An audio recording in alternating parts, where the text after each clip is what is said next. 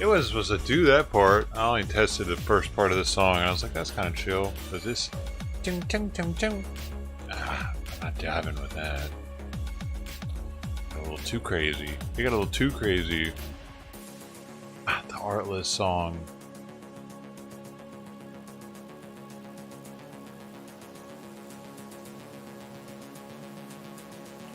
How's everybody doing this morning? Good morning, Internet God. I see you first, man. Jessica with the close second. That was so close. Thanks for coming through, guys. I looked up to see if there were any protests or anything. I didn't see anything in Mississippi. So I don't know.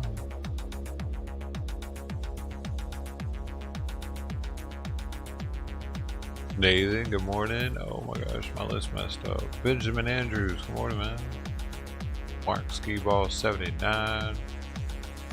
Our number 11 for the day yesterday. He was our number 11. Oh, reminds me, I need to speed this up just a tad.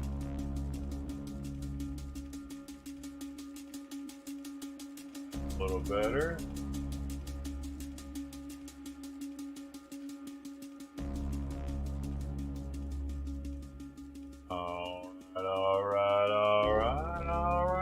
Alright. Dude, I've already went to the bank and everything. Dude, I had to go to the bank. I went to the post office. What have you done? What have you done today? What have y'all done today? I'm not saying I've done more. I'm just curious. Have you done stuff too? What have you done?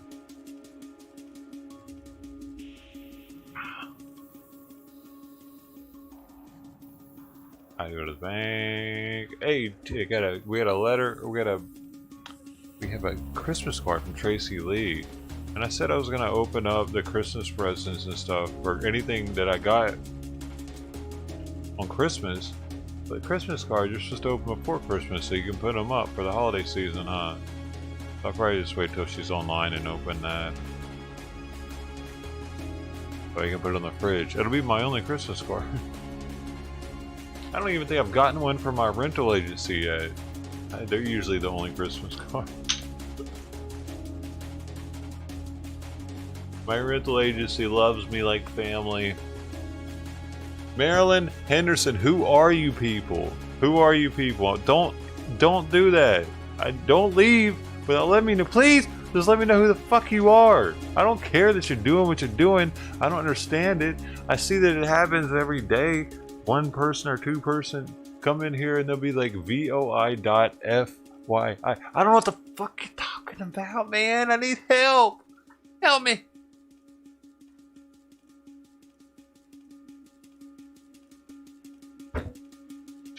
What is that? And it's always a name I don't recognize. And it's always someone without an avatar. It's usually a female. I always say that same thing. Hey, does anybody else notice that? It's kind of weird, right? I don't know what that is. I didn't do it. I don't think I did it. It's a bot? Why would I just have some random bot come say something that doesn't even make sense? It's some kind of scam. Oh, you looked into it? Yeah, hold up.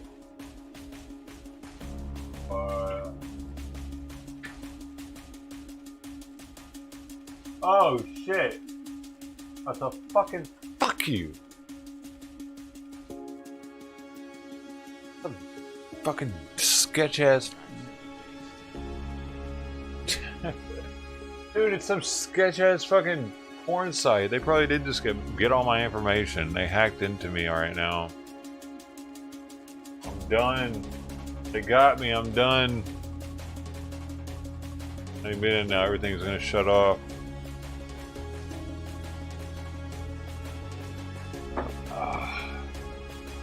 Okay, yeah, I need to ban that person. Then he's posting some weird shit in here all the time. Bye-bye. It literally goes right into porn, dude. It's like it doesn't waste any time. It goes right into some chick finger banging herself. I don't even think I had to click on a website. It just went straight into it from putting that into the header. Weird. But it's probably something like you have to actually give them something once you're in there. Cause shit. Oh my god. Do you think they really just got me? Did they really just get me, dude?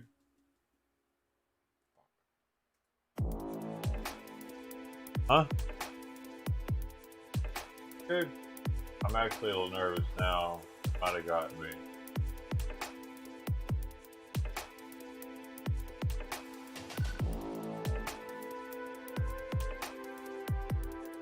It took me to some site called jointhedating.com without even clicking on it. Oh wait, no, it took me to like 3 different sites. No, four different links opened automatically from that shit.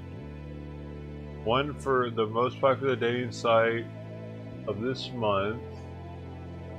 One for the same thing. Another for this just a moment because it was transferring me to some other thing, I guess. That's the jointhedating.com.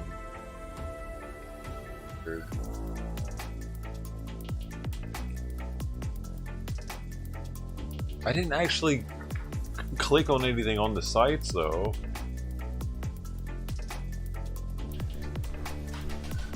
That should be good, right? I went right out off of it. Anybody else seen what I seen? Am I good?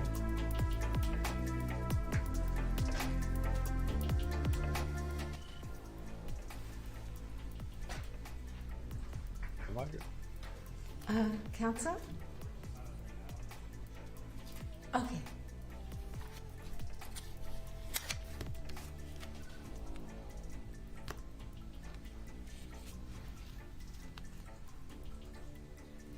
Probably good. Alright. You're good. Good, dude. I don't know what the new finagled viruses they have out nowadays. Want to touch the hiney? I wouldn't be surprised if I just did something that I'll, like, days from now, everything's just gonna shut down.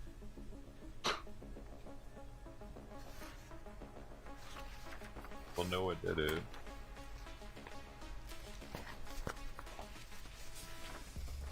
Hopefully it doesn't happen to anybody else, because they've been doing that for a week now.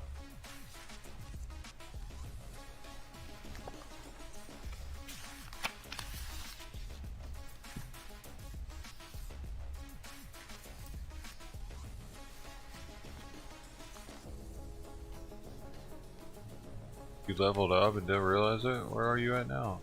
Pin Drubble, 500 hours with Jim.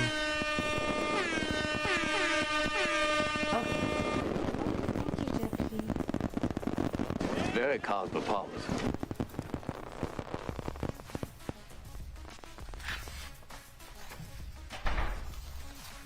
And what else can we give him? We'll give him one more. One more. Let's just run at him! Let's just run at him! Let's run at him! Let's just... Reggie. Reggie's got your back. I mean, not Reggie, Rashard Johnson got your back.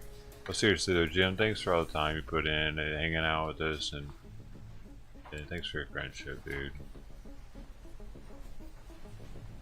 100 hours. Hell. Not too many people spend 500 hours with somebody else. So you guys are, anybody that's willing to spend that much time hanging out, you're special. You might be special needs though, I'm sorry. I'm special needs too, dude. I have special needs. Alright, please be seated. Birds of a feather, buddy. Good morning, members of the jury. I know everybody's thinking about the snowstorm that is supposed to be starting shortly and going into this afternoon. I don't think it has started yet. I want you to know I'm going to continue to assess the situation, and at noon we should have a better idea of how bad it's going to be. So I will continue to monitor that. Great. And if it looks like it'll be a driving issue, we may terminate today early. Okay, just to let you know I'm thinking about it. All right, is the state ready to call its next witness? We are, Your Honor. The state would call Michael Johnson to the stand.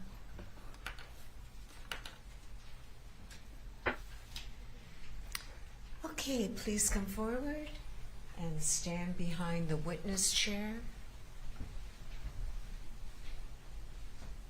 Will you raise your right hand? Oh, Do you swear under penalty of another cop. perjury truthfully Man, testify you just- in the these cops. seat? Jim Mess is a badass for Another one. sending $10. Yo. Thanks for you Remove as your well. mask You the man.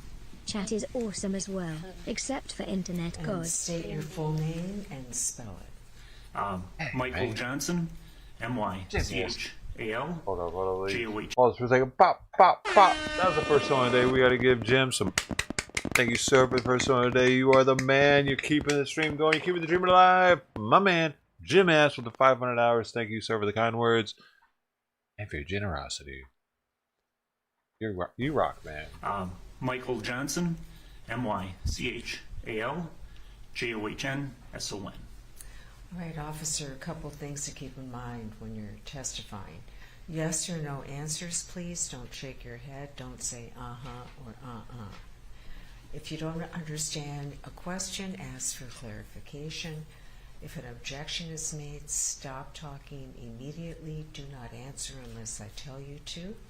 And remember to wait until the question is finished before you answer, because the court reporter is taking down what's being said. Okay? Yes, ma'am. Counsel? Thank you, Your Honor. Good morning. Good morning. And I think the court referred to you as officer. You're obviously in a suit, not what we think of as a police uniform. Can you tell us why you're dressed in civilian clothes today? I'm currently assigned as a patrol major. And so you don't wear a uniform typically in your job nowadays? Not right now. Okay. We will get back to that in a moment, but I'm going to go back and start over. You are currently a peace officer in the state of Minnesota, Correct. and you have a license as a peace officer. Yes, I do. When did you obtain that license? In 2005. And if you could, since then, have you done everything required by the state to maintain your license? Yes, I have.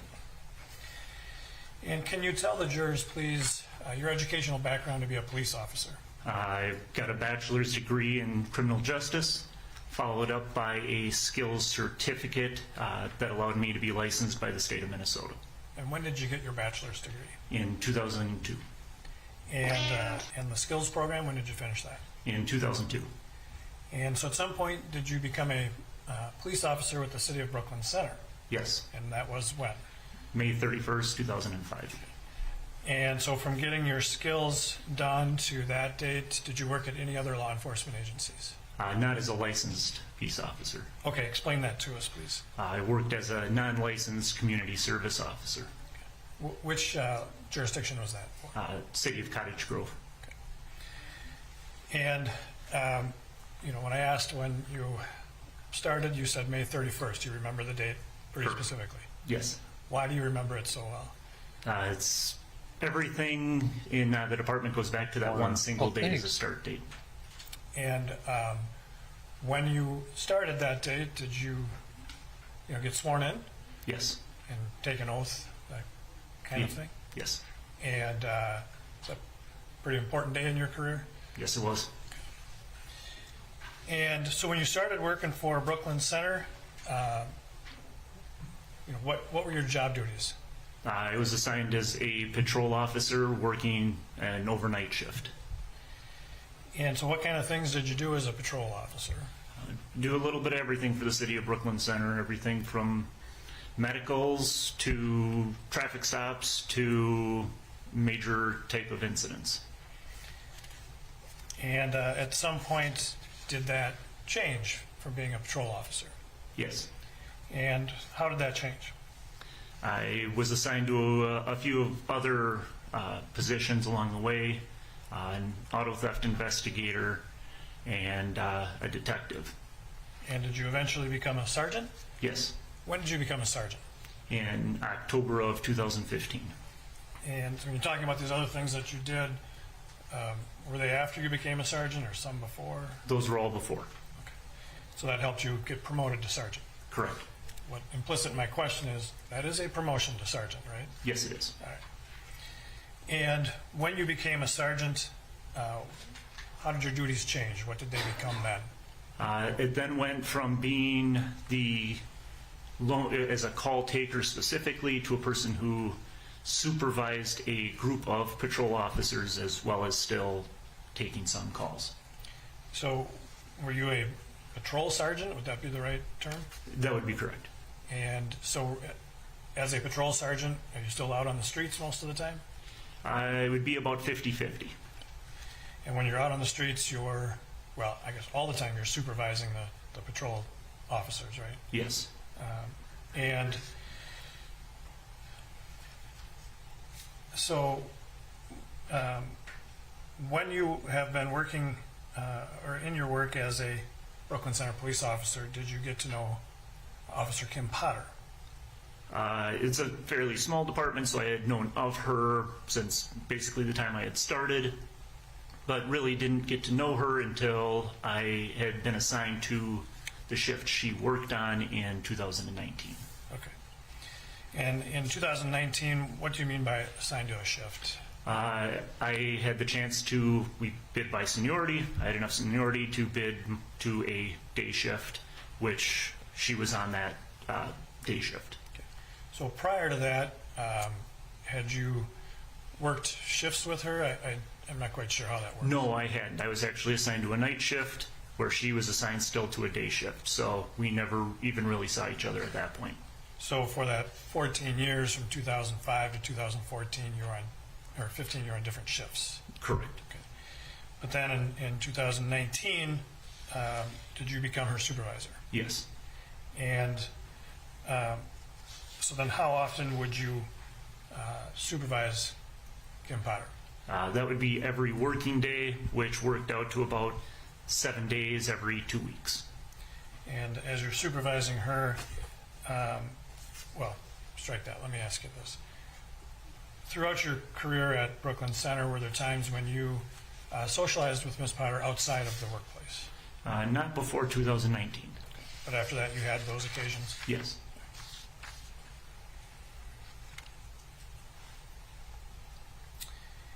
And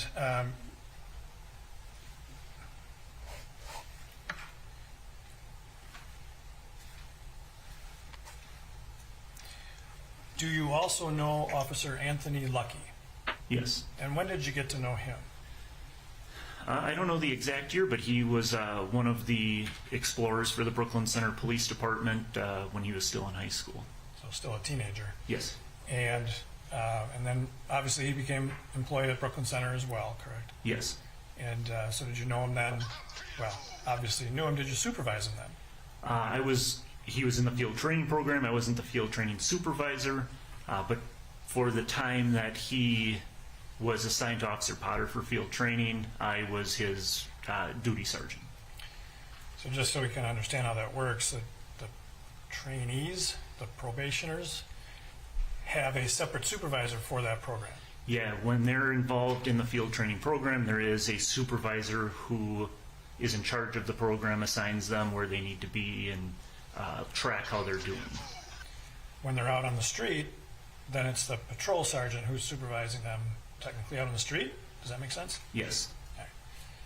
And then there's also a field training officer with them. Correct.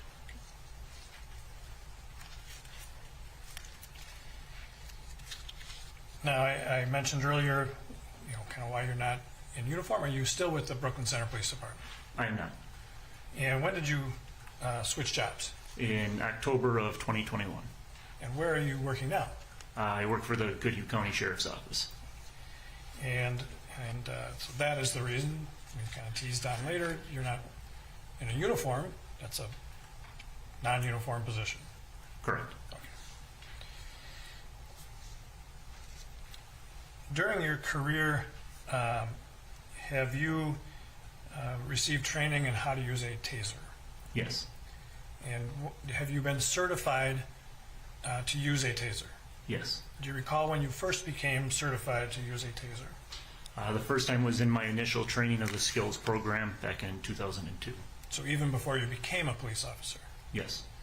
And when you started at Brooklyn Center, did you get authorized to carry a taser for Brooklyn Center? Yes. And before you could carry there, did policy require that you receive some training or certification? Yes, initial training. And did you do that when you first started in 2005? Yes. And since 2005, then, when you were certified, have you been certified every year since then? Yes. And when you were patrol and a sergeant, did you carry a taser when you were out on the street? Yes. As part of your training, have you been put through what we'll call voluntary, how shall I say this, voluntarily being stunned by a taser? Yes. Explain what that means for the jury, please. As a part of the training, they use the two probes of a taser, and when they pull the trigger of the taser, it then has the incapacitating power over you, and you kind of lose function of your body. So the voluntary part of this is that you agreed to do it, Yes. and that's as part of the training? Yes. So they actually shoot you with a taser. Yes. And how many times did you volunteer to do that? Once. Why not twice? Because it's not a great feeling. Okay. And when that's done, are there others around you to help you? Yes. And explain that, what that means. They're there because your muscles will lock up, and if your legs lock up, you lose your balance and can fall over. So they're there to catch you if you fall. And have you also been involuntarily exposed to the effects of a taser? Yes. Can you explain that for the jurors, please? There have been times that my partners have used a taser on suspects where if your hands get in between the taser probes, you then will receive that current through you. And that has happened to you? Several times. And how does that feel? It does not feel very good. So based on those experiences and your training as a certified taser user, if somebody is going to get tased, what do you need to do if you're holding the person? You try not to have your hands in between the taser probes. I'm going to turn your attention to April 11 of 2021. Do you recall that date? Yes. And were you working that day? Yes, I was. And just tell us what your shift was on that day. I start my shift at 5:30 in the morning, and it goes until 5:30 in the evening. And you were a patrol sergeant that day? Yes. Do you recall how many officers were out on the streets during that shift? I don't remember exactly. How would it typically be? How many would it typically be? We would typically have 3 to 5 starting at 6 a.m. We would then have one more possibly starting at 2 and one more possibly starting at 4. And did you hear a call for backup from Officer Lucky? Yes. And at the time, did you know he was in a trainee capacity? Yes. And he was with an FTO? Correct. And did you know who the FTO was? Yes. And who was that? That was Officer Kim Potter. And so the call was about what do you recall the call for backup being about? I heard that he was on a traffic stop and was asking for a second officer to his location. Would that be customary to call a backup on a traffic stop? Yes. So nothing unusual about his request for backup on that traffic stop? No. And did you respond that you would come to that to back him up? Yes. And how did you do that? Over the radio, I called out my call number and said that I would be en route. Do you recall him providing the location of the traffic stop? Yes. Was it an area you were familiar with? Yes. And did you then go to that location? Yes. And do you recall roughly how long it took you to get there? You guys think the gifts I are too would probably say expensive 2-3 still? minutes. So you were not Should I too lower far 'em? away. No. And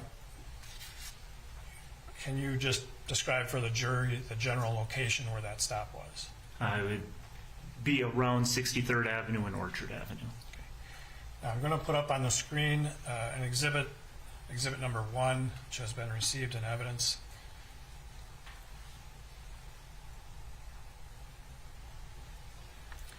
Do you see that exhibit in front of you? Yes, I do. Do you recognize what's depicted there? That would be 63rd Avenue, centralized on Orchard Avenue. And do you see the location of where the stop was? Yes. And there should be in front of you a little stylus. Yes. And if you want to just kind of draw a circle around the area where that was.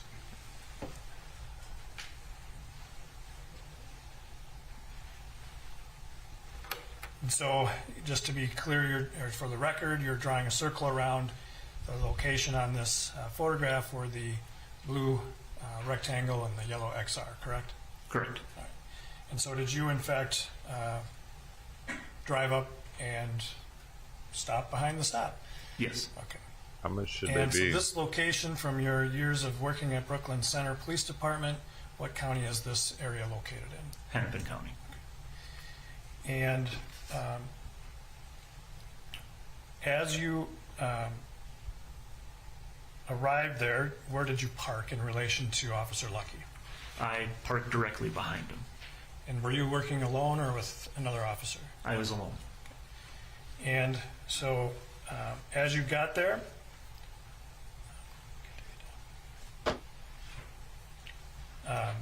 did you approach their vehicle then? Yes. And what did you see kind of generally when you approached the other squad car? As I approached, both doors were open of the squad car, with Officer Lucky sitting on the driver's side and Officer Potter sitting on the passenger side. In front of them was a four-door white sedan. And did you have a conversation then with either Officer Potter or Officer Lucky? I talked with Officer Potter. And what did you learn? I learned that Another the driver 500. of the vehicle had a warrant and was also a party to a order for protection. And did you learn more information about the warrant as you were there? Yes. What did you learn about the warrant? I learned that it was a gross misdemeanor warrant for a weapons possession. And based on your years of work as a police officer, what did that gross misdemeanor weapons warrant mean to you? What did that indicate? It means that a person had been arrested for carrying a firearm without a permit. So it's a permit violation. Yes.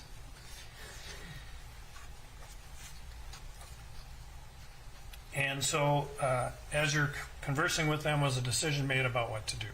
Yes. And what was that decision? That Officer Lucky was going to place the driver under arrest and then look more into the order for protection. And so was that what was done? Yes. And how many of you then reapproached the white car? 3 of us. And how did the three of you divide it up? Yep. So Officer Lucky went to the driver's side with Officer Potter following a little ways behind him as the training officer, and I approached on the passenger side. And so why did you go to the passenger side? Yeah, you usually put one person on each side so that you get a good view inside the vehicle to see what's happening. So that's sort of standard operating procedure, shall we say, when you approach a vehicle with backup? It's one way of doing it. Okay. And Ms. Potter went to stay towards the back of the vehicle at the time? I believe so. Was that customary for an FTO? Yes. On the day of April 11th, were you wearing a body camera? Yes. And were you also, operating a squad car that had a dash camera? Yes. And, excuse me a second.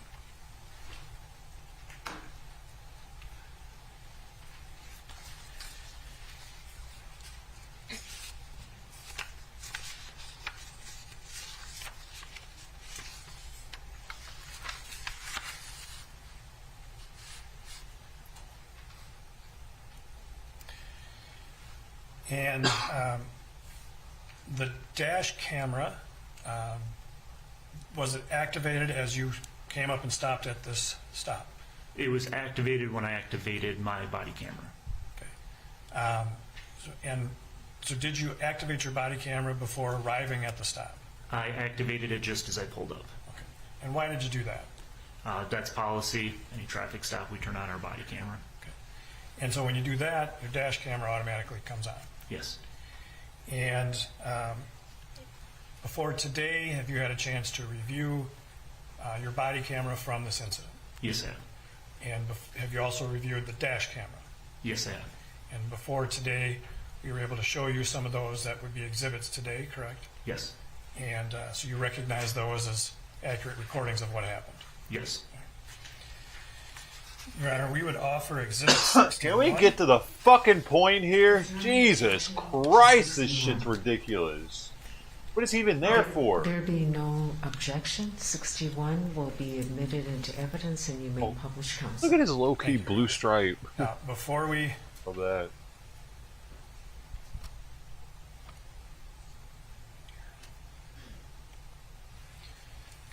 do that, there's a couple I of just questions noticed I want it. to ask. This one right here is jurors blue. can understand A little some bit. of the things The going other on ones in the aren't video, blue at all. Do you recall at one point learning the name of the driver? Yes. And what was the name of the driver? Duante, Wright. Do you remember Ms. Potter asking you or making some comment about the Wright brothers? Yes. And did you understand what she was talking about? Well, what did that mean to you when she raised that? It meant she knew something about them that should have kind of sparked my interest. He's special. But your response was what? I didn't know who they were. Okay.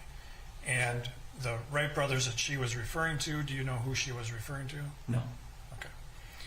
And had there been a Wright family that had been sort of known to officers? There was another one that I was aware of. And they did not have a Duante Wright? No.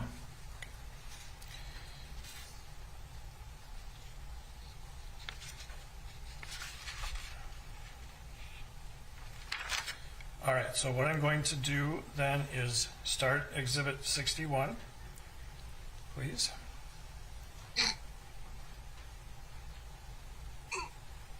Dude. Puffco gang. Dude. Now, let's pause here just for a moment, Or please. do you like the shirt? So as you can see, there is 2 videos present even on the screen, buy it. correct? Yes. You can't even buy And this thing. the video Go to the in website right lower now. right, It's not even there. recognize what that is. You could only Yep, get this. That would be if the you dash cam bought video for my stuff squad. And the video in the upper left. up to a certain That would amount. be my body cam video. And just as the video started, we did not hear any audio.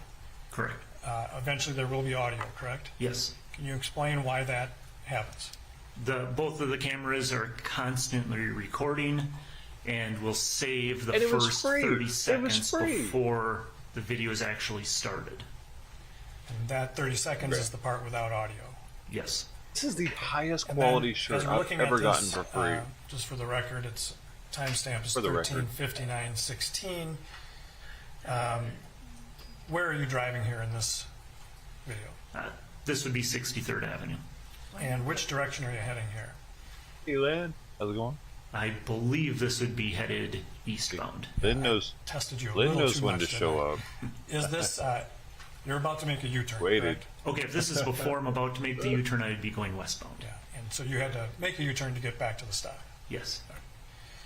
And then the 13:59 military time, correct? Yes. And so that would be 1:59 p.m. Yes. Norway behind the building. Norway. Okay, let's go ahead and play the video then, please. To all my Norway brethren, welcome. I love you. What's a Norway word I could say? Like, what's cheers in Norwegian? I want to know cheers in every language. That's the one word I want to know in every language.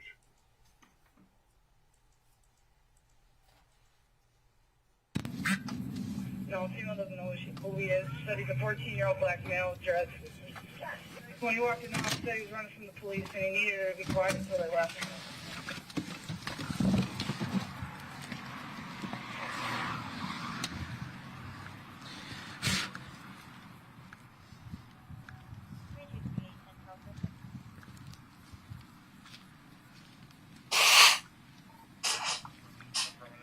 You're to the wrong one. A bugger.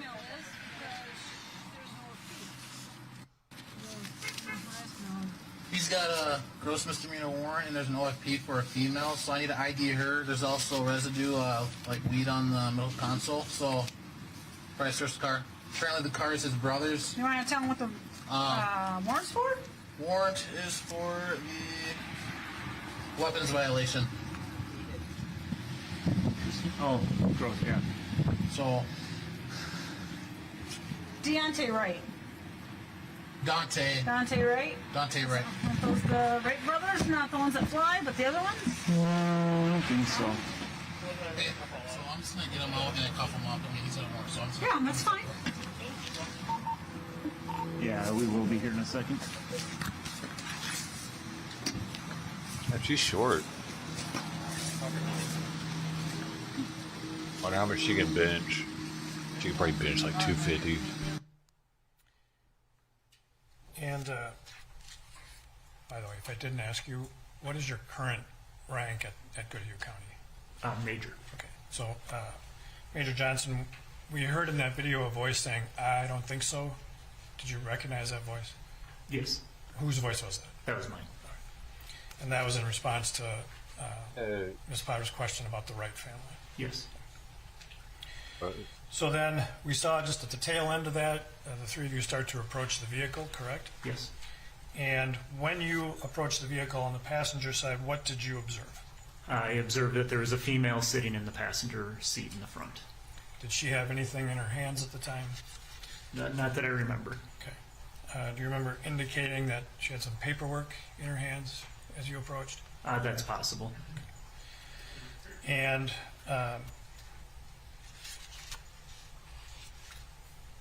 then what did you observe next? I observed that Officer Lucky had asked Mr. Wright to step out of the vehicle. And did Mr. Wright do that? Yes. And what happened then? I couldn't overhear a lot of what was being said, but I was able to gather he was telling them about the warrant. Did you hear Officer Lucky tell Mr. Wright to do anything at that point in time? I heard him to tell him to turn around. Okay. And what about his hands? Did he say anything about that? He put his hands behind his back. All right. And then at some point, at that point, did you tell Mr. Wright he was under arrest? Yes, I did. And why did you tell him that at that point? Procedurally, you tell somebody that they are under arrest before placing them under arrest. If the person then doesn't cooperate with the arrest, they've been told that lawfully they are being arrested. And so what's the importance of telling them that right at that moment in time? Because that was just about before he was to put his hands on Mr. Wright. So if they don't cooperate, could you charge them with some additional crime? Yes. Because you've told them that, right? Yes. So then, as you saw that going on, did you hear Officer Lucky saying anything? Yes. After what did you hear him say after that? I heard him say something about don't pull away. What did you notice anything about Mr. Wright at the time? I saw part of his body start moving away. And so what did you observe then after that? That's when I actually opened the passenger side door. And why did you open the passenger door? I was going to make sure the car was in park and the vehicle was shut off so that he couldn't leave. And so when you opened the passenger door, what did you do next? I leaned in across the passenger and put my right hand on the shift lever and my left hand on the ignition key. All right. What about the passenger? Did you take any steps to deal with the passenger at that point? There wasn't much I was able to do. I was kind of in a compromised position, so I just leaned against her with my body weight. Okay. And did she put up any resistance to you when you did that? No.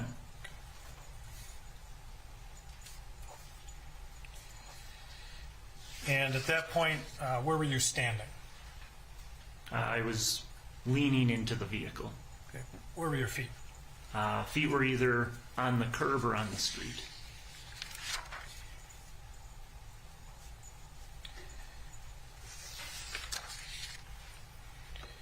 And did you said something about grabbing the shift knob, correct? Yes.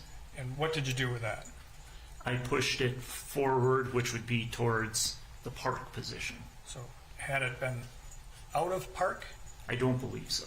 Okay. But you said you pushed it forward. I'm just trying to... I was pushing it as far as it would go forward. That way I knew that it was in the park position. And did you know whether the engine was on at the time? I don't. You indicated you reached toward the keys, right? Yes. What were you trying to reach for the keys for? I was taking the key and I was turning it forward, which would be towards the off position. So you were attempting to turn the vehicle off? Yes. Did you know, but you didn't know whether it was on or off? I don't know if it was. And at that point, what was Mr. Wright doing? He was struggling with Officer Lucky. Okay. Was he able to get back into the vehicle at that point? Yes. And what did you think he was going to try and do at that point? Drive away.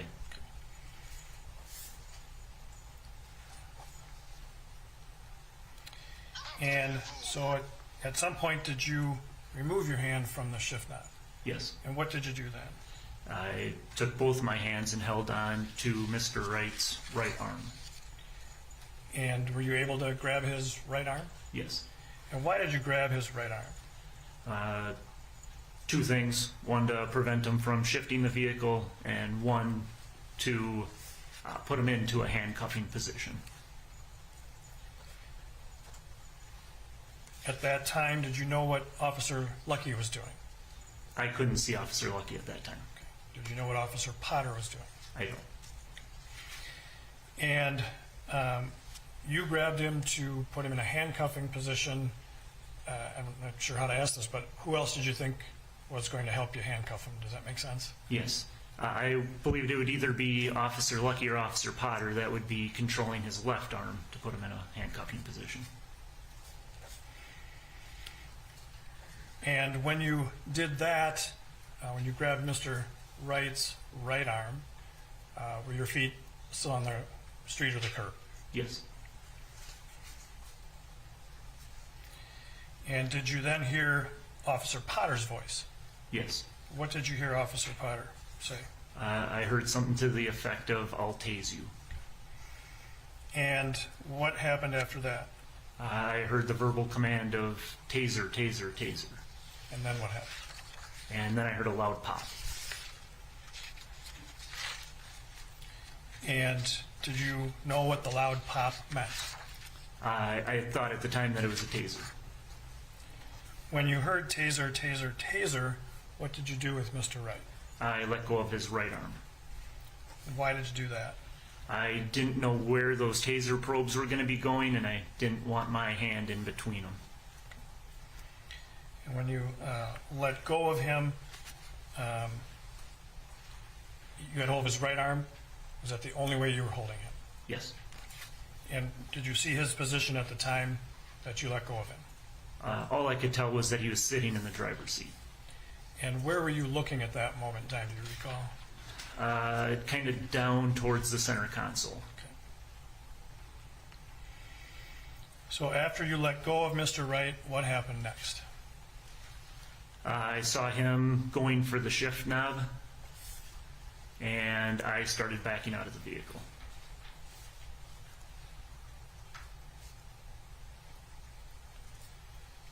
And were you able to do that? Yes. And before testifying today, have you had a chance to watch your body camera from this time period of the exchange? Yes, I have. Your Honor, that is Exhibit 63, and we would offer that at this time. Any objection to 63? Okay, 63 will be admitted into evidence and you may publish. All right. Officer Johnson, I'm sorry, Major Johnson, when we play the video, I'm going to freeze it just a few moments to help explain so you don't have to be talking at the same time the video is running, all right? Yes. All right, then, Your Honor, we would publish Exhibit 63.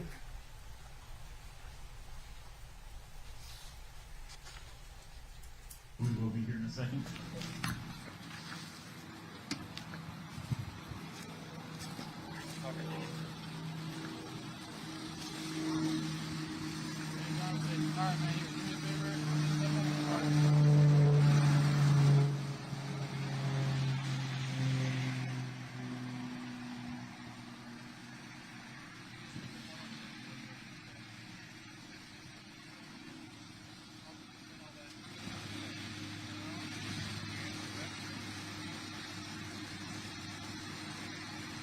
You're under arrest, Duante.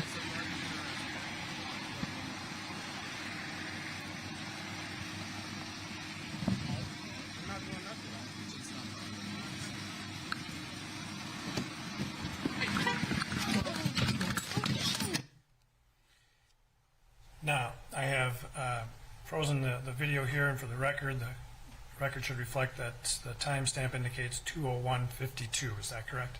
Yes. All right. And so we watched the video to that point, and can you describe for the jurors,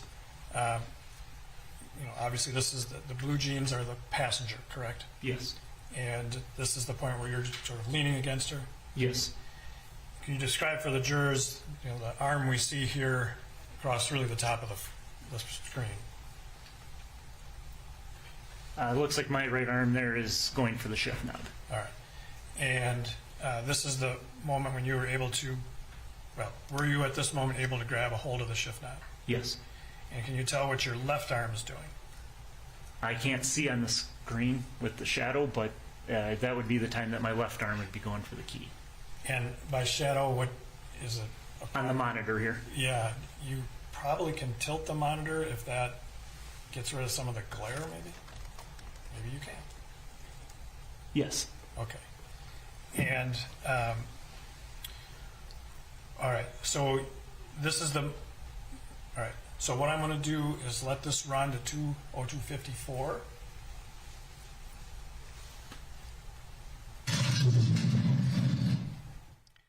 Now, at 2:02:54, do you still see your right hand? Yes. And that's still on the shift knob, correct? Yes. Can you see the other hands that appear to be by your hand? Yeah, there looks to be one other hand next to it. Do you know whose hands those are? I can't say for sure.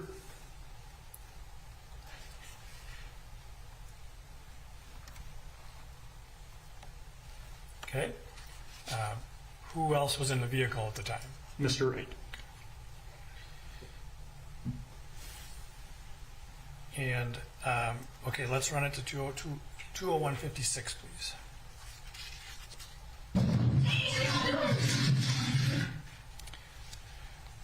So, those hands that we had seen by your hand, now are you able to sort of tell whose hands they were?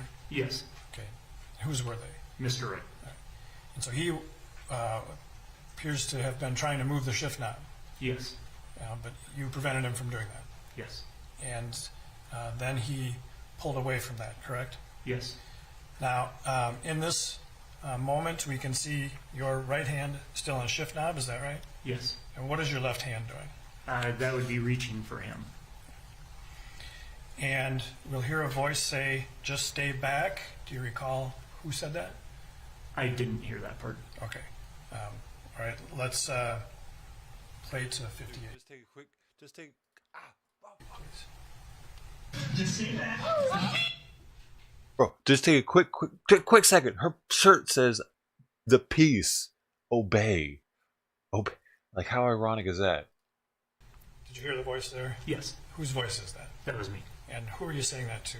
That would be to the female passenger. And did she stay there? Yes. And then we also just heard another female voice in the background. Did you recognize that voice? Yes. And whose voice was that? That was Officer Potter. So then let's run this to 59, please.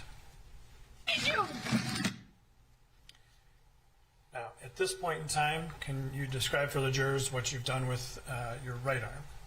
That's gone to reach for his arm. And in the background, did you hear a female voice again? Yes. And who is that? Officer Potter.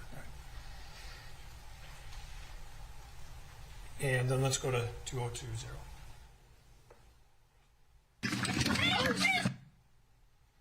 Now, at this point in time, did you hear that female voice in the background? Yes. Did you recognize that voice? Yes. And who was that? Officer Potter. And can you describe for the jurors what you're doing here in this still moment at 20200? I'm holding on to his right hand and arm. And is your left arm holding on to him as well? Both are, yes. And your right hand appears to have a grip on Mr. Wright's hand in a certain way. Yes. Can you describe for the jurors what you're doing there? I'm holding on to it so that he both can't grab onto something, and also it's a position to hold, place him back into a handcuffing position. Is there a term for that particular way of holding them? I don't have one. Okay, like a wrist lock or something? Called the Steven Seagal. That's not specifically a wrist lock. Okay, but this is a way of getting him ready to handcuff or not? Yes. All right. And at this point in time, you have his arm, Mr. Wright's right arm, over the passenger? Yes.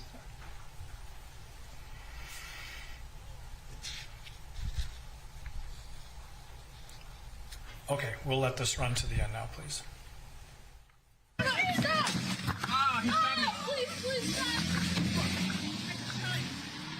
You good? Yes! Okay. Oh my god. Okay. Kim, sit down.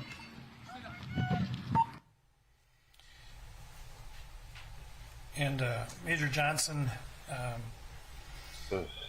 in meeting with you, we showed you a composite video of Officer Lucky's dash camera and your body camera during this time period, correct? Yes. And that is done to help the jurors understand the overall scene.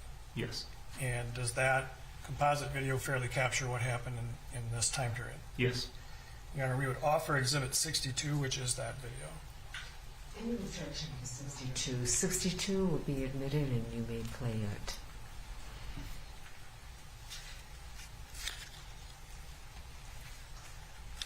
We will be here in a second.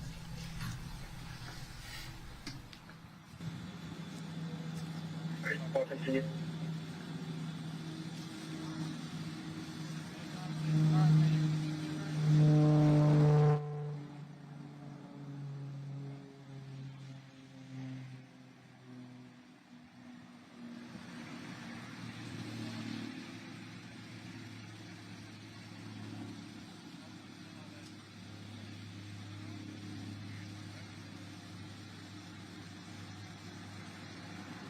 You're under arrest, Duante.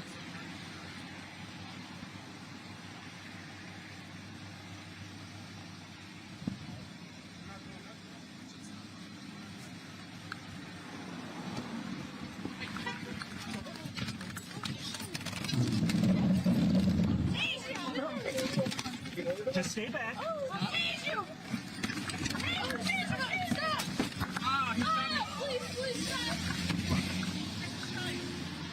You did? Yes! Okay. I shot him! Oh my god! Okay. Kim, sit down. PI access 63rd and Captain Drive, flight from 38 stop, start north on the red. Setting north on the reds, and can you repeat your first part, please?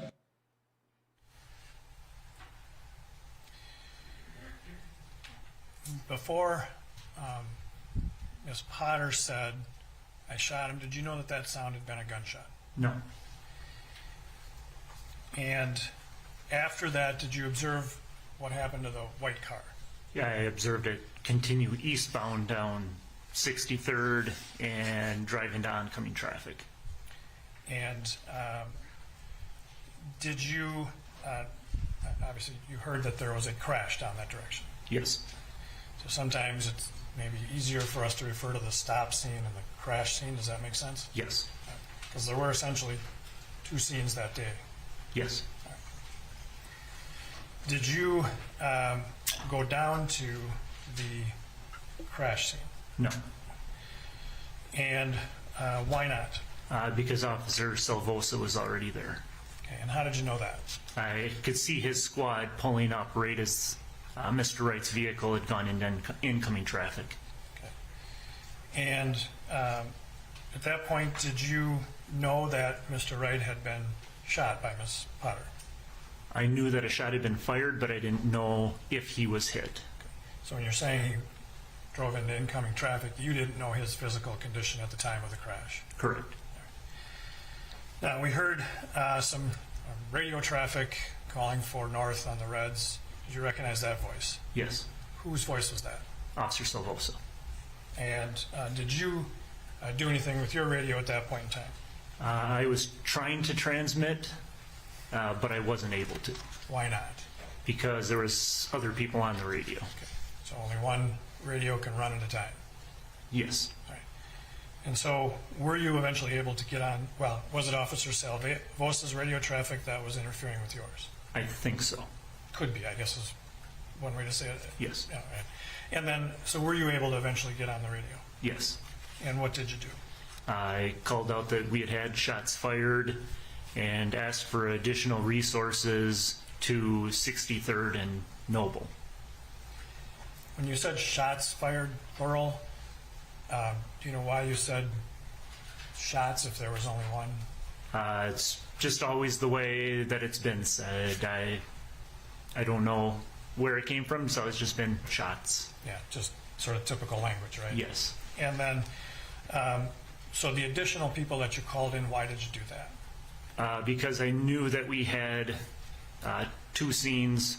We did have shots fired, and we're going to need additional help no matter what it was that had happened. If an officer is involved in a shooting, are there separate procedures that take over to deal with that kind of situation? Yes. And in those situations, are there officers known as involved and uninvolved? Yes. And at this point in time, did you know that you would be an involved officer? Yes. And that Potter and Lucky would also be involved officers? Yes. So what did that mean to you at that point in time with regard to your supervisor role right then? It meant that I needed somebody to take over as the scene supervisor once that was possible, because I wouldn't be able to do all of the things that needed to be done as being an involved officer. And so then you called in, I think you mentioned other agencies. Do you recall doing that? Yes. Why? I didn't know how many officers we currently had clear in Brooklyn Center, but I knew that we were going to need more than we had available that day. And what did you ask at that point in time Officer Potter and Lucky to do? I asked them to sit down. And and did your body-worn camera continue to run? Yes. And have you been able to observe that video as well, your body-worn camera following the incident? Yes. And at this time, we would offer Exhibit 64, which is that video. Any objection to 64?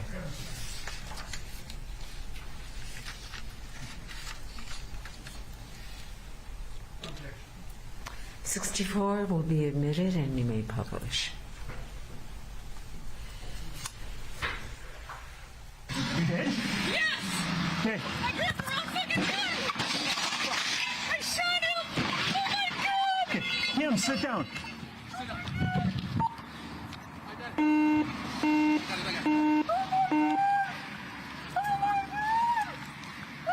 Okay. I want to freeze it right there just for a quick moment. And for the record, the timestamp at the top is 14:02. There were 3 or 4 audible beeps. Can you explain to the jury what those beeps are? That was me trying to transmit over my radio. However, at the same time, somebody was already transmitting. So that beep is an indication of what you described earlier, not being able to get on. Yes. All right. Okay. Turning north on the red, and can you repeat your first target? 3205, we got shots fired. Start more units, please. We're going to need additional units to Noble and 63rd.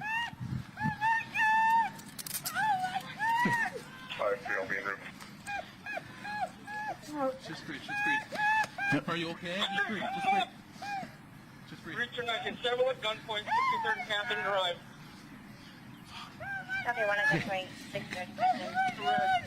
196.6. Kim, take a breath, okay? Just breathe. Car injured as well. As soon as we get additional cars, I'll check for injuries. Suspects are not compliant. They're moving it. No, you're not. Just Emergency shots from all 1 on the unit. Oh my god! Kim, that guy was trying to take off with me in the car. okay. 3205, can you start some additional supervisors from other agencies, please? He's still. Yeah, Crystals in route. 4142 in route.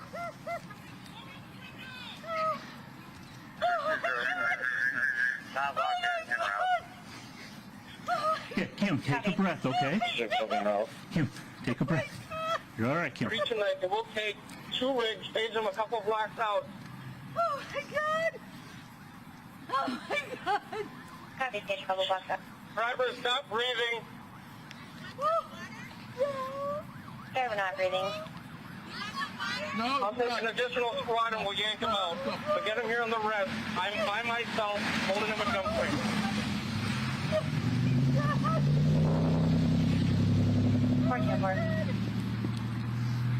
Kim, take a breath. Kim, breathe, okay? We can get the road shut down, westbound. Yeah, just park. My squad, not yours. Park with my squad. Northbound on 63rd. Kim, take a breath. Kim, you're okay. Take a breath, okay? Oh my god! Oh my god! Oh my god! Reach him, I can make it 3 rigs. I got 1 male not breathing, 1 female with facial lacerations, and then I've got another civilian car that I have not been able to check on yet. Copy, 3 rigs. Oh my god! Oh my god! From 3205, we'll take anybody that's available. We need additional help. 5153, I'll be arriving. 5153, copy. Squad, come to me at 63rd Catherine so we can get the driver out and the passenger, and then we'll have to check on anyone else after. But the driver is not breathing according to the passenger. Oh my god! What have I done? What have I done? Oh my god! Several Brooklyn Park units are arriving.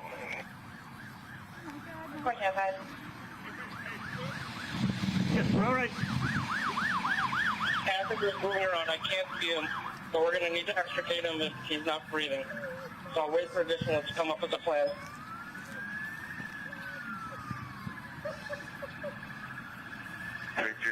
is arriving. Okay. Hey, Anthony, I need just sit down here, okay? 3219, the suspect I'm at gunpoint at is a flee from 38 stop. Working on it.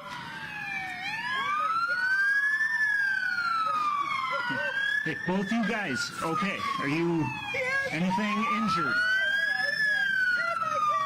3207, whoever's got a bunker, come on up to Catherine 63rd.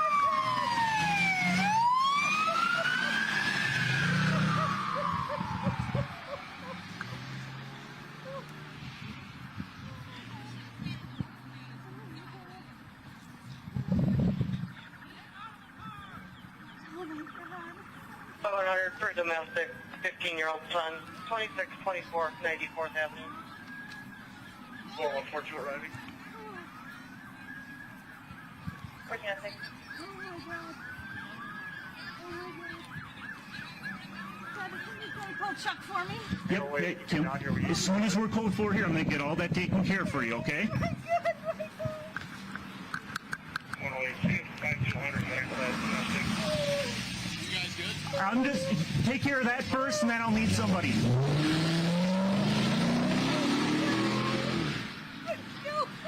Kim, take a breath, okay, Kim? Take a breath.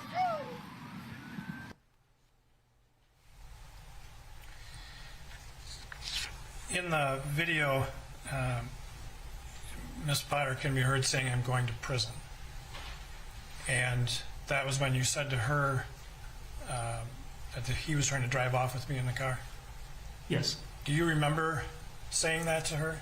I actually don't. And when did you learn that you had said that to her? When I watched my body cam video. How long after the incident was that? It was probably about a week. In that video, she also asked to call Chuck, correct? Yes. And did you understand what she was asking? Yes. Who is Chuck? That would be Detective Chuck Ballou. And do you know how to spell his last name? It's V as in Victor, Alleeau. And did you understand why she wanted to call Mr. Ballou? Yes. Why? Because he would be her union representative. While you were working, well, on April 11th, were you a member of that union? No. Were the patrol officers a member of that union? Yes. And was Miss Potter, did you know if she was in a role with the union? This is irrelevant. Being a member of the union is not with this case. The objection is sustained and the jury will disregard. May I be heard about that, please? Sidebar. Hey guys, I've been waiting for you guys to sidebar with me. How you doing this morning, by the way? Oh, that's nice. So, what were we talking about again? Oh yeah, that's abstaining I did just now. Well, yeah. Oh really? Is that what you think? Oh, well, that's not what I think, and I'm the judge. I karate chop your shit out this courtroom right now, boy. I'm the judge. But I do like that you did this so I could whisper in your ear a little bit. Yeah, you know I like it. I might give you the next one, though, because you made me happy. I like you. Okay, we're gonna get back to it, okay, boys? Why are you still talking to me? I said we gotta go now, boys. I like listening to you breathe.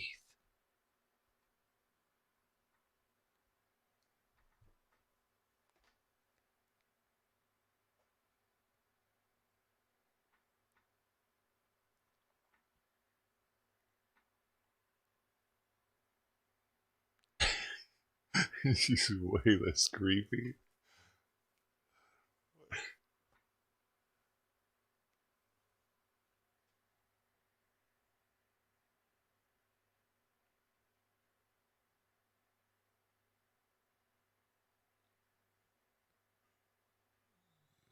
Anything about him? She was upset about shooting him. Yeah, and maybe they should have messaged or radioed down and been like, "Hey, he's been shot in the side. He needs."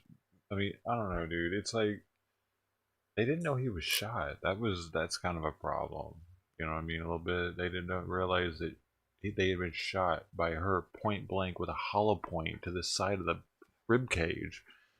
I mean, yeah, I think that might have mattered, dude, because he wasn't a violent criminal at the time. He wasn't with a gun. He wasn't trying to hurt anybody. So they might have... My original ruling is granting the objection. I don't remember if you did or not. Could you tell the jury not to regard that testimony?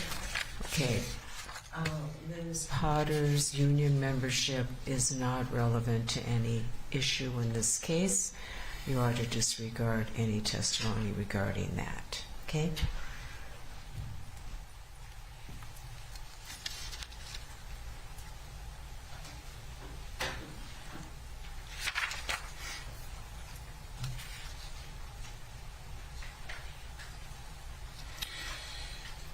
And so, Major Johnson, did you then, for the rest of that shift until you left, stay at the stop scene? No. She was sure. Right, at some point you left the scene altogether. She was I guess sure. my question should be more precise. Did you ever go to the other scene, the crash scene? No. And while you were still back at the stop scene, did you do something with Ms. Potter's firearm? Yes. And can you explain to the jurors what you did? Due to her mental state of not knowing what she might do, I knew that her firearm was a piece of evidence at that time, so I removed her firearm and put it in my holster and put my gun in her holster, just so that that evidence was preserved.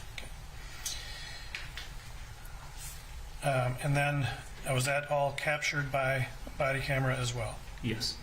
And, Your Honor, we would offer at this time Exhibit 65.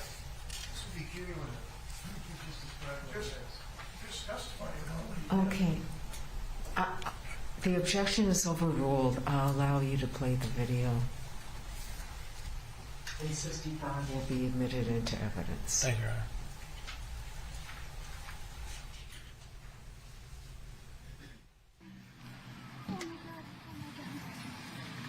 Stay right here. Stay right here, okay?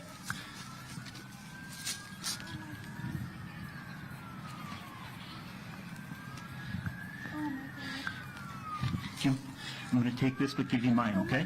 No, just let me kill myself, Mike. No, that's not happening, Kim. I'm giving you my gun, okay? I'm just going to hold on to yours.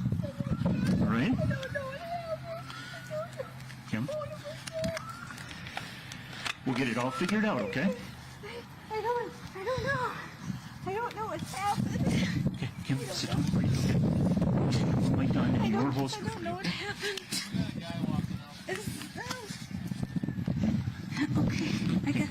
Okay. I don't know. Like, can you come over and sit by Lucky? Yeah. Right? I'll shut the camera off after. I'm still rolling. It's fine. I don't. Incidentally, Major Johnson, were you wearing a taser that day? Yes. And during this time period that we just saw, immediately after the incident, did you check Potter and Lucky for injuries? Yes. And did you see any injuries? No. Did they report any injuries? No. And did other officers eventually come to the scene? Yes. And as part of that process you made reference to earlier, did you assign officers to Potter and Lucky? Yes. And explain just real briefly why you do that. It's just to make sure that they are being taken care of, that we keep them uninvolved from the incident, that they don't hear anything else that is happening, and that person's kind of their caregiver for the next little while. And under that policy, are the involved officers supposed to talk about the incident? No. And when, at some point, did another sergeant arrive to sort of take over a supervisory role there at the scenes? Yes. And did you provide information to that sergeant about what you knew? Yes. Just to be clear, it was a Brooklyn Center sergeant? Yeah, 2 Brooklyn Center sergeants. Okay. And then did they sort of take over control of everything at that point? Yes. And you provided them the important information that they needed to do that, to take over? Yes. And did you, subsequent to that, or later, obtain more information that concerned you about Officer Potter? Yes. And what was that? that another officer was concerned that she may harm herself. And which officer was that? That was Officer Clean Fricky. Do you know how to spell her last name? Yes, F as in Frank, R-I-C-K-E. And so, what did you do? Officer Potter was sitting in a squad, and so I had gone over to her and discreetly asked if I could see my firearm that was in her holster. I was able to turn away from her with my firearm, remove the magazine from it and the one round that was in the chamber. So at that time there were no rounds in the firearm. Did you do this in a way that she could see it? She was not able to see. And did you give the ammunition to somebody? Yes, I handed it to Officer Fricky. And then did you get it back? Yes. All right. And so at that point in time, where is the gun that Officer Potter used in the incident? In my holster. And where is your gun? It is in Officer Potter's holster. And the ammunition from your gun is where? In my pocket. Your Honor, we are going to offer Exhibit 71, which is a video of this incident. Any objection? Kami water.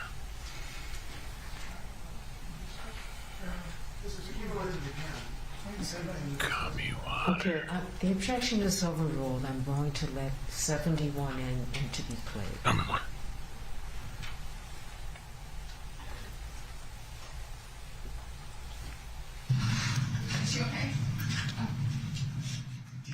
Were you actually, because you weren't here at all, right? Can you stay with her? I would rather, she knows you, I'd rather have you stay with her if possible. Can I make this? Yeah.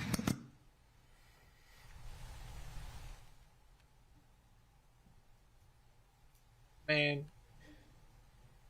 Community.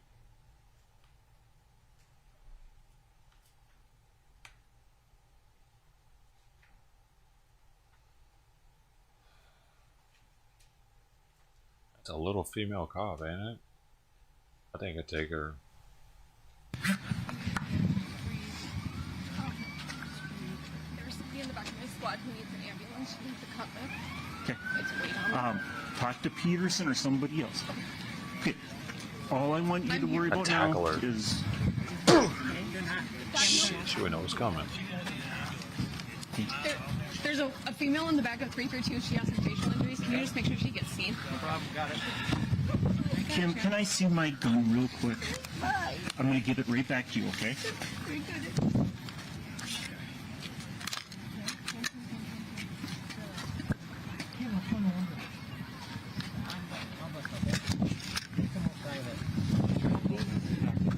I'm just going to give her my gun for now. Okay. I have yours. Okay? Chuck is on his way, all right? I don't even...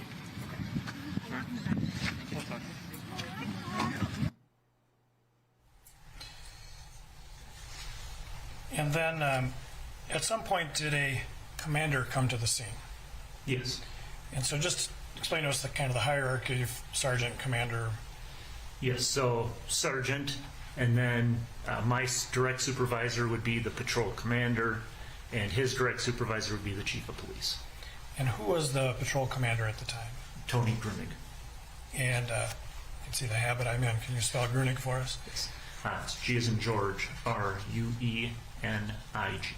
And did he eventually come to the scene? Yes. And did you provide him information from the incident? Yes. And everything that you thought was important there? Yes. And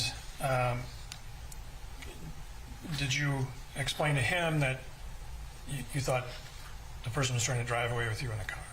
No. And did you then, were you able to then sort of stop any responsibility you had for controlling the scene and turn that over? Yes. And were you eventually taken from the scene? Yes. And somebody gave you a ride? Yes. And you went back to where? The Brooklyn Center Police Department. And Did you understand at some point later then that the investigation would be taken over by an outside agency? Yes. And which agency was that? The Bureau of Criminal Apprehension. And did you have an opportunity to meet with investigators from the Bureau of Criminal Apprehension later? Yes. Just for the jurors' brief understanding, they are a state law enforcement agency. Correct. And during that part of the day, did the BCA investigators talk to you about the firearms? Yes. And can you describe for the jurors, what was done in that regard with regard to the two firearms, yours and Potter's? Yes. They came to me and I had explained the circumstances of why I had that firearm, and they then collected the firearm from me. When you say the firearm? That was in my holster. And which we knew at that point was the one that you had taken from Officer Potter? Yes. All right. And what happened then after that? That was turned over to them as evidence. All right. What about your firearm? I didn't see my firearm again. Okay.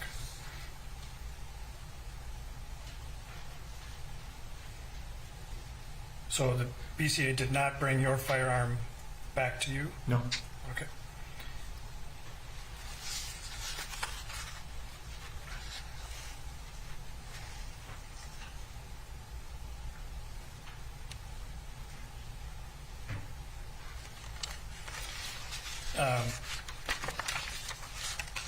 Shortly after this, you wrote a brief report about what happened, correct? Yes.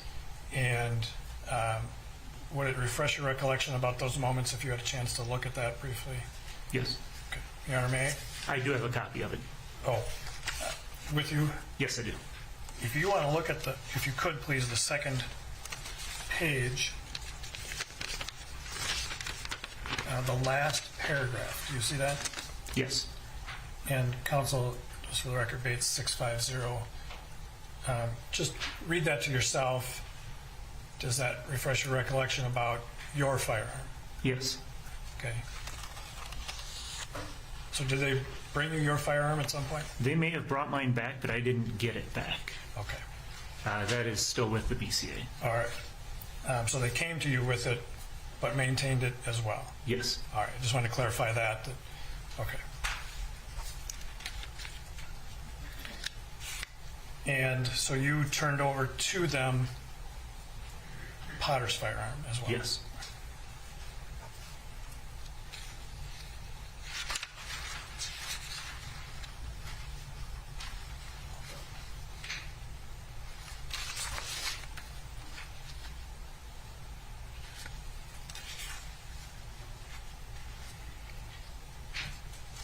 And as part of that interaction with the BCA agents, did they actually take photographs of you in your uniform? Yes, they did. Okay. That's all I have, Your Honor. Okay, members of the jury, we're going to take our morning break. Okay, so 20 minutes.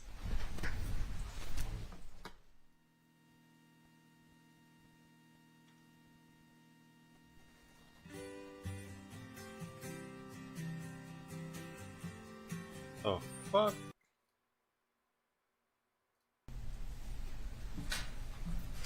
Was there music?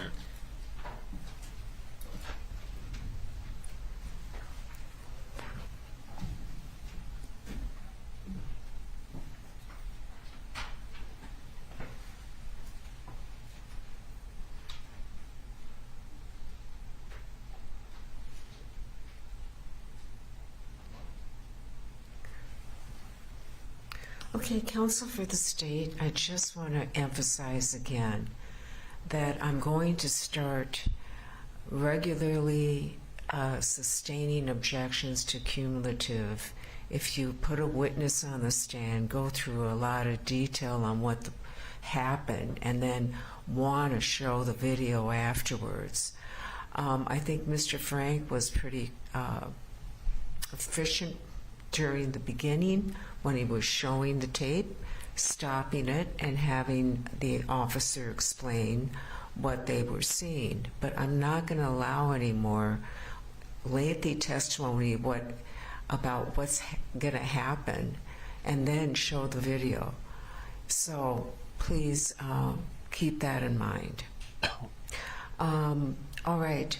I'm going to check and see. I think what we need to do is we have to be able to finish the cross on Major Johnson, but today. So we're not going to split it up.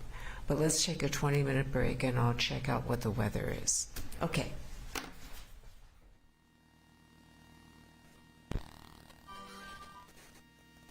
Great. Your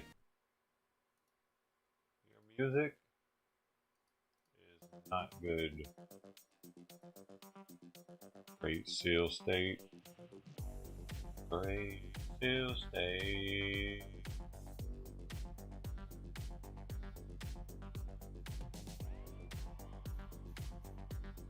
I'm a nerd. Yeah, I'm a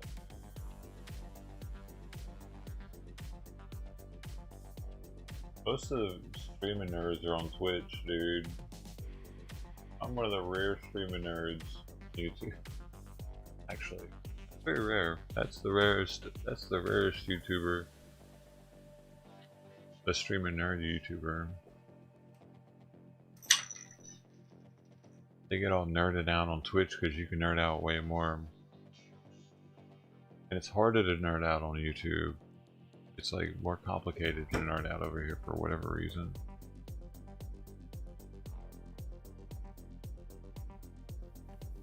Everything over there is like, here you go, kid. Here's how you do it.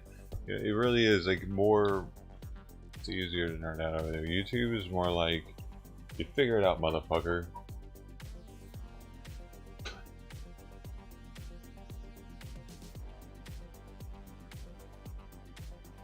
Yep. Yeah.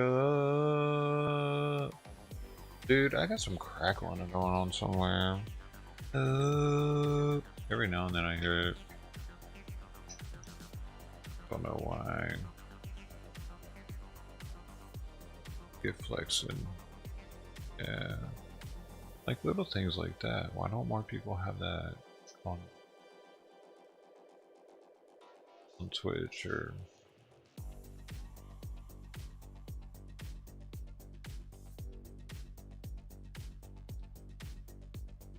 It really adds a lot to the ability of the chat to be able to interact and add to the stream.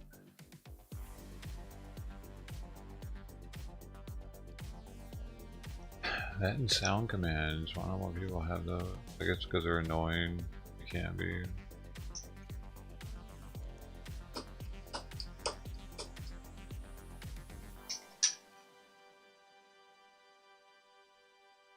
Oh, like and stuff like this hangman thing.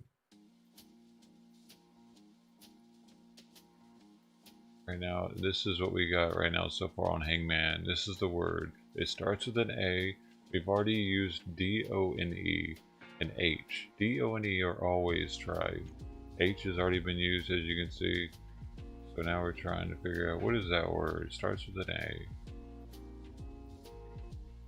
You can try by exclamation G space your letter, and you see if that letter's there. The same exclamation G space and the word you think it is, but it'll cost you 100 dough to try to figure out the word. If you get it though, it's 1,000 dough coming your way.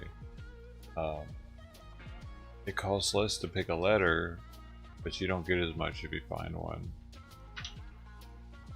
I fine-tuned it to what I think it should cost and what you should get paid, but I can change that. I can change everything later.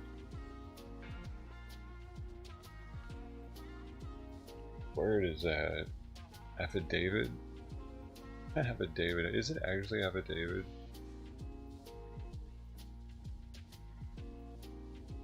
And we just happen to be watching a court case.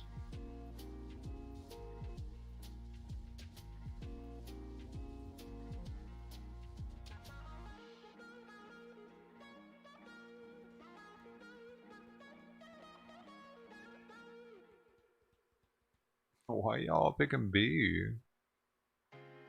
I just said what it is. If that's not what it is, I'm surprised. Is that not it? Wait, that had to end in a T, wouldn't it? No, what is it? Oh, yeah. B is not in it.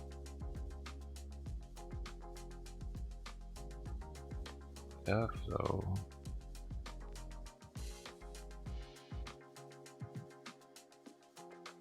If it tells you to try again, it didn't. It's not affidavit. Hard work? No.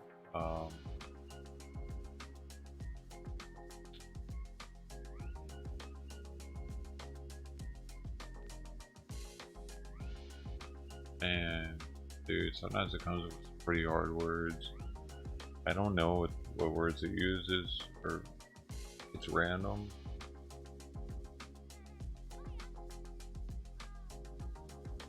So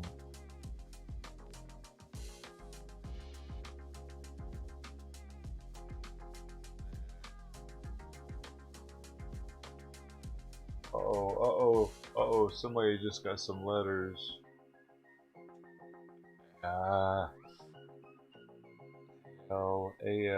We're playing Wheel of Fortune right now, kinda. What you missed so far? I don't know, nothing really. You kinda missed that they didn't radio down there and let them know anything of what was going on with anything. Like, she knew that she had shot him right there. She knew 100,000,000% she knew that she had shot him. There wasn't a doubt in her mind at all, because it's so close range and she was trying to tase him. So it's like, yeah, she didn't miss, and she knew it, and that should have been relayed down to the other officers. I don't know if they're going to use that against her somehow, or them, or something eventually. But the fact that they didn't relay that down there could have cost Duante his life. It could have. If they could have gotten CPR on him much sooner, kept oxygen and blood flowing through his brain, possibly. You can't say that you know for sure that he would have died if they got help to him sooner. So I don't know, maybe they're going to try to use that, but that's what they kind of just showed with that. All that was that she just freaked out the whole time, went into shock, and literally no one told anyone down there that he was shot, and shot point blank by her, and it was an accident. And because they all knew it was an accident, but then they were trying to play it off right after the fact, like, hey, he was gonna run off with me in the car, Kim, you know, you had to shoot him, you know what I'm saying? They made it all of a sudden like, hey, it's okay, you shot him, you had to shoot him. It wasn't like, okay, and they should have told them down there that he had accidentally been shot, but they were trying to cover up for her, so they didn't say that to the officers down there, and they let it fly the way they did. And I can't imagine watching that as his mom, Duante Wright's mom, knowing that they knew that they shot him and just let them do what they did. We saw how long it took yesterday for them to get him out of the car. It was ridiculous, uncalled for, and could have been the reason why he bled out and died. I mean, it could have. Those first couple minutes are crucial, especially when someone stops breathing. But, I mean, yeah, we don't know what the autopsy report is. They're going to get into all that, and they're going to say where the bullet fragments went and shit, and I don't know how bad it really was, but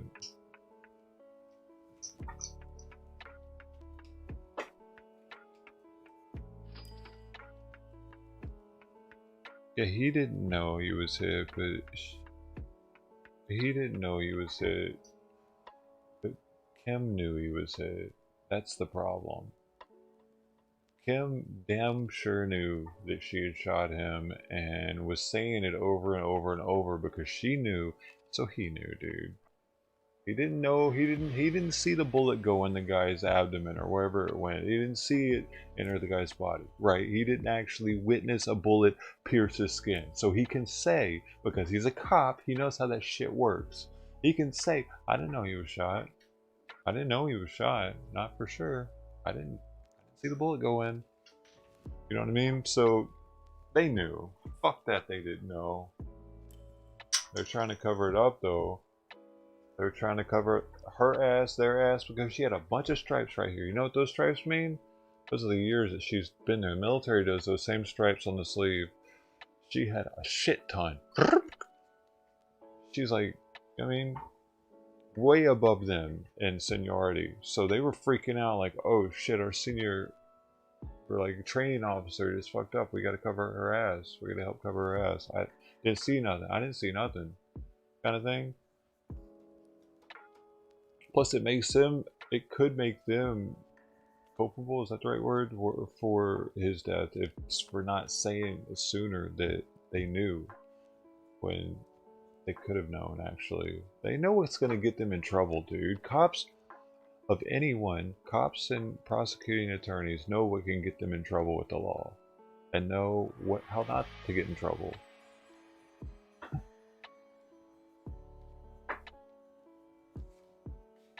Do you really trust a cop to tell the truth all the time under oath when they damn sure know that, like, what's going to put them in prison and what's not? Like,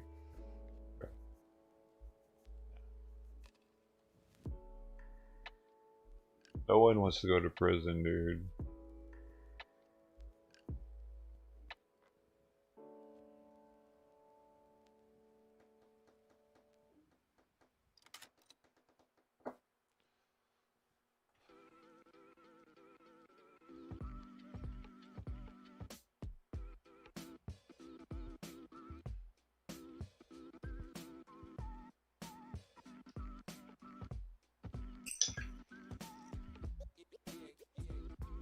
Like, the reason why I think that they all knew he was shot, because she was in a position of authority with the precinct where they trusted her. She was one of the most trustworthy officers there to be in that position of training. So when she says emphatically, freaking out that she shot somebody and she's going into shock, she just shot somebody and they know it. She's not a new booty rookie cop that they don't know if her word is good.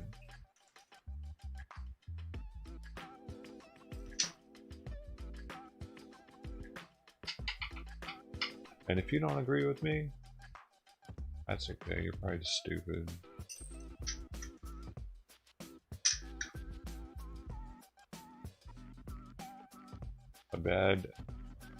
I mean, what made her bad? Because she screwed up?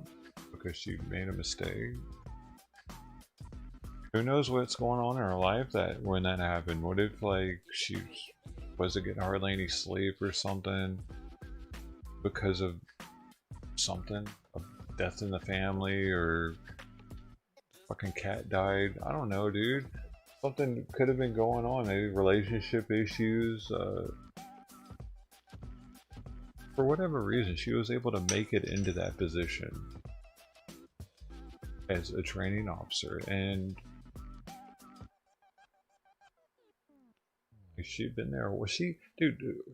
From what I was gathering from her, she seemed to be a professional police officer. She seemed to be by the book. She made some jokes every now and then, kept things light, but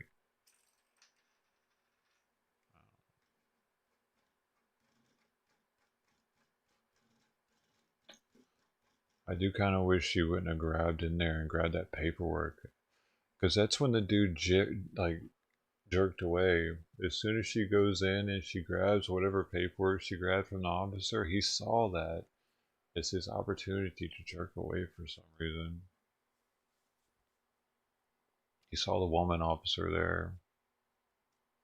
It's interesting, ain't it? I wonder if he'd have felt as jiggity if it would have been two male officers right there, beefed up looking, steroided out looking officers, instead of a female officer right next to him.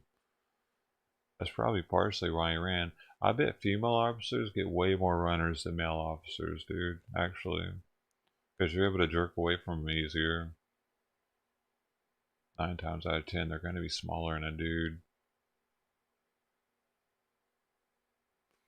I think oftentimes in LA too, female officers have to run into dual teams, like 2 females, or a male and a female.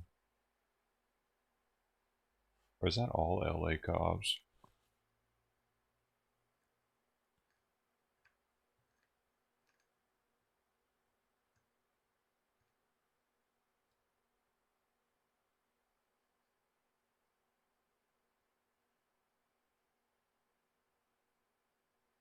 Yeah, she was probably about to retire, dude. That's what I'm like. I felt kind of bad about. Like, she had probably 4 more years and she could have been hanging up on a pension. It was within reach.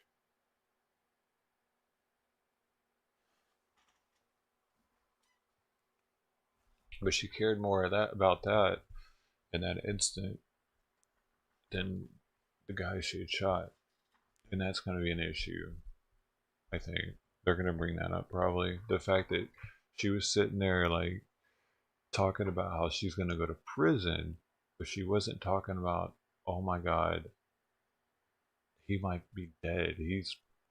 I just killed somebody. She wasn't saying that. So it doesn't show remorse for the action. It shows remorse for herself.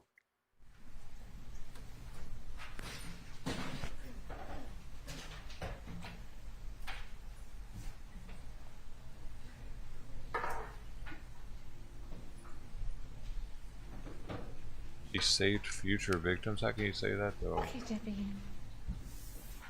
Can't say that. Oh, you may be seated.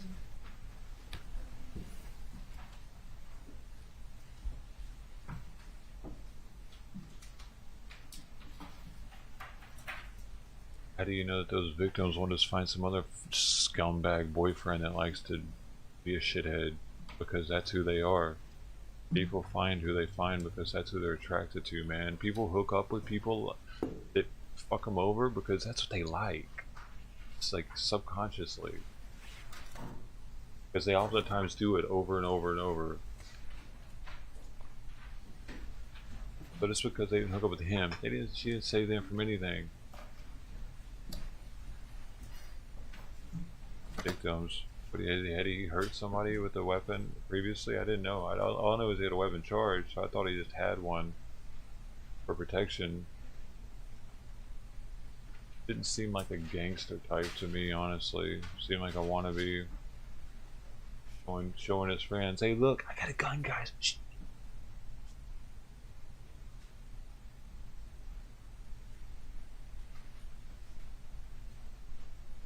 Okay, please be seated. Members of the jury, I know you don't have any windows in the courtroom that you're waiting in, so I wanted to let you know that it hasn't started snowing. Yeah, okay? baby. All right. Okay, does the defense have any cross?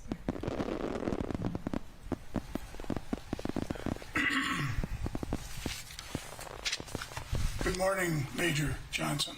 Morning, sir. Your present employment is where? Goodhue County Sheriff's Office. Okay, and you're a major there? Yes. Can you tell the jury what that means as far as, in Goodhue County, that's in Red Wing? Yes. Red Wing. Could you tell the jury what that means, being a major on the Sheriff's Department? Yes. Basically, I oversee the patrol division of that agency. Okay. So you're the boss? One of them. All right. How many oversee the patrol division? Just me. So you're the boss of the patrol division? Of the patrol division. Okay. You don't like to brag about it? No. Okay. You've known Kim Potter for many years, is that right? Yes. When you came on the police force of Brooklyn Center in 2005 was when you first met her? Yes. And although you didn't work the same shifts, you would run into her at various times? Yes. Would you consider yourself a friend of hers? As of recently, or I should say, over the past few years, we've become more of friends. Okay. And in 2019, you were a sergeant at that time, but you were assigned to the patrol of her unit, right? Yes. Correct? Okay, I mixed those words up, but I think you understood it. So you oversaw her from 2019 until this year, correct? Yes. And was she, in the review of her, was she determined to exceed expectations? Do you know what that means? The objection is overruled. Did she get that, tell me if you know this or not, did she get in her review the top review of exceeded expectations? Yes. And what is that meaningful? What does that mean to a patrol officer? That means that they go above and beyond the normal activity of a patrol officer. And you were aware that she also worked with domestic victims, is that right? Yes. And she also was a casket carrier for officers killed in the line of duty, correct? Yes. Now, to your knowledge, and since you worked with her since 2019, worked over her, has she ever received a complaint of excessive force? No. Objection, Your Honor. The objection is overruled. And the answer will stand. Major, will you just remember, if an objection is made, stop talking right away, okay? Yep. And don't answer unless I tell you to. Yes. But the answer will stand.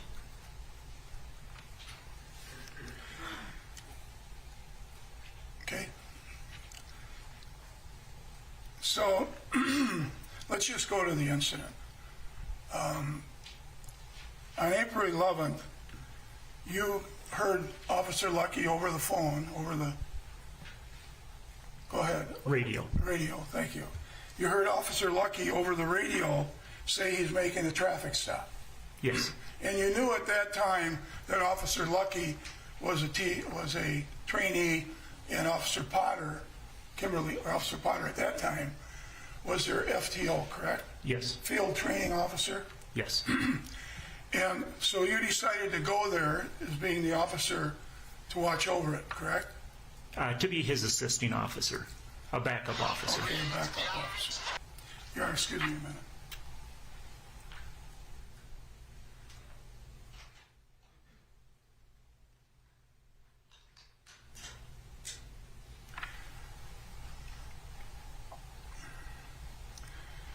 And we already went over the video and of your testimony as to when you arrived and you learned about that the fellow that had been stopped, Duante Wright, had a warrant for a weapons violation. Yes. What does that tell you as an experienced police officer and now a major at Goodhue County Sheriff's Office when somebody has a weapons violation? It means if they had a weapon before, it's possible they have a weapon again. All right. And it also means that they had the weapon illegally because they did not have a permit for it. Correct. And in order to have a weapon, you have to go through classes and get a permit, correct? To carry it, yes. So he had a weapons violation warrant by a judge, correct? Yes. And he also had a restraining order, correct? Order for protection, OFP? Yes. And at the time you were talking to Lucky and Kimberly Potter, Officer Potter, you learned that, correct? Yes. And they decided to execute the warrant and find out who the lady was in the car, correct? Yes. And was that proper procedure based on your experience and you overseeing them? Yes. You agreed with that, correct? Yes. You also knew that there was marijuana, you were told there was marijuana seedlings or something else in the car, correct? Yes. So your goal was, when you went up there to the Wright car, was to arrest him for the warrant and also to find out who the lady was next to him to make sure that was not the lady that had the FTO on it, or not the FTO, the order for protection on Yes. him. Is that right? And when you went up to the vehicle, you went on the passenger side, correct? Yes. And that was to what? As a cover officer. And what does cover officer mean? Somebody who gets a different view of what's going on inside the car. Okay, and if there is some kind of attempt to escape, you could assist in stopping the escape, correct? Yes. And that's what covering your arresting officer, correct? Yeah, part of it. So, in this case, we've watched many, many videos and time sequences. And when you went up to the car, Officer Lucky, based on the videos, told Mr. Wright to step out of the car. You remember him telling him that? You don't remember exact time, but you remember that? Yes. Okay. And did Duante Wright step out of the car right away, or don't you remember? If you don't. As far as I remember, he did. Okay. And when he stepped out of the car, Officer Lucky was going to handcuff him, correct? Yes. But you were the first one that yelled over to the other side of the car and told Duante Wright that he was under arrest, correct? Yes. And then the other two officers, Officer Potter and Officer Lucky, also told him he was under arrest, correct? I didn't hear that. You didn't hear that? No. All right. So between the time that you told him he was under arrest until the time that he resisted arrest was approximately, according to the tapes, approximately 13 seconds. Is that about right? From when you told him he was under arrest to when he tried to get away from Lucky and get in the car? Without seeing a timestamp, it sounds about right. Sounds about right. And then when he pulled away to get back in the car, 6 seconds later, when he was struggling with Officer Lucky, and 6 seconds later, Kim Potter, according to the video, went around Lucky to assist Officer Lucky in trying to restrain Duante Wright from not getting in the car. I'm going to object.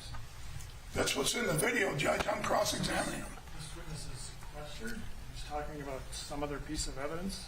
All right, no speaking objections. If you want to make an objection, one-word objections, and we can sidebar if you want. Is the state requesting a sidebar? Yes, sir.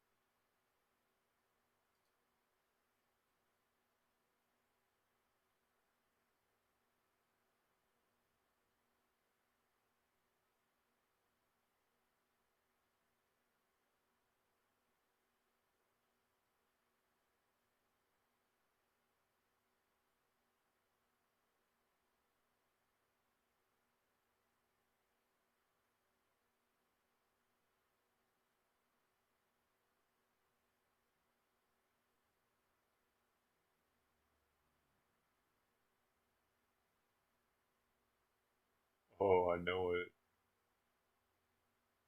No, I don't. I thought I knew it. Dang it. I thought it was enormously. But he's already been used.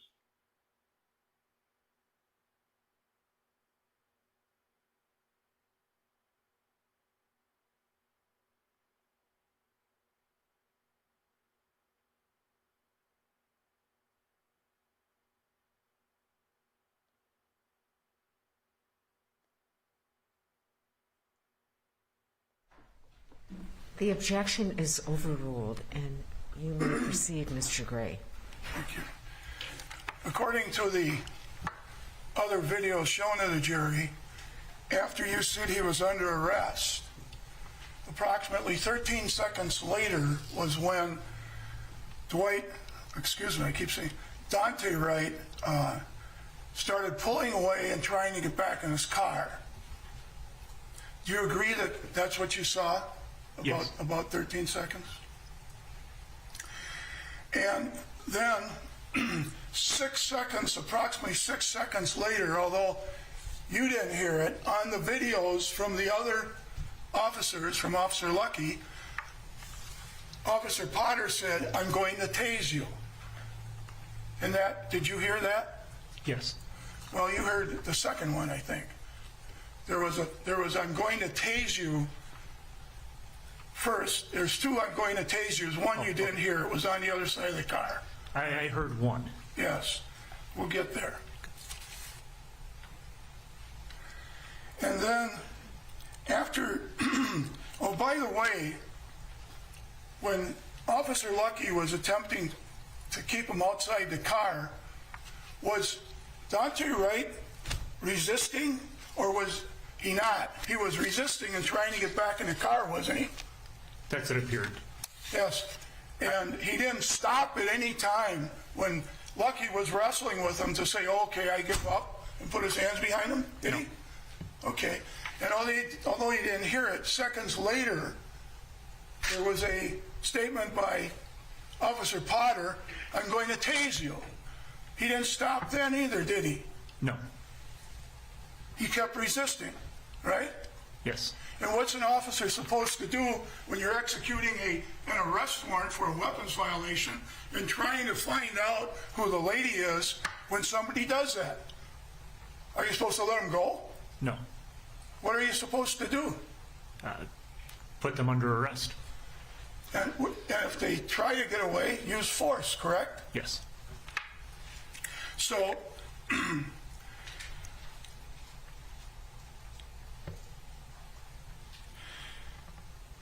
3 seconds after she said, "I'm going to tase you" the first time, she said again, "I'm going to tase you."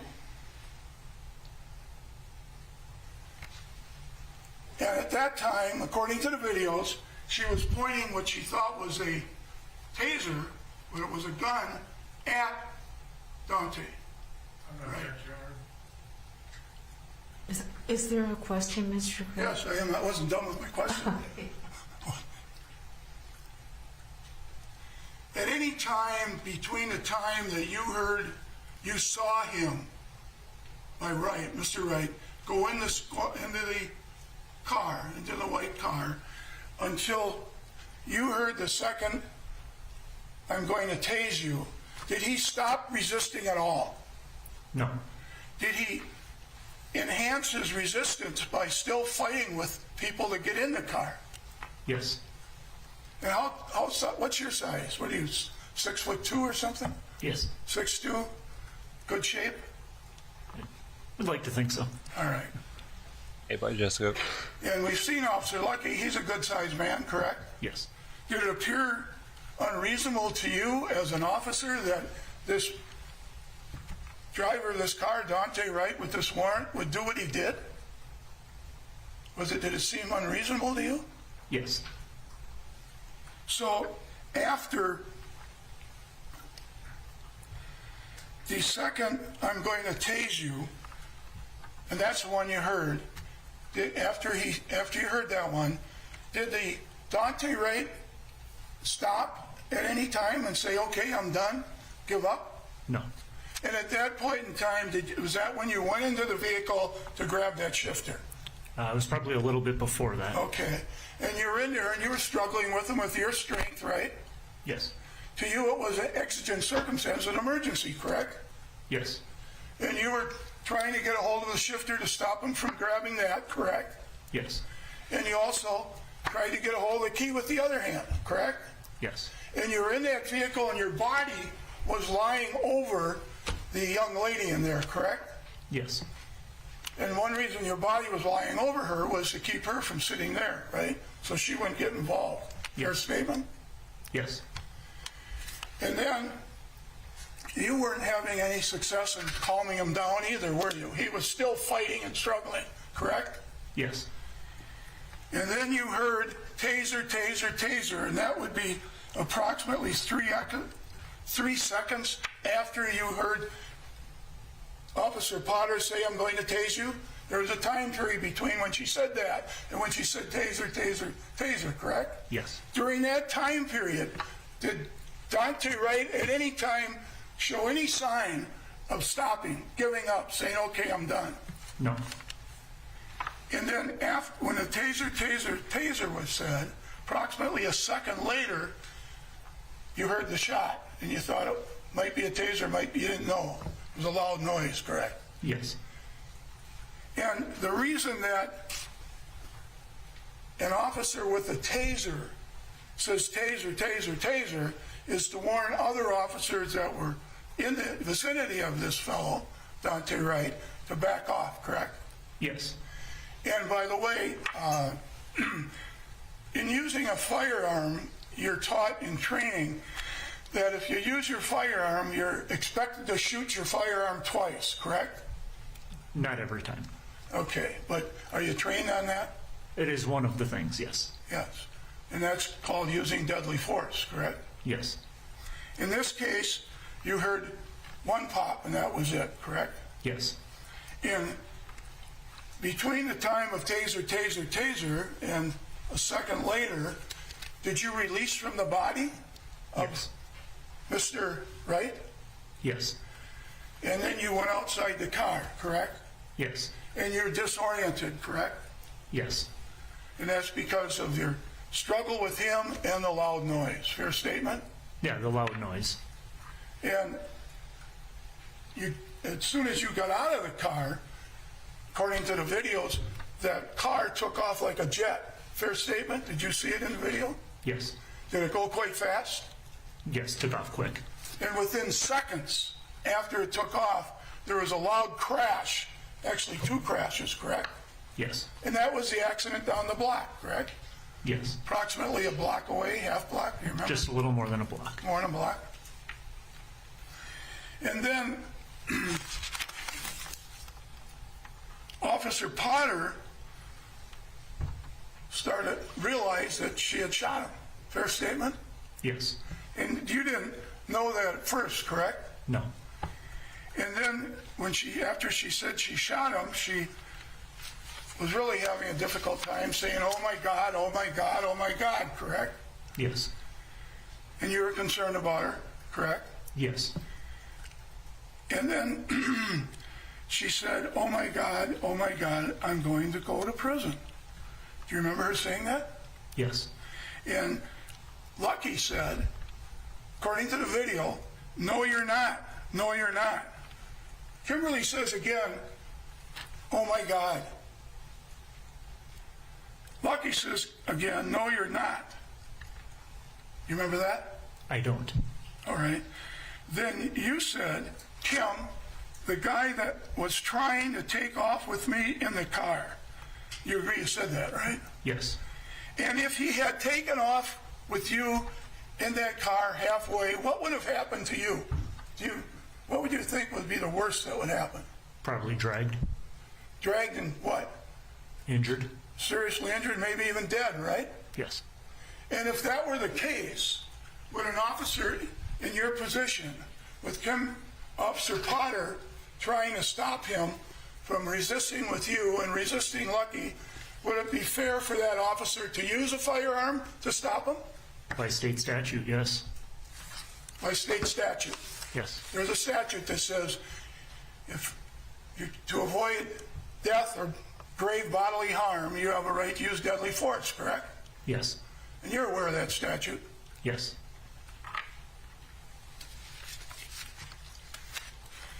So basically, based on these videos and the conduct of Duante Wright, as far as you're concerned, and you were there, Kimberly Potter would have had a right to use a firearm, right?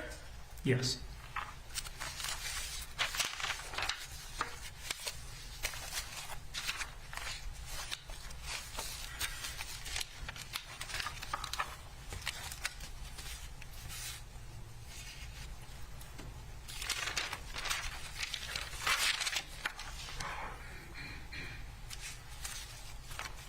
May I confer with co-counsel for a minute?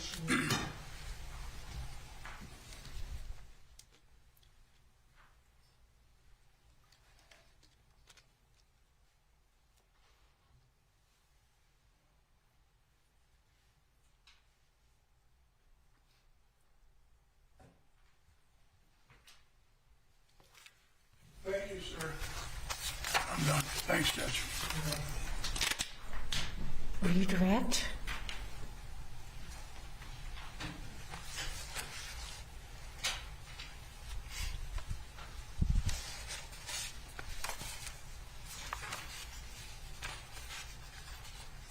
Thank you, Your Honor. Major, you were asked about her right to use a firearm. Yes. And you've had extensive firearm training, correct? Yes. And when you use a firearm to shoot somebody, that is deadly force. Yes. And so what Ms. Potter used here was deadly force. Yes. And when you use deadly force, you have to consider surroundings. Yes. And when you... The objection is sustained. Okay. No leading I'm questions, please. I will rephrase. When you use deadly force, do you need to consider surroundings? Yes. And do you need to know whether you could shoot another police officer or another person? Yes. And on April 11th of 2021, the Brooklyn Center Police Department had standard issued ammunition. Yes. And that was, what kind of ammunition did you use? I don't know specifically which one. Was it hollow point? Yes. And when you could Officer Potter, in using a firearm, have shot you? Possible. Could Improper, again, he's leading. And the objection is sustained. How is that? You know, may I?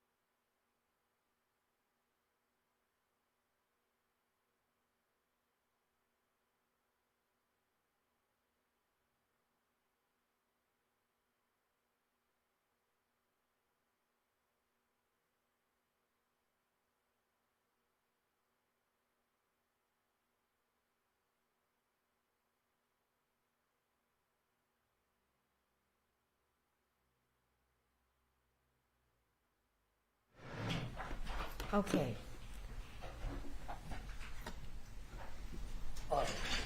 Counsel, I'm going to let you rephrase that question.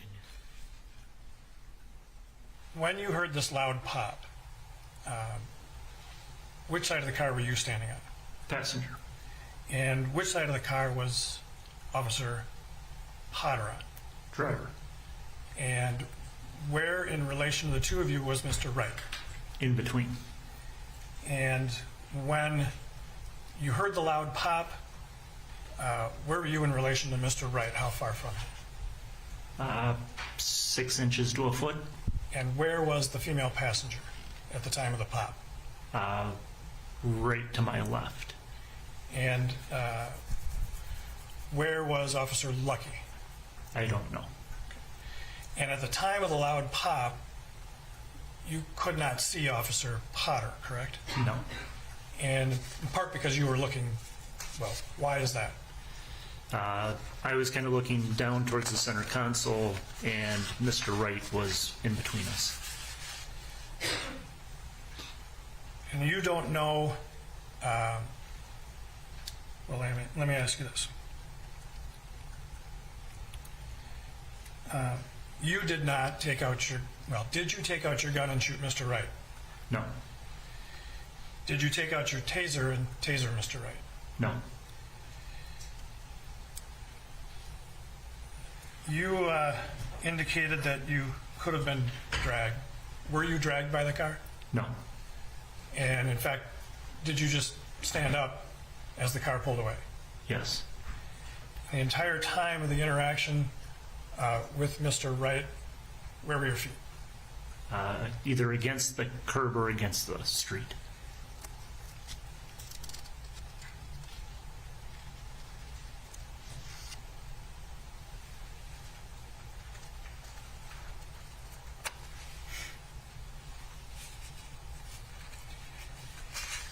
You were asked if, based on your position in the car, you indicated you could have been dragged, correct? Yes. And you indicated that you wanted to keep him from fleeing.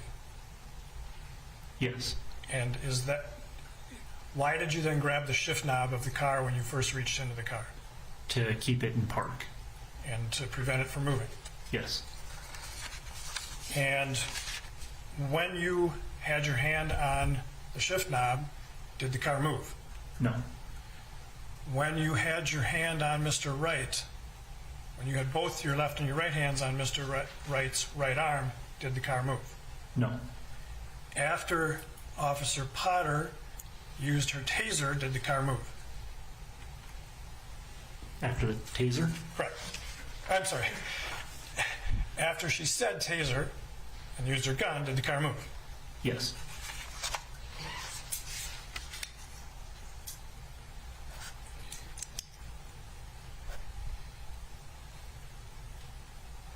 Just want to clarify a couple of things. You were asked if you were disoriented from the struggle and the loud noise. You said loud noise. Why were you feeling disoriented at that time? Inside the vehicle with such a loud noise kind of throws your balance off and confuses you a little bit. Did it affect your ability to sort of do your job right at that moment? I was leading and moved the question stricken. Well, I'll let you finish the question first. What is your question? Did that affect your ability to do your job at that moment in time? The objection is overruled. I'll let you answer. Not specifically to do my job. Were you disoriented at all from the struggle, as counsel asked you? No. You were asked, you thought the car took off like a jet. Was jet your word? No. Would you ever describe it as taking off like a jet? No. Did Mr. Wright ever strike you? No. Did the passenger ever strike you? No. Did Mr. Wright ever grab a hold of you? No. Did Mr. Wright try to grab a hold of the shift knob? Yes. Were you able to prevent that? Yes.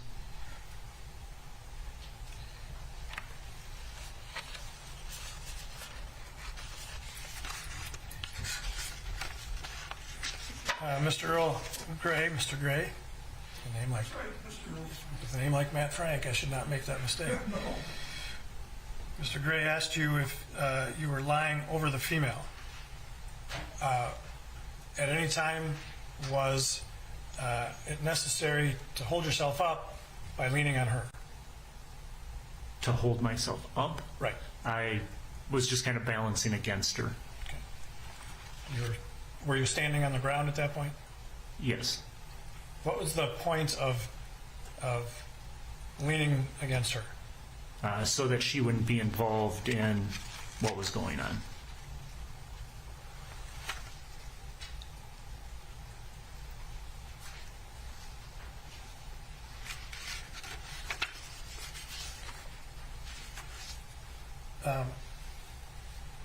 Based on your training and experience all these years as a police officer, are you trained about entering cars of people who might flee? No. You don't receive training on that? No. Was it a good idea to enter a car that's fleeing? Not if it's driving away. Okay. So, in entering the car, are you taking some risks? Yes. And by grabbing the shift knob, did you alleviate that risk? Yes.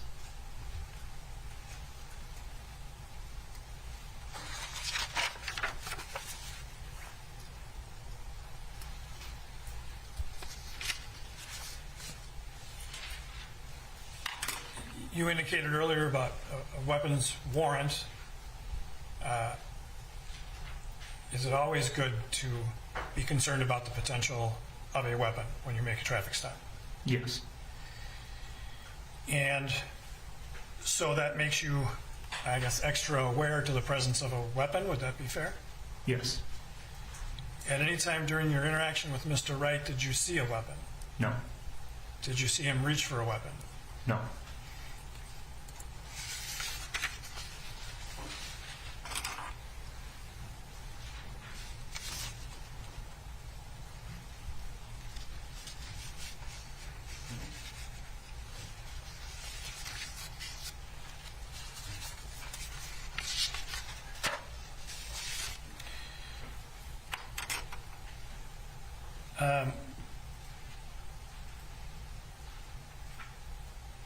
In the years that you've been working as a police officer, have you had to draw your taser? Yes.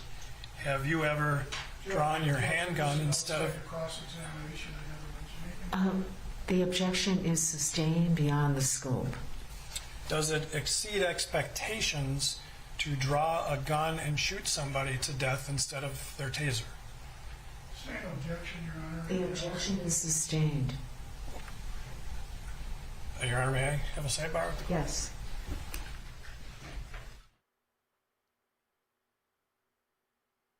Too many sidebars.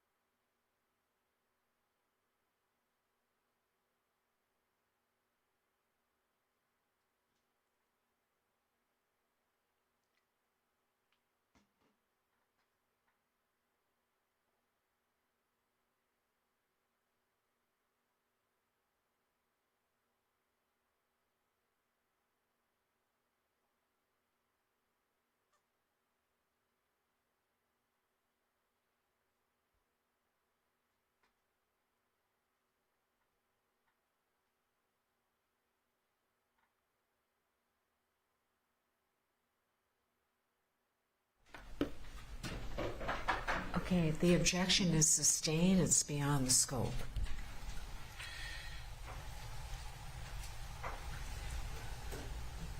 So when Miss Potter on this day, April 11th, told you that she had pulled the wrong gun and used her Glock instead of her taser, was that inconsistent with what you thought of her when you said she exceeded expectations before? I don't know what she was thinking at that time. And that's partly because you didn't see the incident from her perspective. Correct. So your opinion about, well, all right. In the years that you have worked with Miss Potter, and particularly over the last few years, have you come to like her? Yes. And you mentioned doing the carrying caskets. I think there's a better description for that. What is that? I believe she was a lieutenant with the Law Enforcement Memorial Association. And so what does she do for that? They provide support for law enforcement funerals. And you appreciate that she does that? Yes. And you like that she does that? Yes. Do you admire her? Yes. Did you consider her a good coworker? Yes. I have nothing further, Your Honor. Anything further?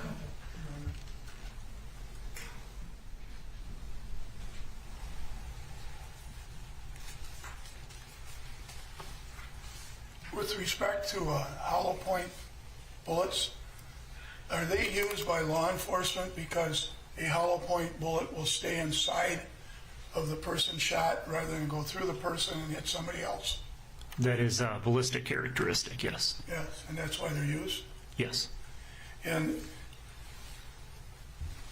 a car can be considered a weapon, correct? Yes. If it takes off fast, fleeing somebody, and it hits somebody, that's a weapon, that car, correct? Could be, yes. Okay, that's all I have. Thank you, sir. Anything further from the state? Yes, sure. I'll be brief.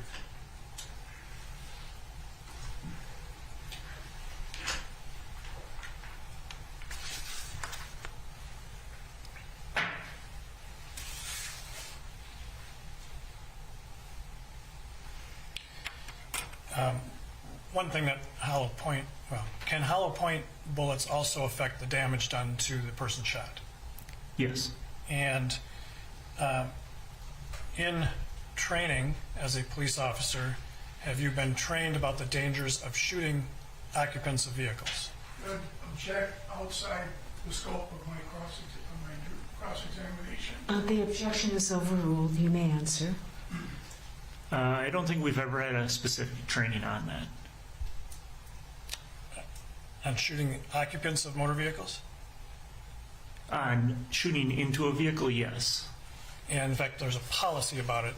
Is there a policy in Brooklyn Center about that? Yes.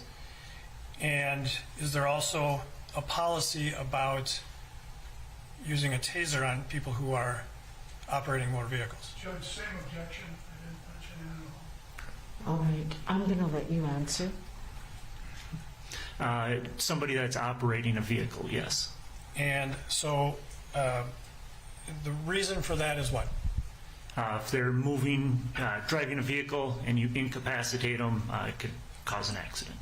That's just what Mr. Gray was getting at, correct? Yes. I have nothing further, Your Honor. Mr. Gray. At the time that Duante Wright was shot, was that vehicle moving? No. That's all I have. Anything further? No, Your Honor. You may step down.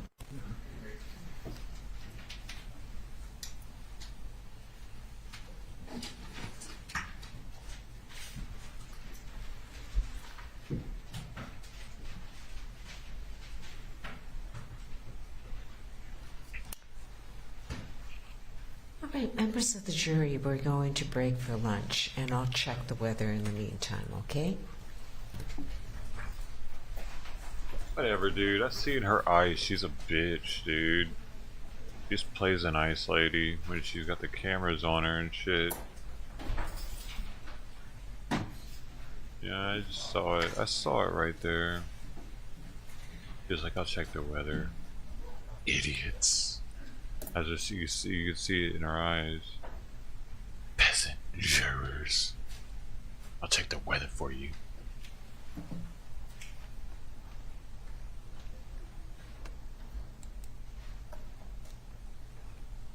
Okay, please be seated, counsel.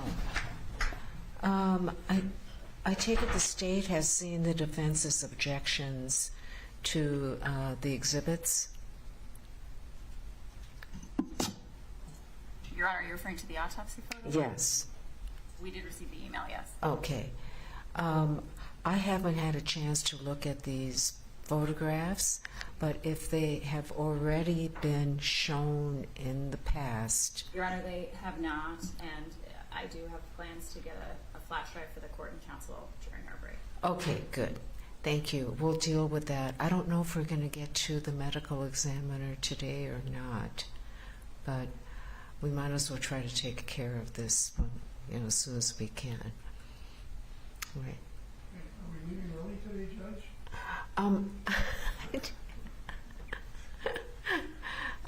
I'm checking the weather, okay, because I want everybody to be safe. But and we're breaking for an hour. We'll start up again at 12:30. I may call you in earlier to talk about exhibits, okay? 1:30, Your Honor? 12:30. Want to touch the Oh, tiny? that's right. Excuse me. It'd be 1:30.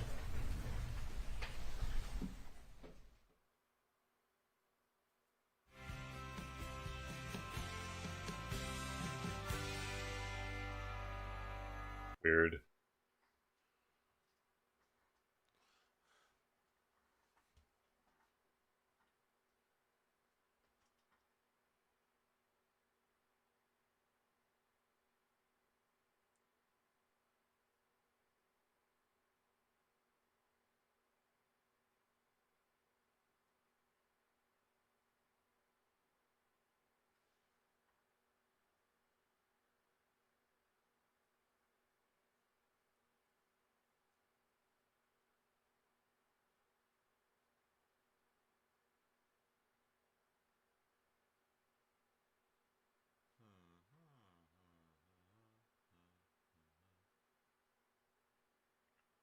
Yeah, I didn't know Nicolas Cage was born in Long Beach.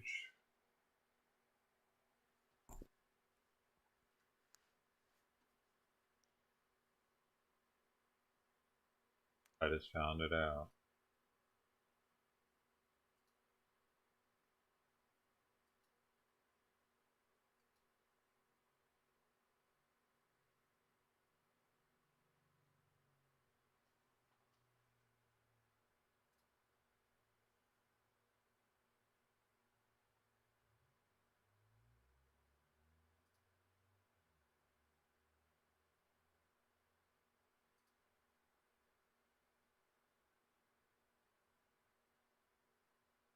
Oh my gosh.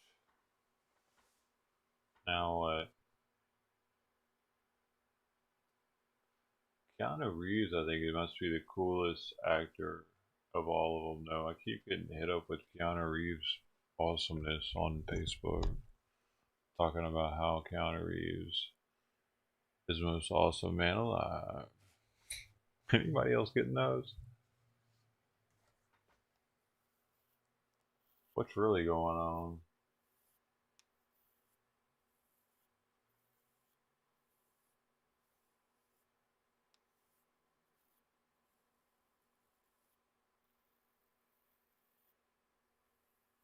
Because that new, the newer Bill and Ted, the newer Bill and Ted wasn't as good as I wanted it to be. Actually, I don't know, dude.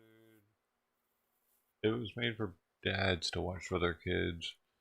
Hey, Gino, how you doing? Oh, is that why the new movie's coming out?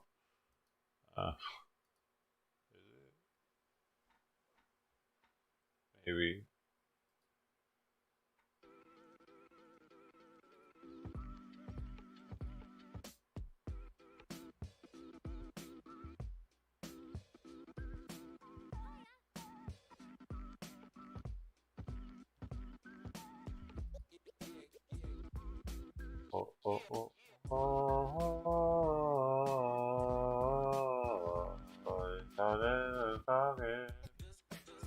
Gotta get him up on the high,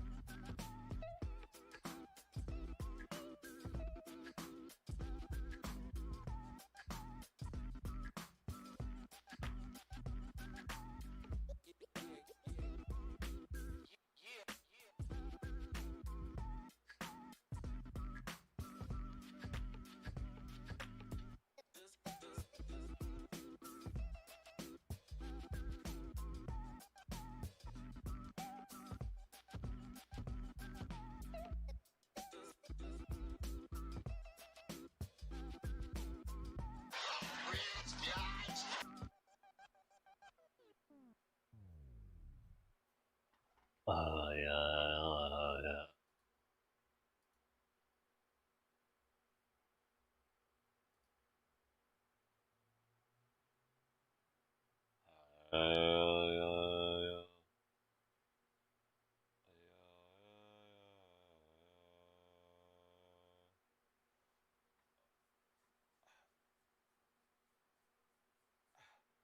Dude, where the streamers at? Where are the freaking streamers outside that are no justice, no peace? No justice, no peace. We burn this shit down. We burn this shit down, man. Where they at?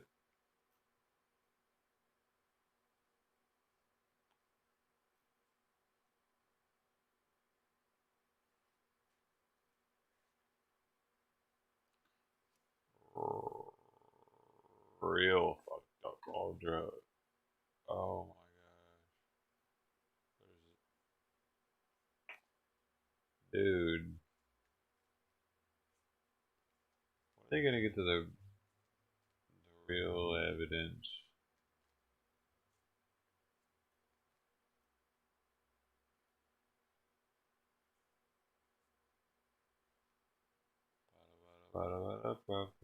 Uh-oh.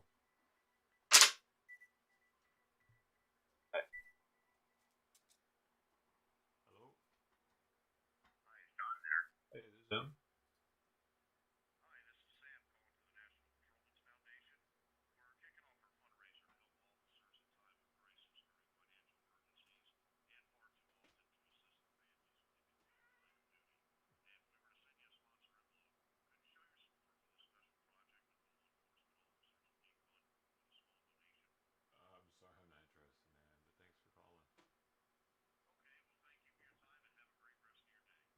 FBI, open up! Some kind of officer. What? Dude, there was some kind of officer relief fund. I don't know what the fuck that was, dude. I didn't have time to listen to him any longer, though. He wanted money. He wanted to send me some kind of envelope so I could send him money back in it. Actually. Oh, here's the Officer Relief Fund. How ironic. I just happened to be watching this a trial about police, and I get some dude calling me. Hey, Barbara, you heard about that? What the fuck was that? Hold on, I'm looking into it.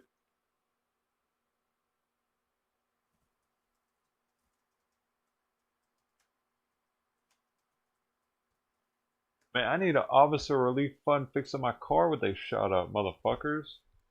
You know what I'm saying? I still haven't got my car fixed. It's like $2,000. $2,000 in damage. Y'all owe me some money. What you mean? Give us money. Fucking y'all fucked up. I don't. It might not even been them. They fucked it up for them. Okay, it's the Law Enforcement Officers Relief Fund, LEORF, to assist those who protect and serve. This is actually a. Hold on, I need to bring this up now. This is who just called me. It was that he sounded official, but how'd they get my number, dude?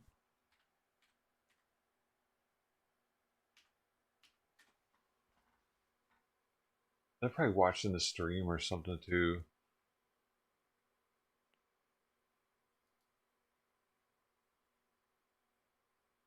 It covers all of North America. What is this? What am I just gonna pay for the legal fees of random police officers in the country? Is that what this is? Actually, that's what this is. That's what this is. How many people are doing this, you think? Just given for support families of officers killed. Oh, well, this is different. It says it supports, I think, but how do you know where the money's going? Supports families of officers killed in the line of duty, lessens the financial charges faced by officers seriously injured in the line of duty, and gives officers assistance in dealing with the devastation caused by natural disaster. But don't they already have some sort type of like AFLAC or some shit though if they need it? What is this for people that are fucking off?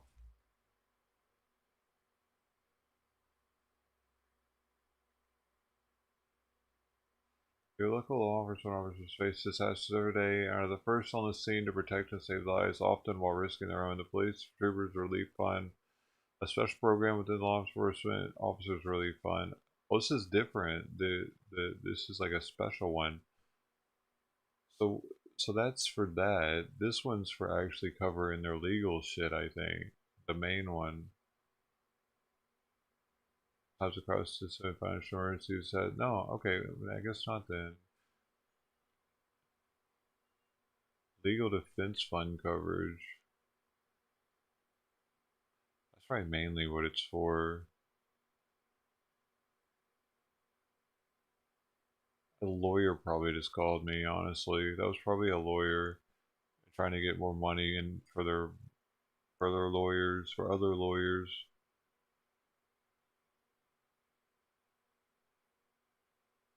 Who do you think called me? Was it like, do you think he gets some sort of, do you think that was just some random person, not random, but like he gets paid a percentage per envelope that gets sent back with the dono in it? He gets like a 10% of the envelope or something? Or was he a cop that was off duty? Was he a retired cop? Was he a lawyer?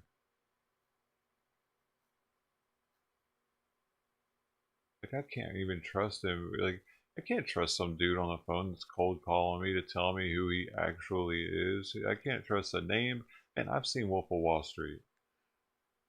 None of that shit's real. They're lucky that I'm even talking. They're so happy that I'm still on the phone that they could be making up everything by that point because they're like, holy shit, he stayed. They never stay. They never answer. Dude, I'm expecting a phone call. It's the only reason why I answered. And I'm expecting a phone call from a number that I won't recognize. So, call it back. Oh,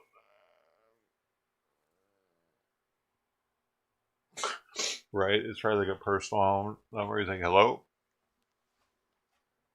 In his underwear cooking some macaroni and cheese. He just got like this thing next to him. He's in his like, nut huggers. Trying not to splash it on himself while he's stirring.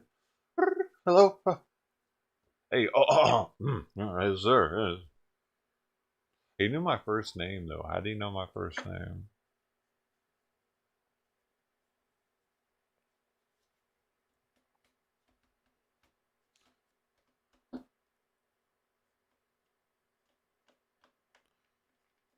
That dude's definitely trying not to splash something on his legs.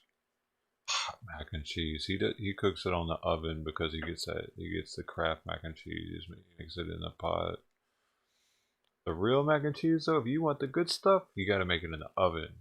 You know what I mean? You gotta let it bake. The baked mac and cheese. It gets that crust on top, little crunchy, and then deep down in there, you got it's all juicy. It's like got cheese juices up in there, bro. Inside of everything. It gets inside of the holes, inside of the crevices of everything, and then you got the top layer. It's like the magma is hardened on the surface, and it keeps it all in there. It keeps the flavors in there. It's like it's in a barrel. It's like a whiskey. It's aging. You Asian it. As soon as the mac and cheese is done, it starts getting better. But then you gotta eat it. You gotta eat it. Because if you don't eat it, that's a waste. Dude, there was a big ass possum in the road earlier this morning when I went to the bank. It was so big, it was so dead, and I had to make sure that I like drove over it perfectly. You know what I mean? You know what I mean? You ever get a little nervous when you're doing that? You're driving and you're coming up on something dead in the road, and you're like, "Oh shit, I gotta do this perfect." It's like you're playing a Tron or something.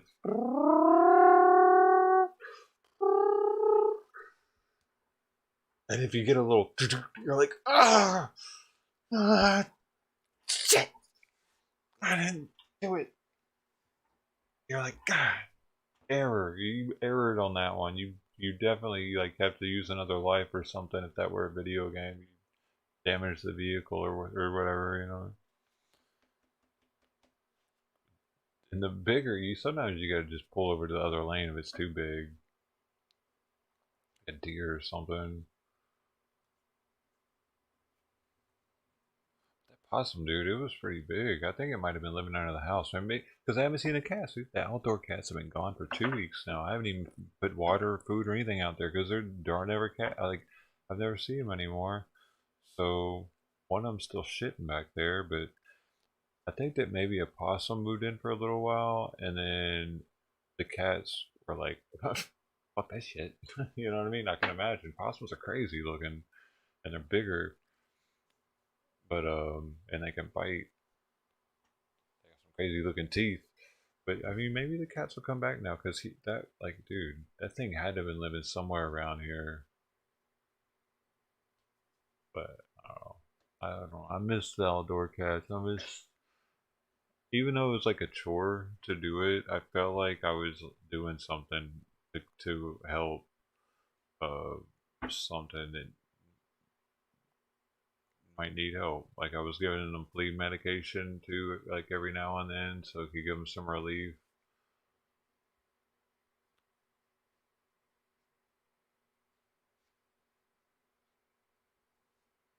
Both of them have just been gone. The gray one was here for a little while. The bigger gray one that they were scared of was here, and then that one hasn't even come by. But I wasn't putting food out for that one. It looked too clean. I think it had a house. I didn't want to overfeed it for its owners.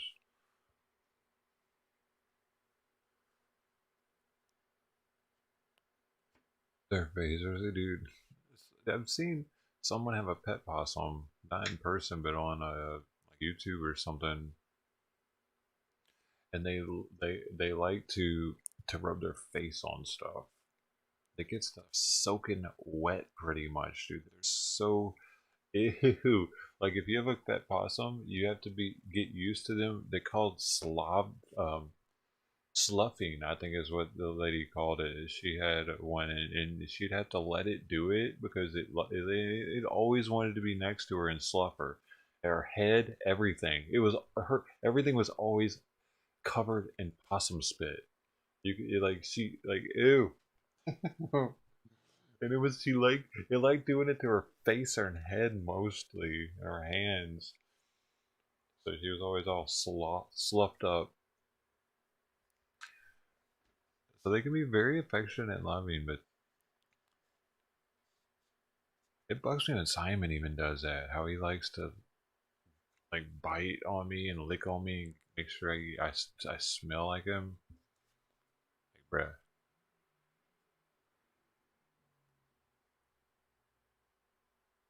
Oh, we got Simon action.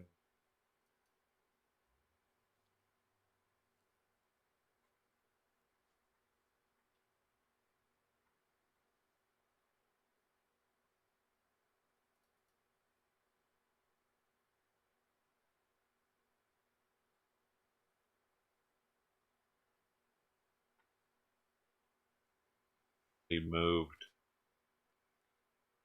That was for the people. That was for the people, man. I lost so many viewers for showing Simon. Get out of here, Simon. You suck. No one likes you.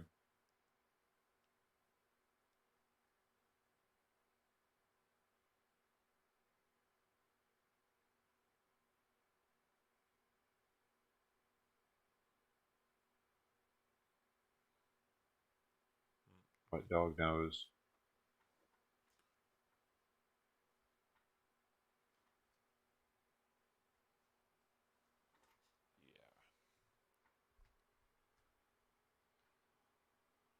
Well, well, well. What can I put here? Because Kristen's probably going to be here soon.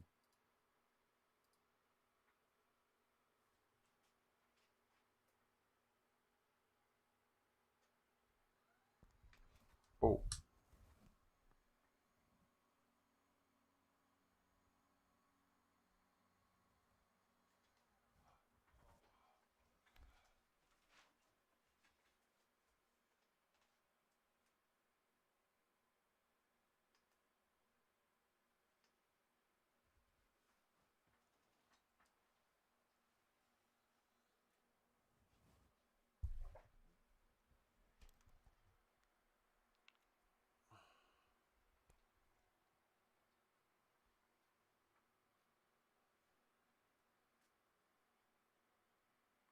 Pee. I gotta pee. Oh my gosh, it just hit me when I stood up.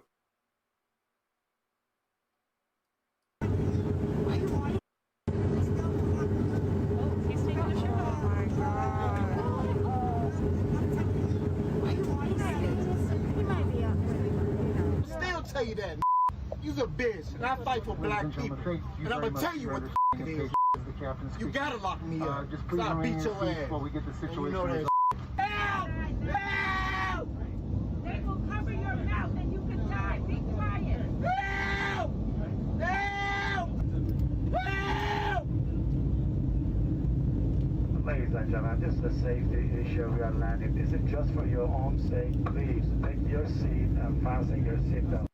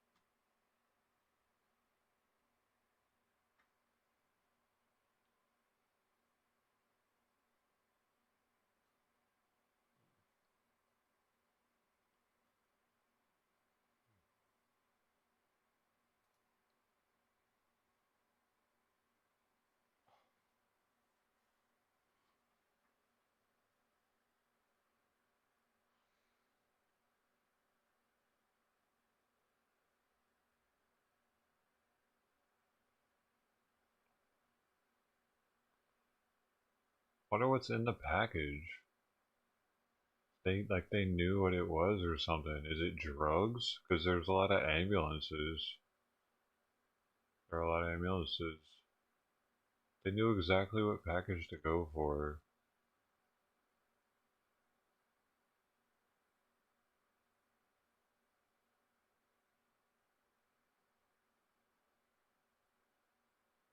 I mean,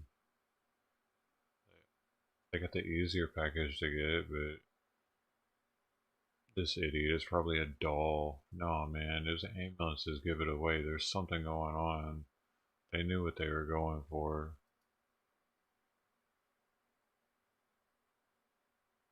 Not that measly package, embarrassing. See, people are so naive, dude. Just because the package is small doesn't mean that shit doesn't have something in it very expensive. The big package probably has something stupid in it. Haven't they watched The Price is Right? Or what is it? When there's shows or game shows that do that kind of shit to try to trick people into getting the cheaper thing. Let's make a deal or whatever.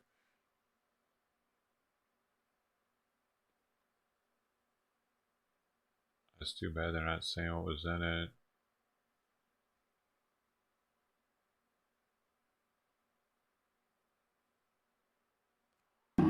It was encouraging. What was this It was live? encouraging. They're past.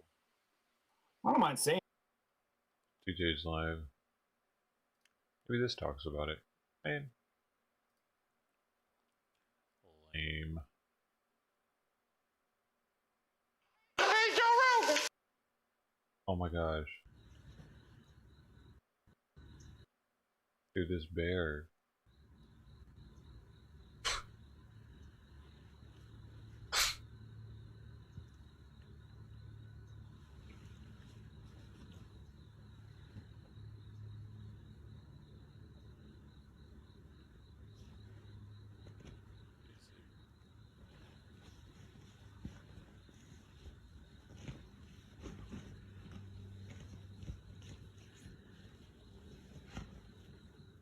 It's playing, right?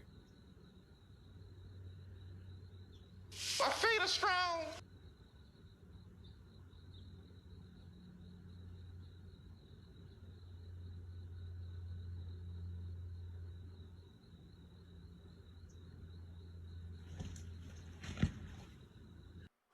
Been paid up to January. Yeah, oh yeah, y'all take a picture of that. That's a And see, this no.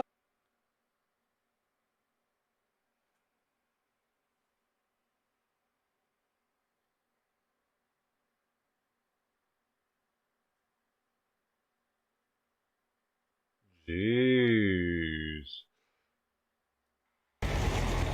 Dude. What? Dude, it collided with another bus.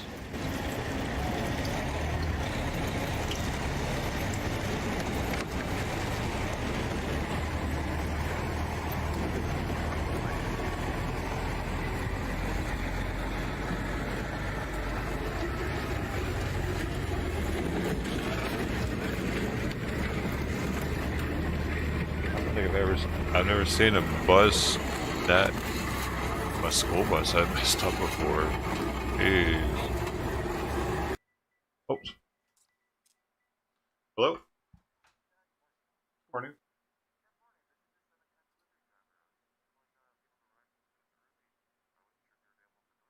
Yeah, how much do I owe you for today? Alright, I'll be right out. Hi there, nice to see you. Bumblebee tuna? Bumblebee tuna! Right back. Right back.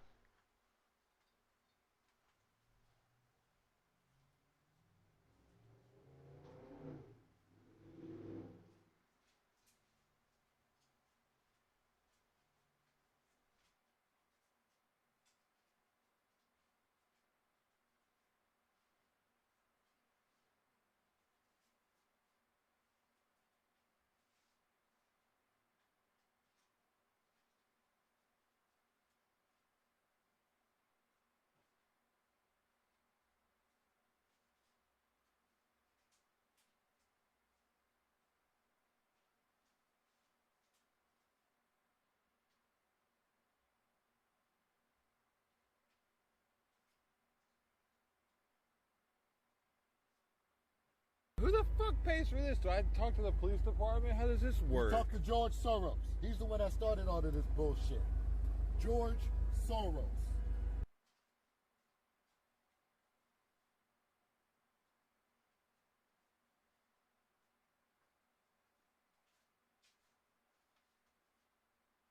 They're gonna shoot my car. Oh shit, they're right there. Oh, he actually. Oh, mother. He shot my fucking car, dude. God damn it.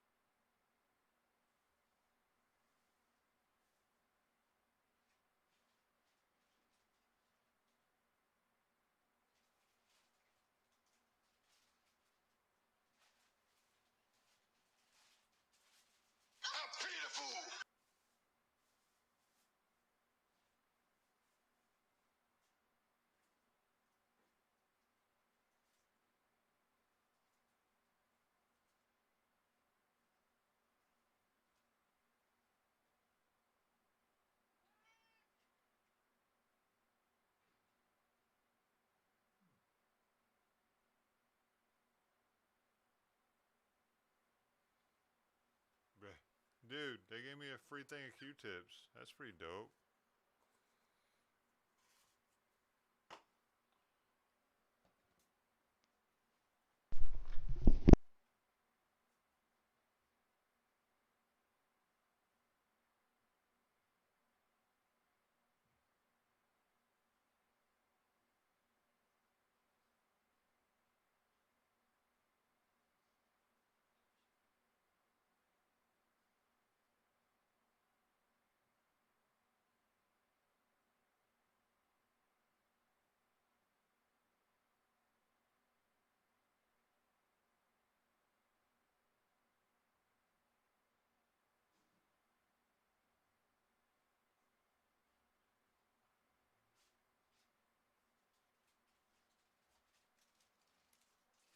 Yeah.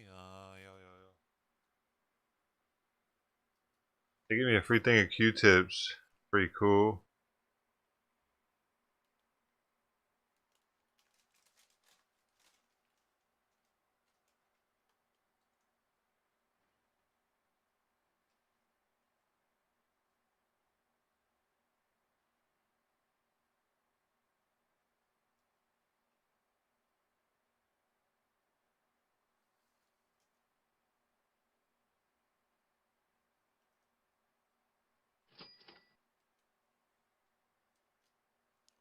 Yo, gotta make sure I'm trying to make sure everything is right here.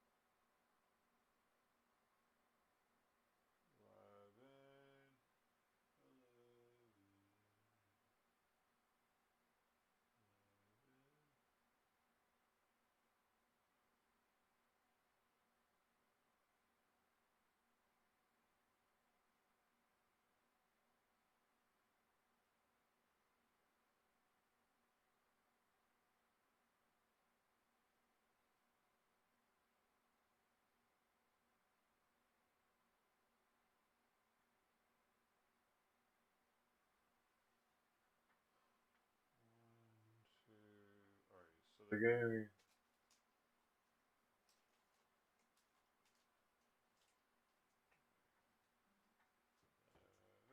I just gotta make sure. I did get.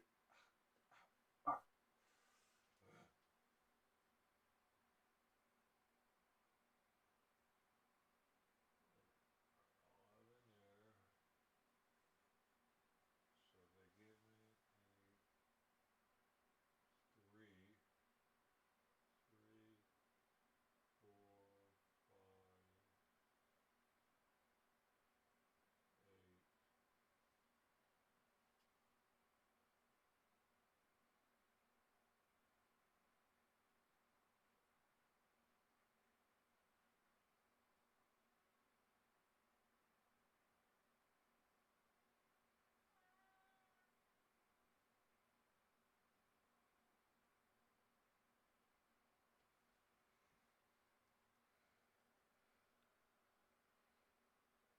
Dang.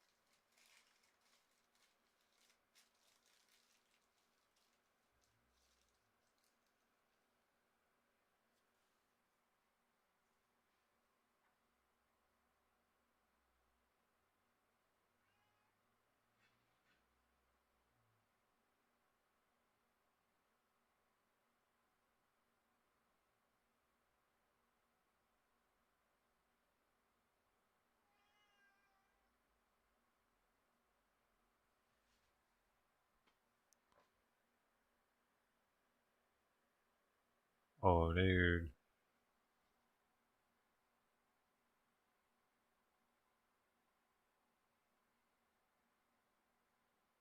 What are you doing?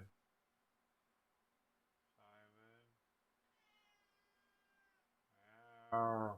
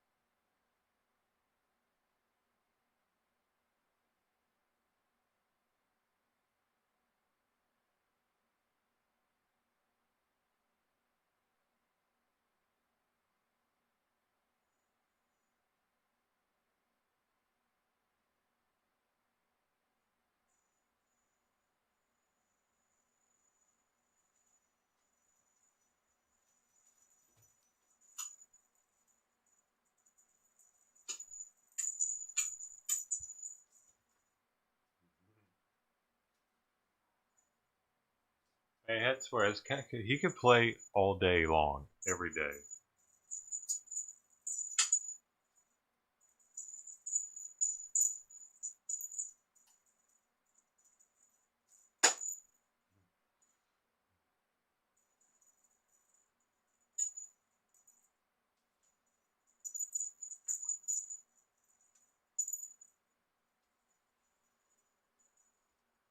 Yeah, Alice, you gotta go.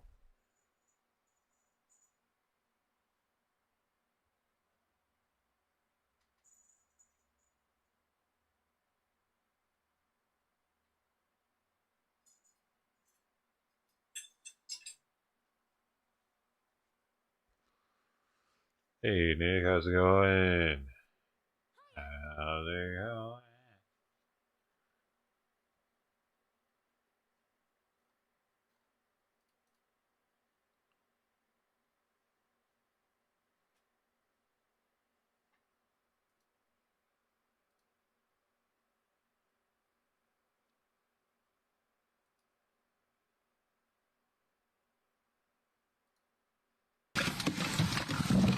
So they're recapping over here. There you go.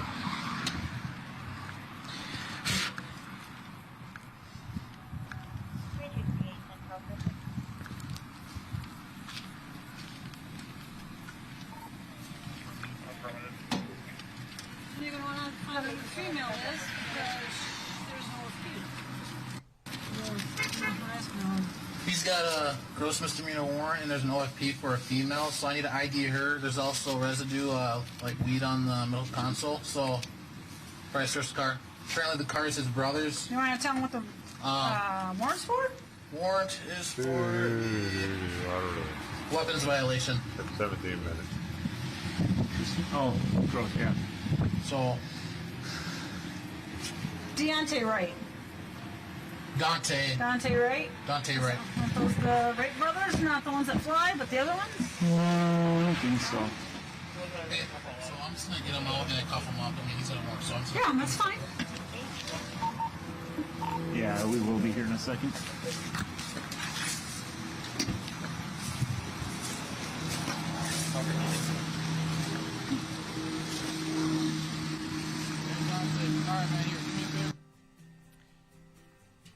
And by the way, if I didn't ask you, what is your current rank at Goodhue County? Major. Okay, so Major Johnson, we heard in that video a voice saying, "I don't think so."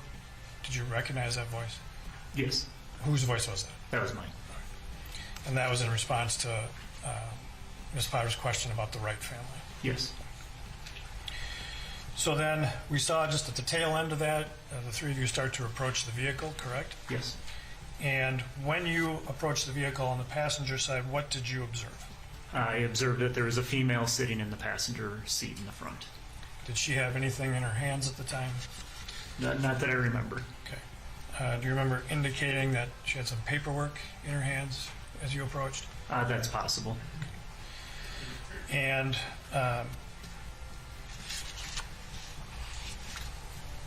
then what did you observe next? I observed that Officer Lucky had asked Mr. Wright to step out of the vehicle. And did Mr. Wright do that? Yes. And what happened then? I couldn't overhear a lot of what was being said, but I was able to gather he was telling them about the warrant. Did you hear Officer Lucky tell Mr. Wright to do anything at that point in time? I heard him tell him to turn around. Okay. And what about his hands? Did he say anything about that? He put his hands behind his back. And then at some point, at that point, did you tell Mr. Wright he was under arrest? Yes, I did. And why did you tell him that at that point? Procedurally, you tell somebody that they are under arrest before placing them under arrest. If the person then doesn't cooperate with the arrest, they've been told that lawfully they are being arrested. And so what's the importance of telling them that right at that moment in time? Because that was just about before he was to put his hands on Mr. Wright. So if they don't cooperate, could you charge them with some additional crime? Yes. Because you've told them that, right? Yes. Right. So then, as you saw that going on, did you hear Officer Lucky saying anything? Yes. After what did you hear him say after that? I heard him say something about "don't pull away." What did you notice anything about Mr. Wright at the time? I saw part of his body start moving away. And so what did you observe then after that? That's when I actually opened the passenger side door. And why did you open the passenger door? I was going to make sure the car was in park and the vehicle was shut off so that he couldn't leave. And so when you opened the passenger door, what did you do next? I leaned in across the passenger and put my right hand on the shift lever and my left hand on the ignition key. All right. What about the passenger? Did you take any steps to deal with the passenger at that point? There wasn't much I was able to do. I was kind of in a compromised position, so I just leaned against her with my body weight. Dude, I'm looking at this, and people actually And did she put tip up any cannabis resistance to you when drivers. you did that? No. This guy, no, I tipped him, but people say they tip And $5. at that point, where were you standing? Wait. I was leaning into the vehicle. Okay. Where were your feet? Feet were either on the curb or on the street.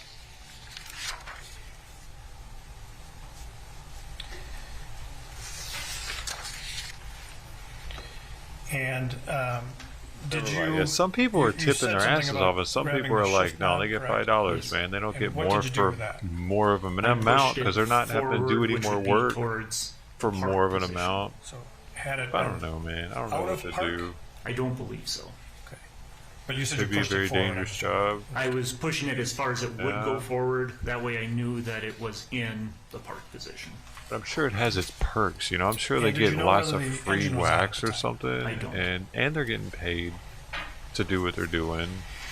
You indicated you reached toward the keys. Like I'm sure they're not doing it for the right? tips. Yes. What were you trying Right. to reach for the keys for? I was With taking pizza the key delivery or and I something, you was actually turning are it doing it for forward, the tips. which would You- be That's it. You're towards fucking there for the tips, off pretty position. much.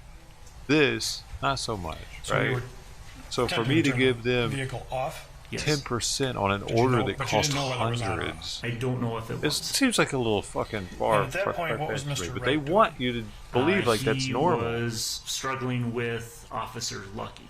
Okay. Was he able to get back into the vehicle at that point? Yes. And what did you think he was going to try and do at that point? Drive away.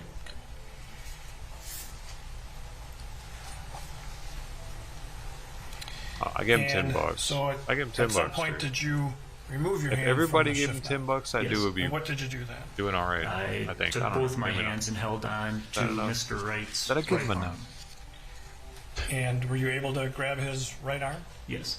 And why did you grab his right arm? Actually, I gave him $14. I gave him Two $14 things. actually. One to prevent him from shifting the vehicle, and one What it was. to put him into a handcuffing position.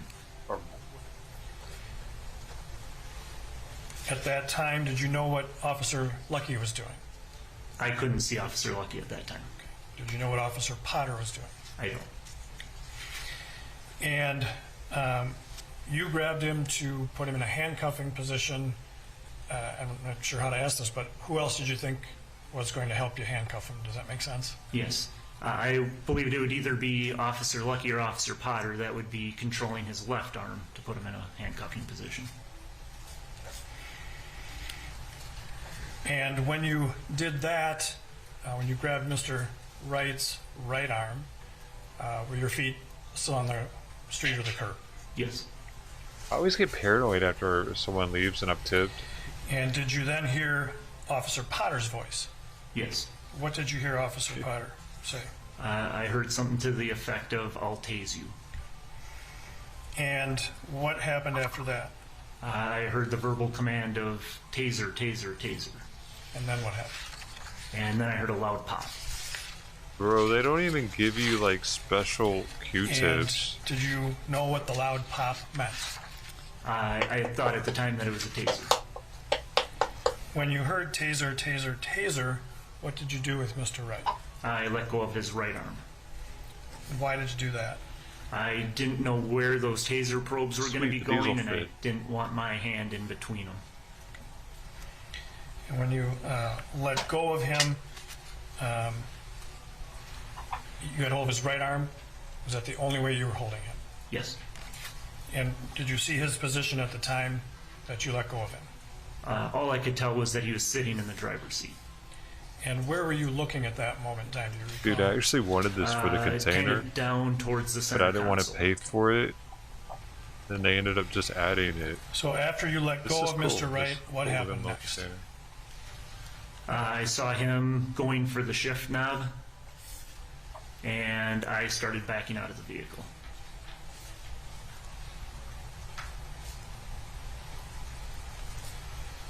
And were you able to do that? Yes. And before testifying today, have you had a chance to watch your body camera from this time period of the exchange? Yes, I have. Probably just regular Q-tips Your Honor, right here. that That you is Exhibit 63, and we Q-tip would offer brand. that at this time. Any objections? Yeah, put these in the sink. At the Okay, bathroom. 63 Not will bad. be admitted into evidence and you may publish. All right. Officer Johnson, I'm sorry, Major Johnson, when we play the video, I'm going to freeze it just a few moments to help explain, so you don't have to be talking at the same time the video is running, all right? Yes. All right, then, Your Honor, we would publish Exhibit 63.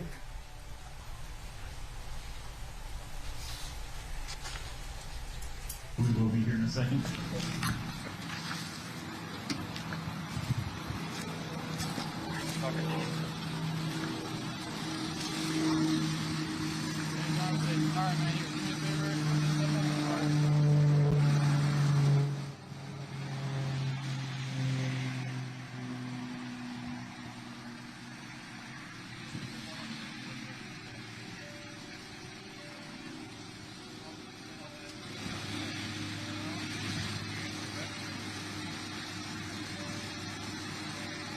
until you're under arrest, Duante.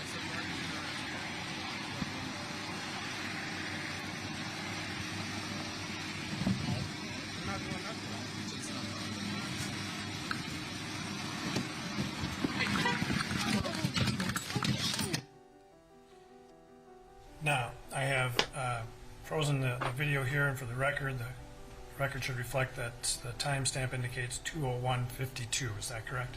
Yes. All right. And so we watched the video to that point, and can you describe for the jurors, obviously this is the blue jeans are the passenger, correct? Yes. And this is the point where you're sort of leaning against her? Yes. Can you describe for the jurors, the arm we see here across really the top of the screen? It looks like my right arm there is going for the shift knob. All right. And this is the moment when you were able to, were you at this moment able to grab a hold of the shift knob? Yes. And can you tell what your left arm is doing? I can't see on the screen with the shadow, but that would be the time that my left arm would be going for the key. And by shadow, what is it? On the monitor here. Yeah, you probably can tilt the monitor if that gets rid of some of the glare, maybe? Maybe you can. Yes. Okay. And, all right, so this is all right, so what I'm going to do is let this run to 2:02:54.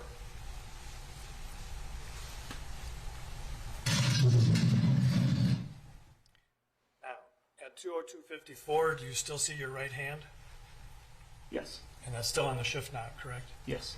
Can you see the other hands that appear to be by your hand? Yeah, there looks to be one other hand next to it. Do you know whose hands those are? I can't say for sure.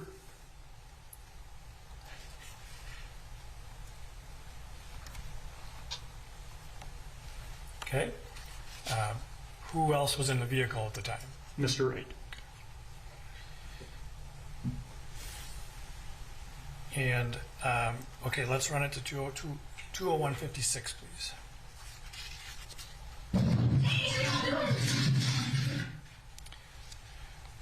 So, those hands that we had seen by your hand, now are you able to sort of tell whose hands they were? Yes. Okay. Whose were they? Mr. Wright. Right. And so he appears to have been trying to move the shift knob. Yes. But you prevented him from doing that. Yes. And then he pulled away from that, correct? Yes. Now, in this moment, we can see your right hand still on the shift knob, is that right? Yes. And what is your left hand doing? That would be reaching for him. And we'll hear a voice say, "Just stay back." Do you recall who said that? I didn't hear that part. Okay. All right, let's play to 58, please. Just stay back. Did you hear the voice there? Yes. Whose voice is that? That was me. And who are you saying that to? That would be to the female passenger. And did she stay there? Yes. And then we also just heard another female voice in the background. Did you recognize that voice? Yes. Whose voice was that? That was Officer Potter. So then let's run this to 59, please. Now, at this point in time, can you describe for the jurors what you've done with your right arm? That's gone to reach for his arm. And in the background, did you hear a female voice again? Yes. And who is that? Officer Potter. And then let's go to 2:02:0.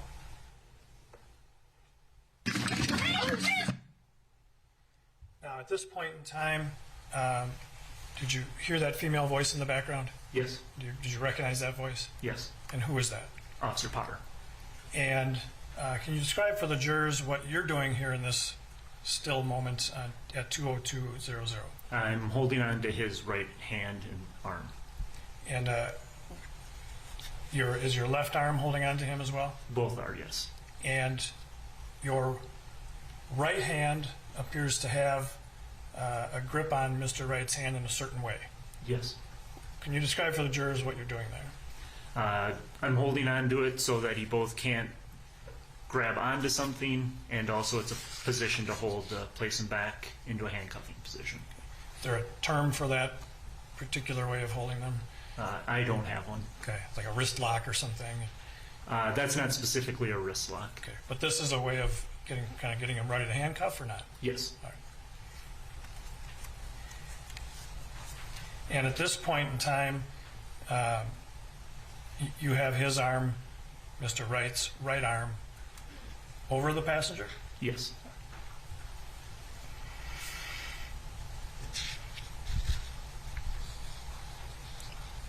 Okay, we'll let this run to the end now, please. Stop! Please, please stop! You dead? Yes! Hey. I grabbed the wrong fucking gun! I shot him! Oh my god! Okay, Jim, sit down.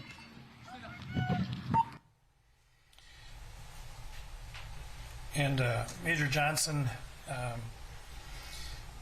in meeting with you, we showed you a composite video of Officer Lucky's dash camera and your body camera during this time period, correct? Yes. And that is done to help the jurors understand the overall scene.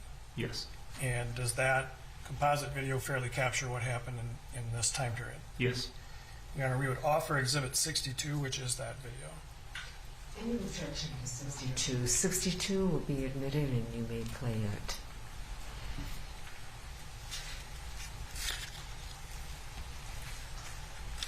We will be here in a second.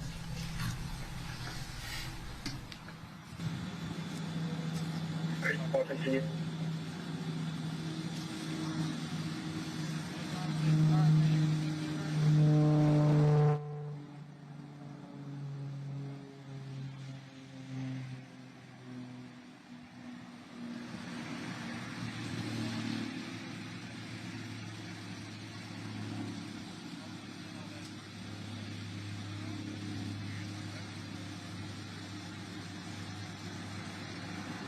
You're under arrest, Duante.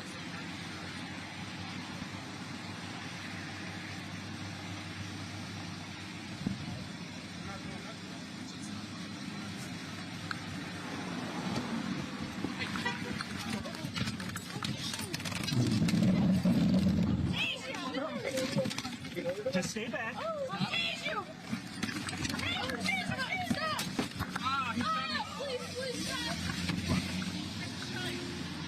You dead? Yes!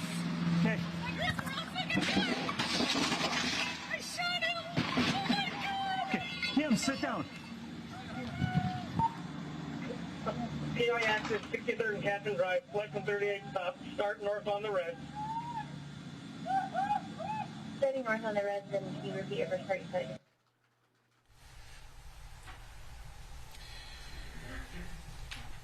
Before Ms. Potter said, I shot him, did you know that that sound had been a gunshot? No. And after that, did you observe what happened to the white car? Yeah, I observed it continue eastbound down 63rd and drive into oncoming traffic. And did you, obviously you heard that there was a crash down that direction. Yes. So sometimes it's maybe easier for us to refer to the stop scene and the crash scene. Does that make sense? Yes. Because there were essentially two scenes that day. Yes.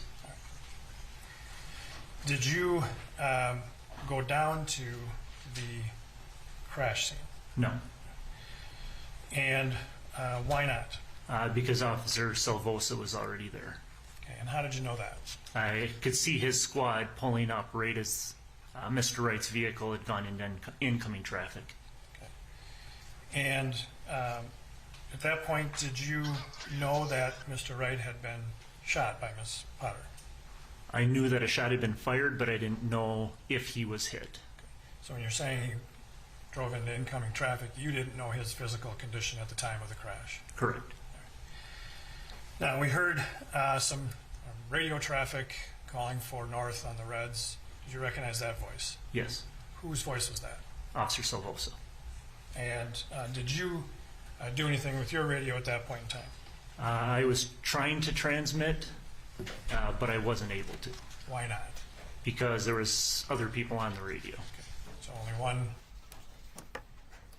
Well, hello, everyone. Tim Blotson, Paul Bloom, back with you one more time as we wrap up the lunch break. Judge Regina Chu is now back on the bench. Let's go into the courtroom live.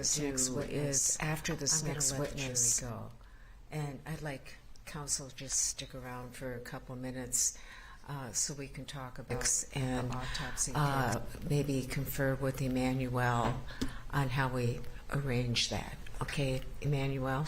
All right. I don't know, dude. That was all fucking weird. All right. Okay. Is counsel ready? You don't know what's going on? I don't know what's going on. It's okay. They're going home thank eventually. You, Deputy.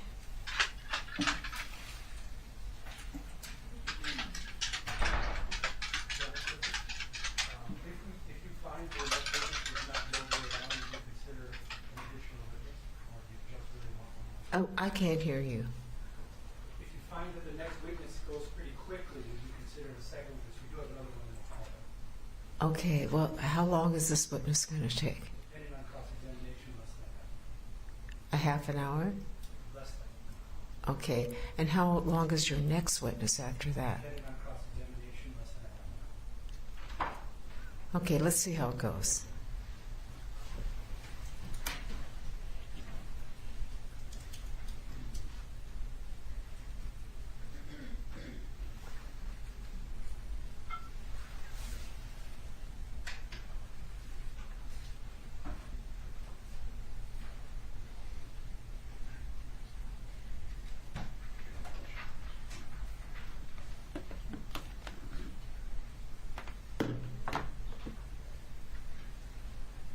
Okay, welcome back, members of the jury. Please be seated. Okay, just to let you know, it has started to snow. I am going to conclude the trial today a little bit earlier. I'm going to see how it goes. We may get through one witness or two witnesses, but I'm definitely going to let you go home early today. All right? Okay, the state may call its next witness.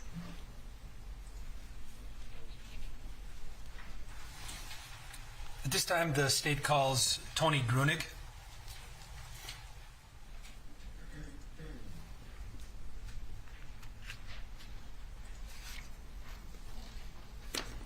Hello, officer.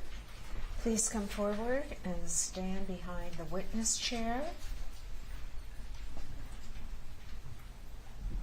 Raise your right hand.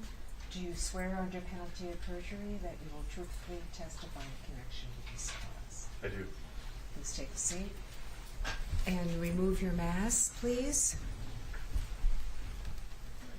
State your full name and spell it. It's Tony Lee Grunig, TonyLeegruenig. Okay, officer, a couple things to keep in mind when you're testifying. The court reporter, as you remember, is taking down everything that's being said. Yes or no, instead of shaking your head, no or uh-uhs. If you don't understand a question, let the lawyer know. If an objection is made, stop talking. Don't answer the question unless I tell you to. And only one person can talk at a time, so wait until the attorney finishes his question before you answer. I understand. Okay. Counsel? Could you state your occupation for the record? A police officer with the City of Brooklyn Center. How long have you been a police officer for Brooklyn Center? 19 years. Starting in 2002? Yes, sir. Did you have a law enforcement experience prior to that? Yes, I worked in South Dakota at a sheriff's office for about 6 years. Now, could you go back to the beginning of your career from Brooklyn Center, in Brooklyn Center, and explain your role and rank and how it's changed over the years? Sure. I started as a police officer in 2002. Spent about 3 years on patrol. I was promoted or moved into a drug task force position, and then a violent offender task force position, and then was promoted to a sergeant, and then promoted to a commander. Spent about 11 or so years as a commander. Within that role, I rotated through the 3 divisions. The division commanders report to the chief of police.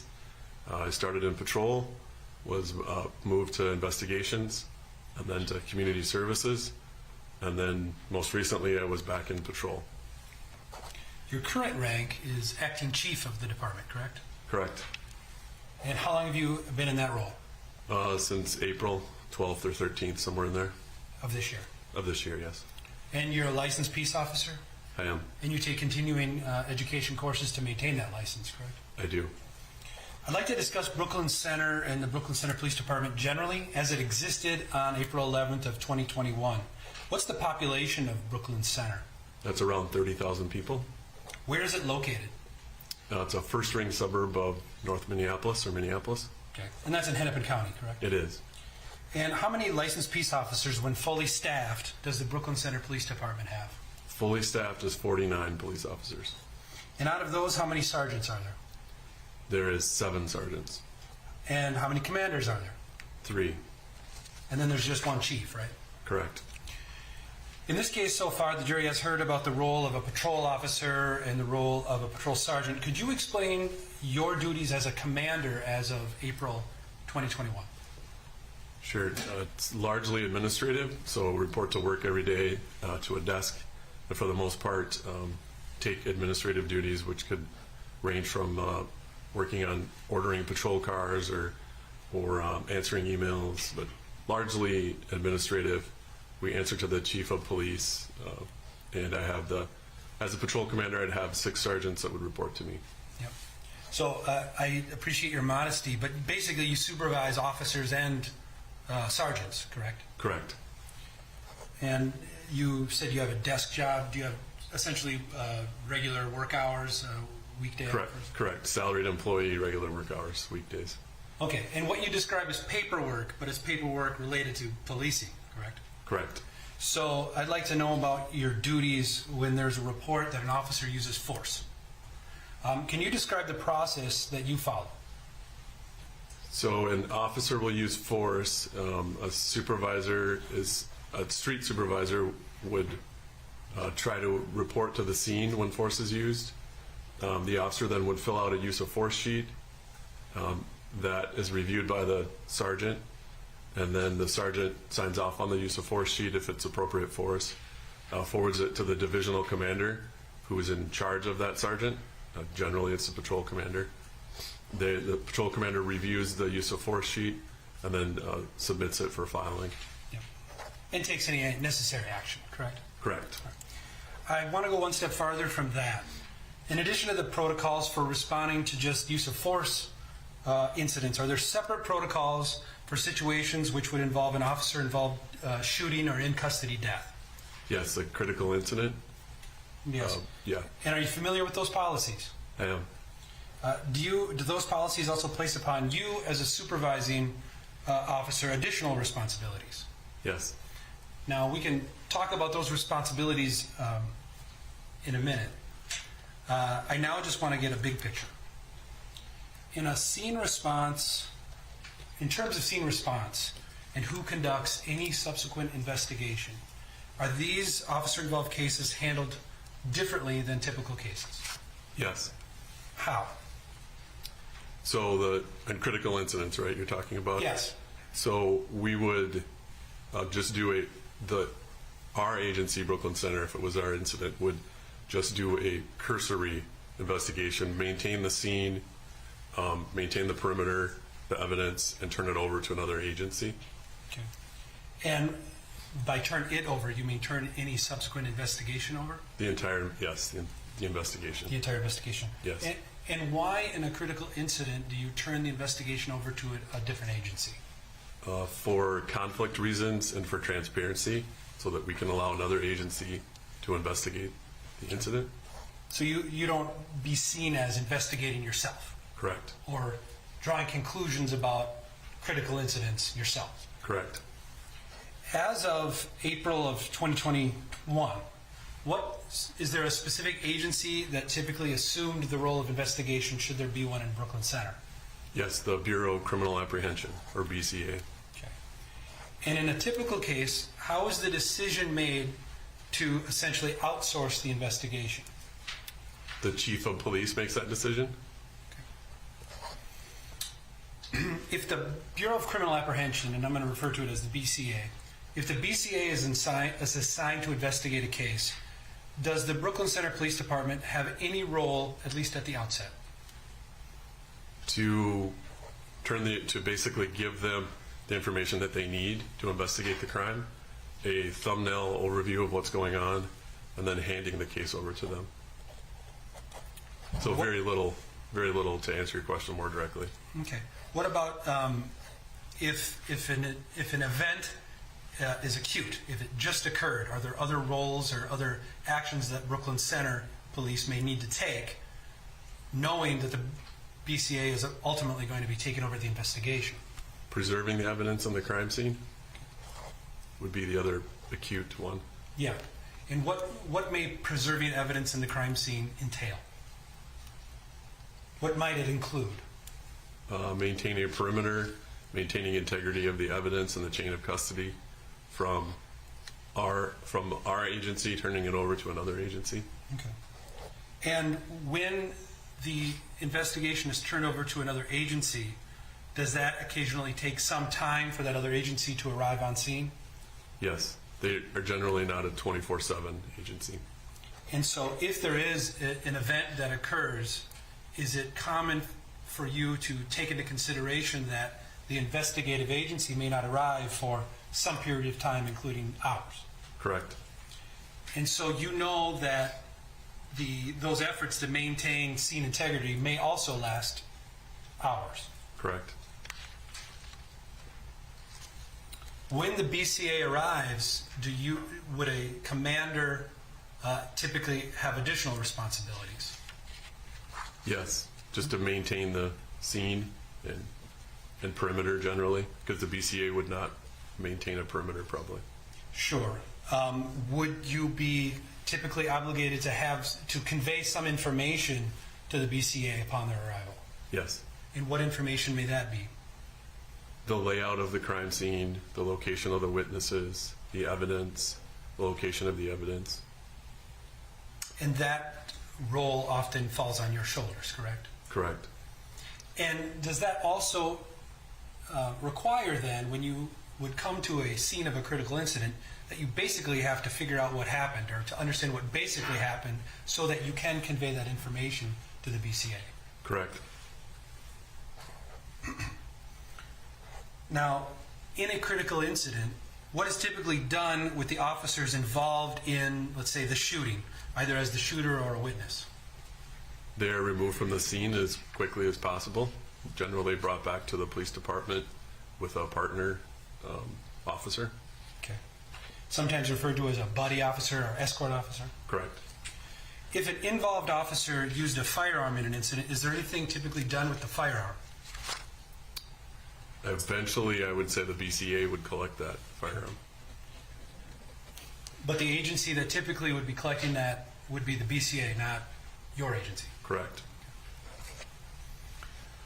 Prior to April 11th, have you responded to other officer-involved shootings? Yes. Have you done so as a supervisor? Yes. And have you followed Brooklyn Center's policies and protocols in those past incidents? Yes. Okay. Now I want to talk about April 11th. Do you recall that day? I do. Were you working that day around 2 p.m.? No, I was off, but on call. Did you receive some information that prompted a response from you? I received a significant page from dispatch that our agency was involved in an officer-involved shooting. And do you recall when you received that information? 2:15, sometime around there? Correct, around that time. Okay. And the information that you received was that there was an officer-involved shooting in Brooklyn Center, correct? That information? Correct. Okay. What did you do in response to that specific information? Contacted the duty sergeant, Sergeant Johnson. Okay. Did Sergeant Johnson convey any additional information to you? Yes. Gave me the involved officers, Officer Potter and Lucky, and I believe he also informed me that the victim was deceased. Did he inform you that he was involved? Eventually. I'm not sure if he initially told me. Okay. After you received that information, what did you do? reported back to my residence and then went to the scene of the incident. Okay. How long did it take you to get to the scene of the incident? 15 or 20 minutes. Okay. As you drove to the scene, did you receive any additional updates? I'm sure I did. I probably contacted the chief of police as well. Okay. And the chief of the police at that time was Tim Gannon? Yes. As you were driving to the scene, what role did you anticipate playing in this case? The scene commander in charge of the crime scene, and eventually to have to turn it over to the BCA.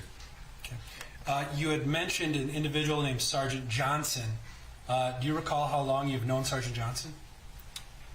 His entire career, which somewhere around 14 years, 12 to 14 years. Okay. And is that in your capacity as supervising sergeants? Yes. Okay. And could you describe your relationship with him? Personal, professional?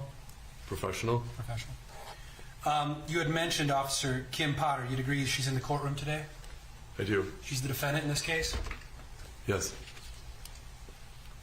Can you describe the scope of your interactions with her? Professional mostly. Was the union president, and I was the patrol commander, so we had a fair amount of interaction. We also go to the same gym, so we talk about gym and workouts. Okay. Could you describe the type of communication you had with her in the role that she played? As a union president, yes. Labor management, negotiations. I've ruled in this case her activities as a union representative is not relevant, so move on, counsel. Okay. Needless to say, you had interactions with her beyond those of someone who supervises officers. There was a secondary relationship that you had with her professionally. Correct. Are you familiar with Officer Lucky? Yes. And am I understanding that he is a fairly new officer in your department? In field training, yes. Yep. On April 11th, he was in field training, but he's still an officer in your department, correct? Correct. Okay, now back to the incident. Do you recall when you arrived at the scene? Around 2:38, 2:40, somewhere in there. As you arrived, were you wearing a body-worn camera? No. At that time, did you know who was in charge of the scene in terms of what sergeants were present? I knew Sergeant Peterson and Sergeant Johnson were there. I believed probably Sergeant Peterson was in charge. And that's Sergeant Michael Peterson? Yes. Mike Peterson? Yeah. As you arrived, can you describe what you recall seeing at the scene? I arrived on the eastern edge of the scene, which would be like 63rd and Catherine area. Mm-hmm. There was a crashed vehicle. There was 2 crashed vehicles, actually, and I believe the deceased was on the northwest corner of that intersection. Now, I'm only going to ask you a single question, and then I'm going to play a video. Do you recall that when you first entered the scene, you encountered an officer from the Brooklyn Center Police Department? Yes. And was that Officer Summers? Yes. Did you have a brief exchange with him? Yes. Okay. At this time, the state offers Exhibit 91. Any objections in 91? And number 1 is cumulative, and number 2 is not relevant to this offense. The objection is overruled.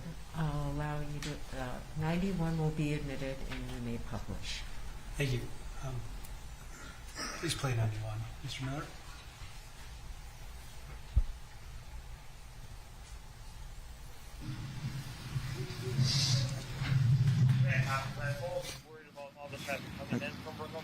What's up? We can handle some of the traffic.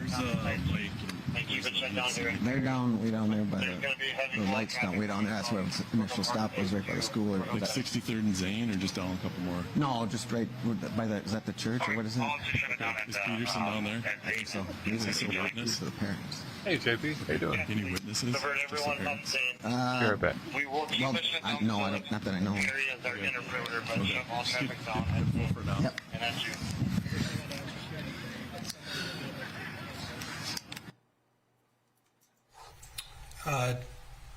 Following the event captured in this video, do you agree that you then walked down and talked to those sergeants, Sergeant Peterson and Johnson? Yes. When you arrived, would you agree that you sort of took over command of the scene? Yes, Did you receive information about what occurred at the scene? I did. From whom did you obtain that information? Sergeant Peterson and Sergeant Johnson a little bit. What did you learn? The objection is sustained. Sidebar.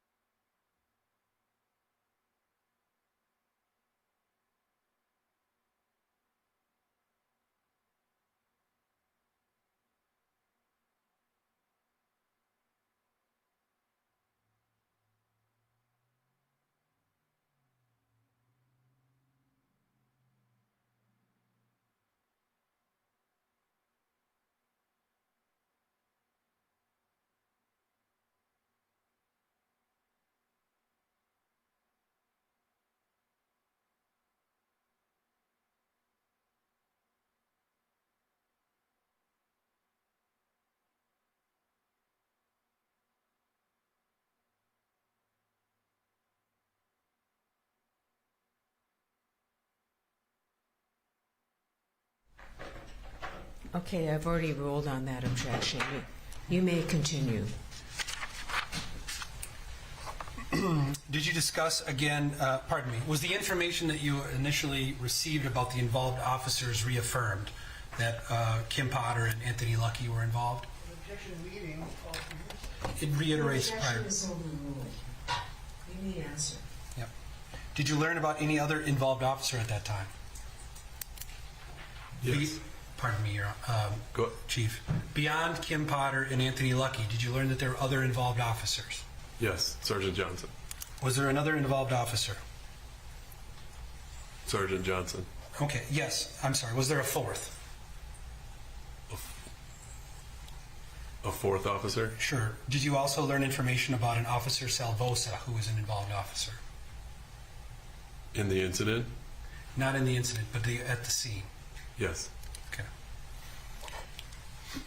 When you learned that Sergeant Johnson's status as an involved officer, did his role change at the scene? Yes.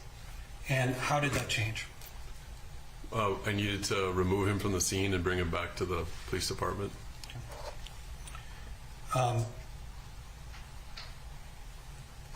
You know that there is body-worn camera video which captures exchanges between you and Sergeant Johnson and Sergeant Lorenz and Sergeant Peterson?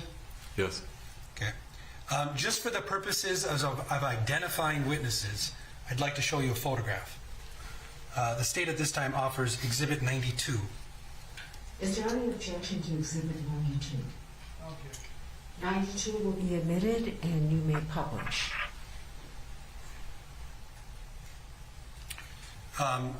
You're now seeing Exhibit 92 on the screen. Chief Grunig, can you describe what you see in this image? I see myself, Sergeant Peterson on the left, and Sergeant Johnson to the right of him. Now, when you say Sergeant Johnson is to the right of him, immediately to the right or something else? To my right in the scene. Yeah. Yep. Would you agree the timestamp in this image is normal time, 2:38 and 28 seconds? Yes. Okay. As you spoke to your sergeants, what were some of the issues that you needed to address as the scene commander at that time? Where the crime scene occurred, the evidence, the perimeter, the involved witnesses, where those parties were, if they needed to be removed or not. Did you ever speak to Officer Potter or Lucky? No. Were they on the scene when you arrived? No. Do you know where they went? I believe they went to the police department. Now, with regard to Sergeant Johnson, you did speak to him. Briefly, yes. And he conveyed information to you. Yes.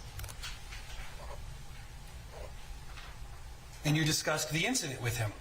Yes. And he knew, pardon me, strike that question. Do you know that why Sergeant Johnson did not leave the scene immediately when Officer Potter and Lucky left? I would guess to relay information to me, but I don't know for sure what he was thinking. But eventually Sergeant Johnson did leave the scene? Yes. Were you aware of any other civilians besides the deceased, Duante Wright, who were involved in this case? Yes. And who were they? Mr. Wright's girlfriend, who was a passenger in the vehicle, and then another couple that was struck by his vehicle. Okay. And they eventually left the scene too, correct? Correct. After you gathered information about the scene and the status of the incident and the response and in the investigation, did you take any actions? Contacted the BCA? Okay. And did you make a request of them? Yes. And what was that request? To report to our crime scene and investigate an officer-involved shooting. Do you recall when you placed that call? Not exactly, no. Okay. If you could estimate a time, could you? Somewhere around 2:45, 3 o'clock. Could you walk us through that phone call? Generally, I would have contacted Mike Phil and relayed where we were, the brief incident about what occurred, the location of where we were, some of the witnesses that we had. I would have also relayed that Sergeant Johnson had Officer Potter's handgun, and Officer Potter was the involved officer.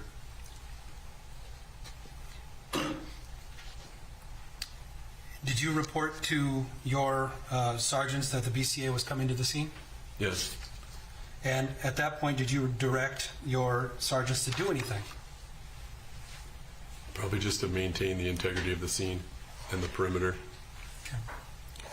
And as you were waiting for the BCA's arrival, do you recall speaking to any civilians at the scene?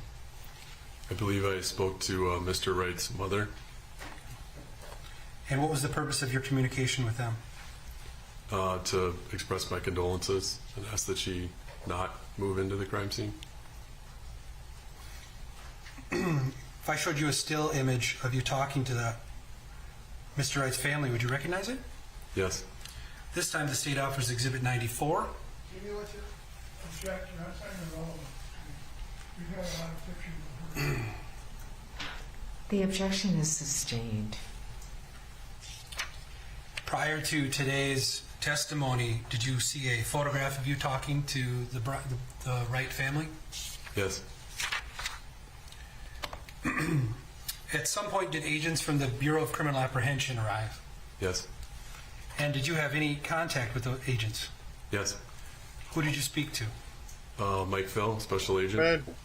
And do you recall at what point Special Agent Mike Phil arrived at the scene? Not exactly the time. Probably about an hour later. Hour later, that'd be about 3:45 then? Yeah. Okay. When he arrived, did you discuss with him the information that you knew? Yes. And was it important at that time for you to convey everything that you did know? Yes. What other information besides just the basic factual circumstances did you convey to Agent Phil? The answer is based on hearsay. Sidebar, please.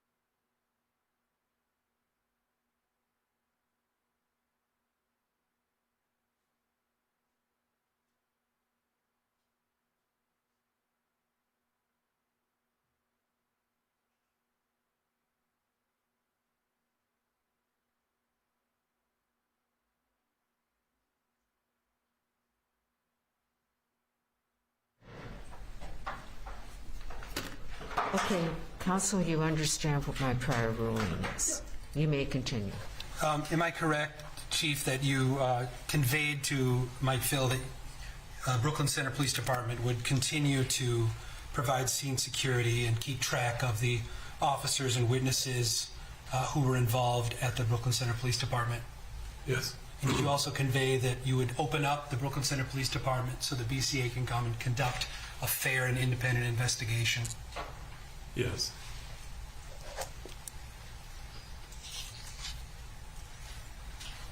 If I showed you a photograph of you speaking to Mike Phil, would you be able to identify him? Yes. At this time, the state offers Exhibit 95. Any objection to Exhibit 95? I don't believe it is. The objection is overruled. 95 will be admitted into evidence and you may publish.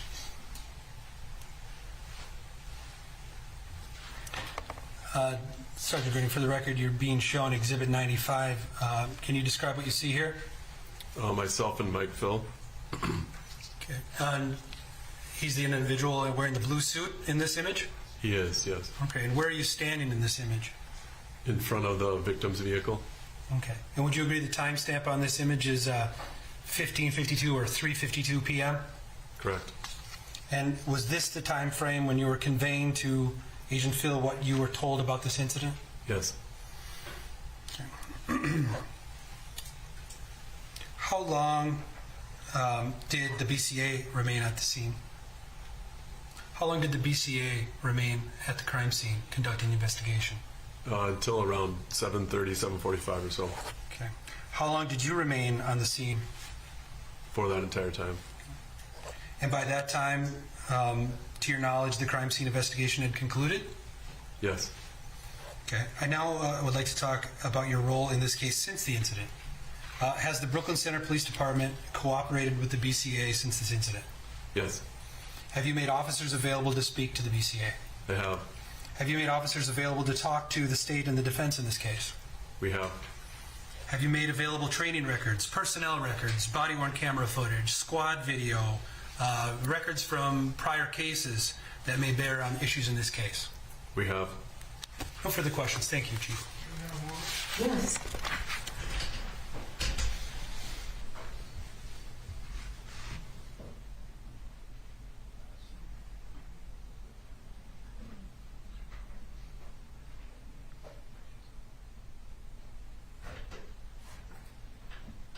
No questions, thank you. Okay, you may step down. Thank you. All right, the state may call its next witness. At this time, the state calls Special Agent Mike Phil.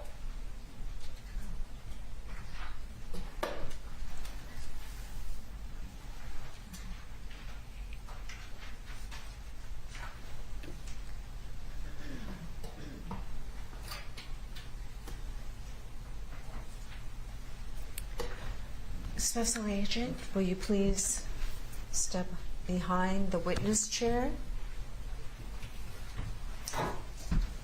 Raise your right hand. Do you swear under penalty of perjury that you will truthfully testify in connection with this cause? All right. Please take a seat and please remove your mask. State your full name and spell it. Charles Michael Phil, C-H-A-R-L-E-S, Michael, common, Phil, P as in Paul, H-I-L-L the second. Okay, couple rules to keep in mind when testifying. Yes or no instead of shaking your head or saying uh-huh and or uh-uh, because the court reporter is taking down everything that's being said. If you don't understand a question, let the lawyer know. If an objection is made, stop talking immediately and don't answer, please, unless I tell you to. And only one person can talk at a time, so wait until the question's finished before you answer. Yes, Your Honor. Okay. Counsel? Could you state your occupation for the record? I'm an assistant special agent in charge at the Minnesota Bureau of Criminal Apprehension. How long have you been with the Bureau of Criminal Apprehension? 14 years now, almost 15. Are you currently in the Force Investigations Unit? Yes, I supervise that unit in the state of Minnesota. Can you describe for the jurors, just taking another step back, can you describe for the jurors what the Bureau of Criminal Apprehension, or the BCA, is? Sure. We're the largest investigative arm for the state under the Department of Public Safety. In the BCA, there's 3 divisions. There's the laboratory, there's Justice Information Systems, and there is investigations, which I'm a part of. Within investigations, there's clearly many other sections. I now want to discuss your background, sir. Prior to your career in law enforcement, could you describe your educational background? Sure, I have a bachelor's in criminology from Fresno State University in California and a master's in criminal justice administration from Michigan State University. After school, where did your professional career begin?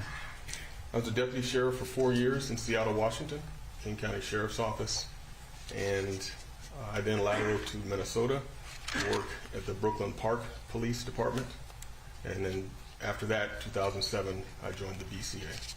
Brooklyn Park, where is that in relation to Brooklyn Center, Minnesota? It is right next to it, right straight to the west. When you transitioned to the Bureau of Criminal Apprehension, what roles have you had at the BCA?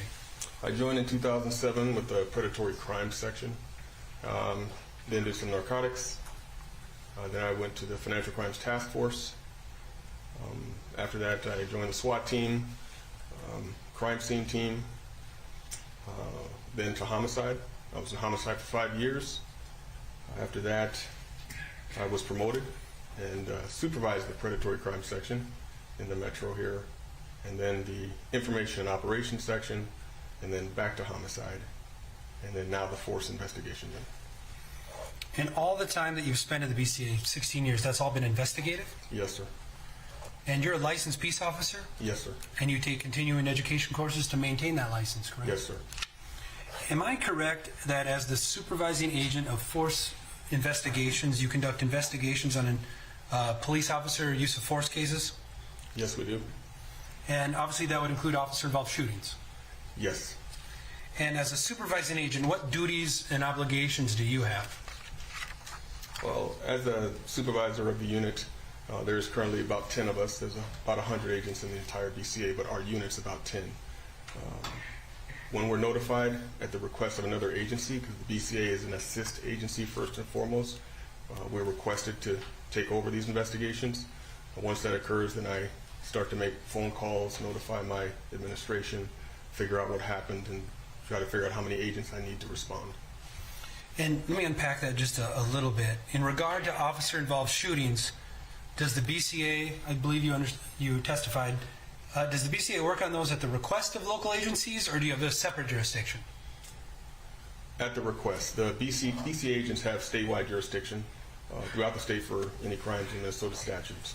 However, uses of deadly force, officer-involved shootings, we're not required by law to investigate those. Sheriffs and police chiefs can decide who they want to investigate those. They tend to call the BCA. We've done them over the years, more and more each year, and we're now kind of the preferred agency. However, it's not required that we do so. It's at the request of a chief or a sheriff. From a scene response and investigative role, why are these cases handled differently than typical cases within particular law enforcement agencies? We call these cases critical incidents. They're not always shootings. They're uses of deadly force usually. So they're high-profile cases. And by calling in an objective third-party organization to the investigation, it allows the chief, the sheriff, to step back and let another organization investigate it, handle the case all the way to its conclusion, all the way to court if need be. Avoid conflicts, be independent, etc.? That is correct. So there's no appearance of bias. Okay. When an incident of this type occurs, is it then like you get a phone call from the chief of police or a commander or something like that? Usually law enforcement will call our operations center, which is 24 hours, or if they know us, which many do know the agents in my unit, they'll call us directly and they'll say, we just had a critical incident, we just had a shooting, and then they'll ask what to do next. We ask them certain questions, and that helps us coordinate our response. If the BCA is assigned a particular case, does the local agency have any role in the case? Oh, absolutely. Because these cases occur throughout the state, we're responding I have agents throughout the state, so it can take us anywhere from a half hour to 3 hours to get there. So in the meantime, the local agencies there, we rely on them to secure the scene, make sure that it's properly protected with tape, barriers, whatever need be to protect the evidence, and keep out citizens, media, anybody who might disturb the evidence. That's required. We need them to do that because we just don't have the personnel or the quickness to get there. And then we also need them to coordinate. You have to try again. It says try again. Try again. It didn't charge you. So that we can interview them and talk to them. Once the BCA arrives, does the local agency still have a role? Yes. So even after we've arrived on scene, there's a lot of information that we're still gathering to figure out what happened, how many people are involved. It's always an ever-changing process. As soon as we arrive, more and more information becomes known to us. So as we are liaisoning with that agency, we're asking them certain things like, do they have body cameras? Do they have squad video? Is there evidence they collected? I'm an idiot. There's certain documents, reports, records that we're going to ask for. So throughout the process, we are asking certain things of that agency. In the years since you've been at the BCA, how many officer-involved shooting cases have you worked on? I have worked on, meaning assisted in some way, well over 100, and I've been the case agent for probably 24. Can you describe what is entailed by being a case agent or lead agent? Certainly. These cases are not typical cases where maybe one person or two agents can work them. They really take multiple agents. So the case agent is just the person who's the lead, who tries to take the lead initially to speak to the involved officers, speak to the family of the civilians involved, to kind of give them both a picture of what it is we're going to do. And then multiple agents will do all sorts of duties, interviews, evidence collection, however that may be, and it could be throughout the state for one incident. They will do their own reports. Those reports will come in, and the case agent's job is kind of watch those reports come in, see what evidence is being collected, watch the videos that can be watched, and make sure that pretty much the I's are dotted and the T's are crossed for the case file. I'd like to talk about how a case begins in your unit. Can you describe a typical protocol for how the BCA responds to the scene and what they do at the scene in a typical officer-involved shooting? Typically we're called, usually they're at nighttime or the weekends, and I try to get as much information as I can, and as I said, it's always fluid, but I need to know how many people to respond, so I'll try to figure that out first. Once we know how many people to respond, we need to know the area, the address, obviously, indoor, outdoor, those sort of things. I also need to notify my administration, who needs to know certain information. I have to notify the crime scene team. At the BCA, our crime scene team is comprised of mainly scientists, not police officers. So they're not sworn, they're scientists who trained in collecting evidence. So I notify them so that they can respond with the appropriate personnel they need to get to the scene and do what they need to do. Once we start to figure out a little bit of what's happening, I'll usually direct certain agents to the police department or the sheriff's office, because there's work to be done there, and then others will go to the scene itself, because there's work to be done there. So it's, you'd agree that it's essentially information dependent. How many agents, where you need to send them, what do they need to do, etc. Yes, sir. I now want to turn to April 11th of 2021. Do you recall that day? I do. Were you working that day? No, it was Sunday. Did you receive some information that prompted a response from you at approximately 2:45? Yes, I was advised by our 24-hour operations line at the BCA that the Hennepin County Dispatch wanted to connect me to Commander Tony Grunig of the Brooklyn Center Police Department in regards to an officer-involved shooting. I called Tony, got some preliminary information from him, which was, he told me that one of his officers... Okay, just don't relate things that people have told you, okay? Okay. All right. You may continue. You'd agree that Commander Grunig provided you information, correct? Yes. And then on the basis of that information, you decided what was an appropriate response from the Bureau of Criminal Apprehension, correct? That is correct. And did you make all required notifications of on your team? Yes, I did. Based on what I learned, I directed some agents to the Brooklyn Center Police Department and others to the area of 63rd and Catherine in Brooklyn Center for what I was told was a shooting scene. Okay, I know this is kind of difficult, but would you please refrain from repeating things that other people have told you? Okay. Okay. Do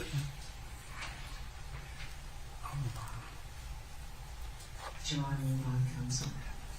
I will. If the objections persist, I will ask for a sidebar. All right. When did you arrive at the scene? I believe I got the phone call about 2:45. I got there about 3:45, so about an hour. Okay. At the time of your arrival, was there any other personnel from the BCA present? No, I was the first one. When you arrived, how many individuals from the BCA were present? Just myself. Yep. Can you describe what you saw as you arrived? I parked close to the scene, got out of the car, and was immediately contacted by Commander Tony Grunig. Okay. And did Commander Grunig then convey information about what he knew occurred? Yes. And did he then give you a walkthrough of the crime scene? Yes, he did. And do you remember the significant observations that you made on your initial arrival at the scene of the crime scene? Yes. What were those? I walked to a Buick that was crashed and up on a curb. In front of the Buick and to the left was a deceased male who had some clothing removed and some medical apparatus were nearby. I could observe he had a gunshot wound to the chest area. There were 2 Hennepin County deputies standing nearby. I asked them if they had a tent. They said we did get a tent put up immediately so that we could cover his body. I then started to ask Tony Grunig some more questions about personnel involved at the scene, which would help me direct what to do next. The people he identified as involved officers, did you know their location at that time? Yes. Okay, and that was a Brooklyn Center Police Department? Yes, it was.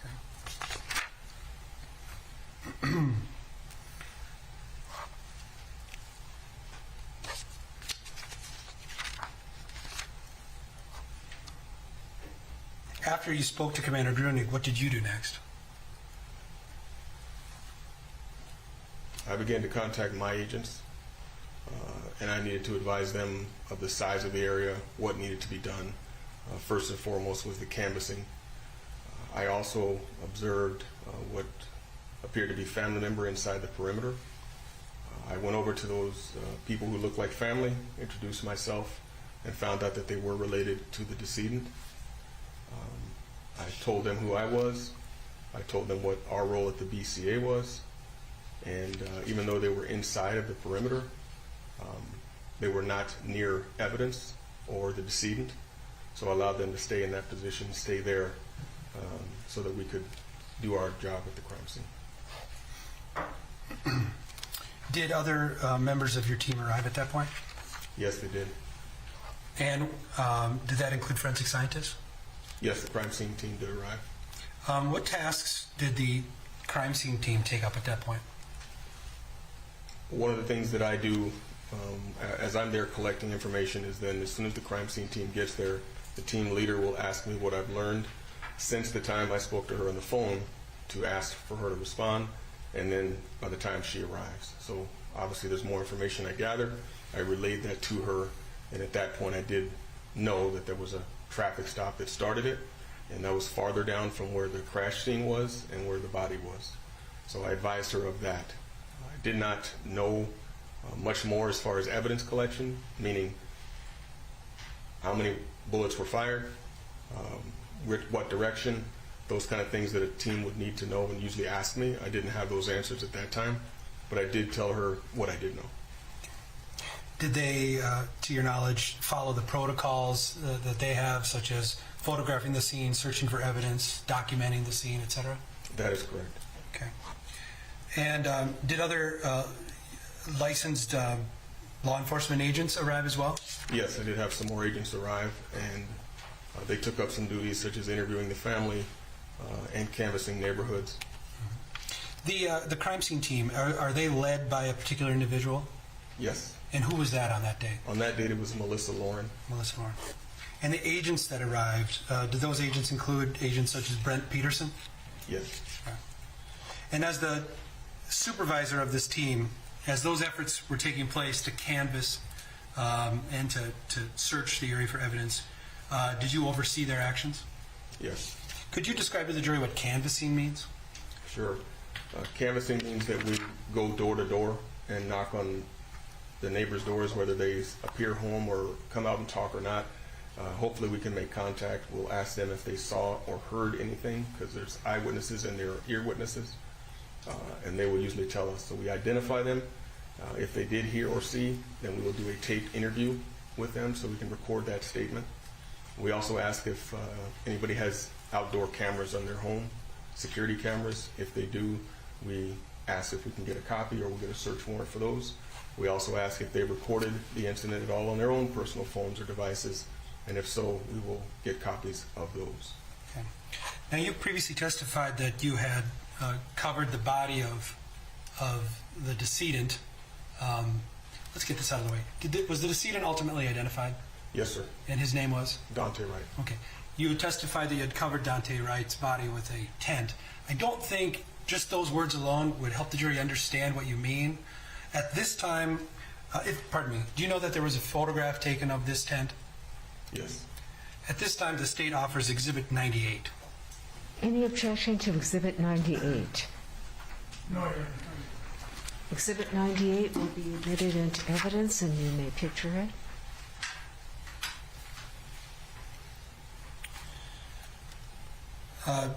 Special Agent Phil, I'm showing you Exhibit 98. Could you describe what you see in this image?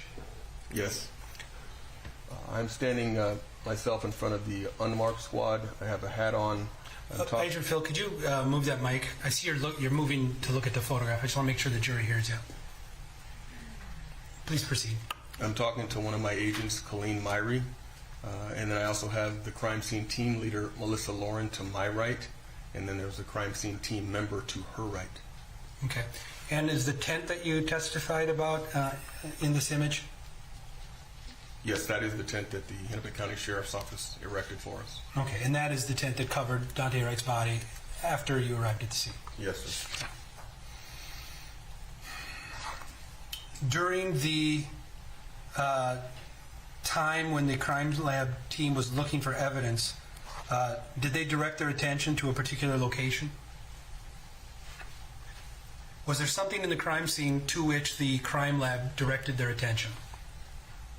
The car itself, generally, is where we were working to start. The white Buick, which was located in the image there? Yes, sir. Okay. And why did they direct their attention toward that? There was a lot of blood inside the vehicle. There was a lot of blood inside the vehicle. It was clear to us that Duante Wright had been in that vehicle. We did not know what occurred at the traffic stop. So one of the things we're looking for after we get a search warrant is a weapon, to see if there are any weapons involved. So that's what we were looking for. And was at least some evidence of a fired gun located in the vehicle? Yes. And what was that evidence? It was a fired gun cartridge. Cartridge. Okay. And what's the significance of finding a cartridge? The objection is overruled. You may answer. The significance of finding one cartridge would help to know that a bullet was fired, a gun was fired at least once. We did not know how many times, so one was significant, but we didn't know if there were more to find. Where was the cartridge located? Do you recall? In the driver's seat, I believe, in blood. Now, as you were on the scene with your members of the Bureau of Criminal Apprehension, did another agency at the scene, did another agency arrive at the scene to conduct additional investigation? Yes. And what agency was that? The Hennepin County Medical Examiner. Okay. And when did the Hennepin County Medical Examiner arrive? I'm not sure of the time. Okay. And what occurred after the Hennepin County Medical Examiner came to the scene? I was there when they arrived, the investigator and the doctor. We do not generally touch or move decedents until they arrive, because those bodies are in custody of the medical examiner as evidence so that they can do an autopsy. So we will not roll or move or touch until they arrive. So once they arrive, then all of us went inside the tent to observe the body. Okay. And ultimately, did the medical examiner take that body with them? Yes, they did. Okay. After the medical examiner took Mr. Wright's body, did the BCA continue their work in this case until at least 7:30 p.m.? Yes, we did. Okay. And approximately 7:37, is that when the BCA left? That's when we cleared. I was the last BCA person to leave. Okay. While you were at the crime scene, did you receive any updates from other agents at the Brooklyn Center Police Department that assisted you in directing your investigation? Yes, I did. And what information did you receive that assisted you in directing your investigation? Objection hearsay. It's not a hearsay purpose, Your Honor. All right, okay. Just make sure, Agent, not to relate anything that somebody told you, okay? All right. Could you restate your question, counsel? Did you learn, based on communication with your other agents, that a firearm was recovered? In fact, 2 firearms were recovered? At the Brooklyn Center Police Department. Yeah. Did you also learn that body-worn camera footage was reviewed by your agents? Yes, sir, at the Brooklyn Center Police Department. Did you also learn that a taser was collected from the Brooklyn Center Police Department? Yes, sir.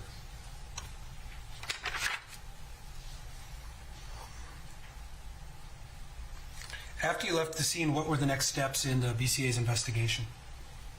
After clearing the scene, our priority was to take the evidence back to our headquarters in St. Paul, and that included the Buick vehicle so that we can do a full search there. We don't like to search vehicles generally out on scene. We like to bring them to our garage area where we can control the weather, control the lights, and collect any evidence that we find much more safely and without losing things on scene.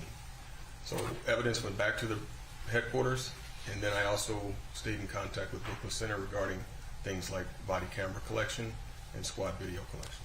Okay. And the body-worn camera and the squad video, those were ultimately reviewed? Yes, they were.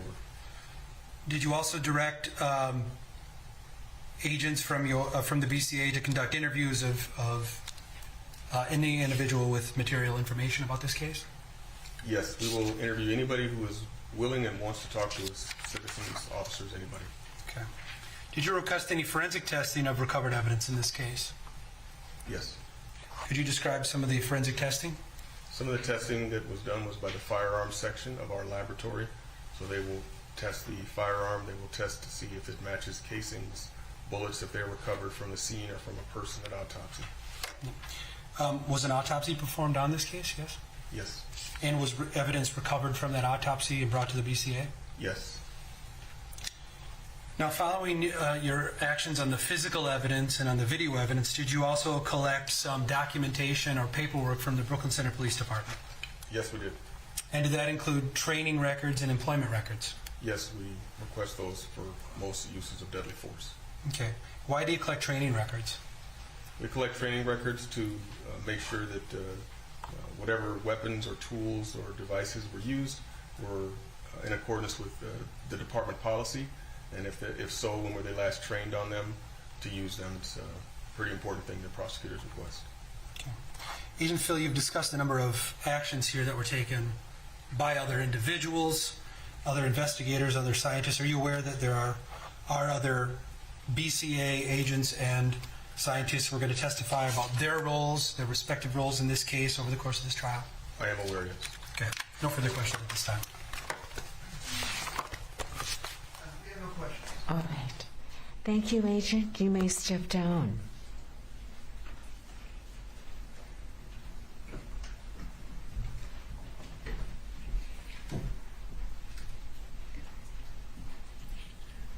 All right, members of the jury, we're going to adjourn for the day, and we'll start up at 9 o'clock on Monday.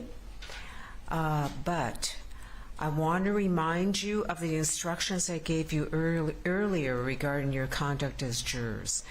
Please keep these in mind each time when we recess and when we adjourn for the day. As I explained earlier, it is essential that you follow these rules to ensure the fairness of this trial to all parties. While I will not try not to repeat the instructions to help you remember, I may not always do so. So if I forget, please remember what these instructions are. Just because I don't repeat these instructions don't mean they don't apply. Do not let outsiders influence you. This includes family members and friends and anyone else who was not actually involved in this trial. Do not discuss this case with other jury members during the trial. You'll have plenty of time to do that at the end of the trial. Once you've heard all the evidence and I've sent you to the jury room with my instructions and the verdict forms. Do not talk to anyone involved in this case, the defendant, the lawyers, or the witnesses. If anyone tries to discuss this case with you outside the courtroom, report this to me. When you go home during the trial, do not talk to your family, friends, or others about the case. You may tell them that you are a juror on a criminal case, and that is all I want you to tell them. Do not report your experiences as a juror while the trial and deliberations are going on. Do not email, blog, tweet, text, or post anything to Twitter, Facebook, LinkedIn, Google+, YouTube, or other social networking sites about this trial, even if I have not specifically mentioned other media sites. Do not visit any chat rooms where this case may be discussed. Do not read or listen to news reports or newspaper, magazines, radio, television, podcasts, or other media about this case. Don't do your own investigation. Don't ask people about the case. Don't visit any of the locations mentioned in the trial. Do not use internet map applications such as MapQuest or Google Earth or similar mapping media to view the locations. Do not research anything about the case, including the issues, evidence, parties, witnesses, location, or the law, through any form of written, print, electronic, or internet media, including Google, Safari, Firefox, Bing, or similar search engines. Do not create your own demonstrations or reenactments of the events which are the subject of the case. Keep an open mind until you've heard and seen all the evidence. Remember that you cannot consider anything you hear or learn about this case outside this courtroom. If you don't follow these instructions, you may jeopardize the trial. This may require the whole trial to be redone, and we will have to start over. You may also be penalized for your misconduct. If you become aware that another juror may have violated any of these rules, you must report it to me. I know that it can be a difficult thing to do, but in order to preserve the fairness to all parties that is guaranteed in our system of justice, it is very important that you do so. All right, I think it might be a little slippery out there.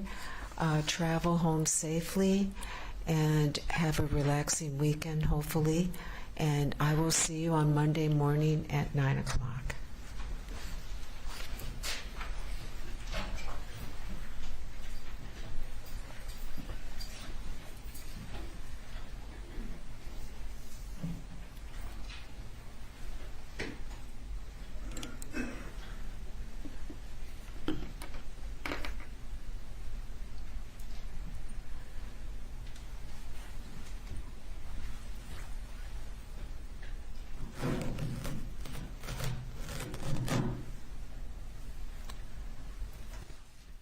Please be seated. Counsel, what I'd like to do is just have an in-chambers conference with you about the autopsy photographs, okay? And how we're going to deal with them with respect to live streaming. I'm going to invite our technician in to let you know what you should do if a photograph is going to be shown.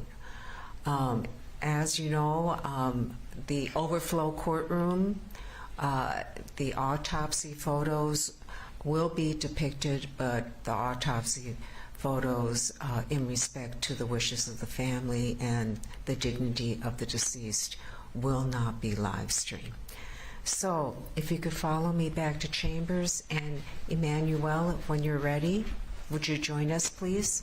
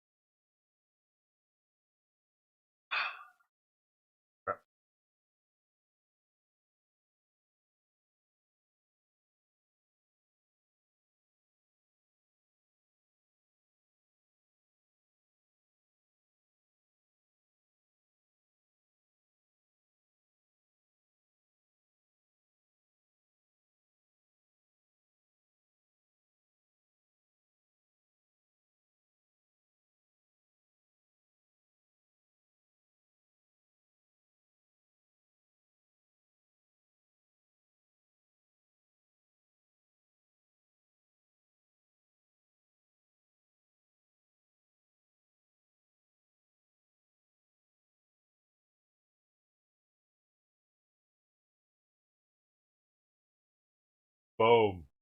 What? Ah! Fuck! fucking Instagram some bullshit, dude. I just spent fucking 30 minutes on that because I had one too many tags or some shit. It's like, nope, sorry, do over. Do it over, bitch. I didn't copy any of the shit that I just typed. It just said post couldn't be shared. That's all it fucking says. What do I do this shit for, man? Fuck this. I'm dabbing. Fuck this. Fuck this, dude. Fucking fuck this. Shit. Paid shit for any of this shit.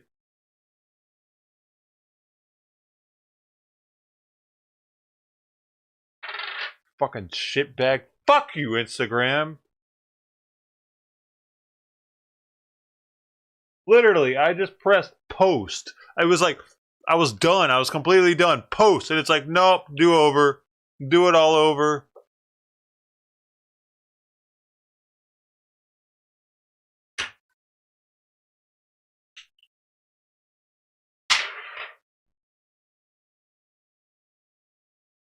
Like, literally, probably because I had one too many fucking hashtags. He couldn't just delete the last one. He couldn't just delete the ones that were over. You know what I'm saying? He couldn't just, like, say, no, you can't have these. These are the last ones you put on there. Those aren't going to be put. You can only... It has to delete my entire post. Fuckhead. Like, I just spent half an hour on that, dude. Granted, I don't have to take the pictures again, but I gotta do a bunch of other shit all over again. For what? For 12 people to be like, hey. And they're just probably doing that to be nice.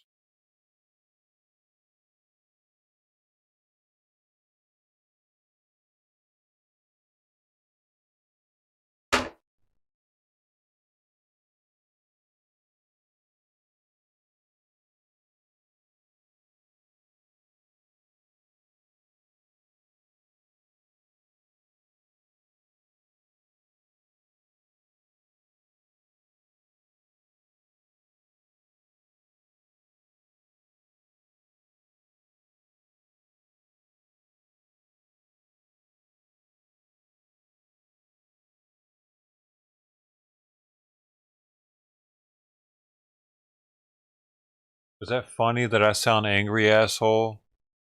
You sound fucking like a loser.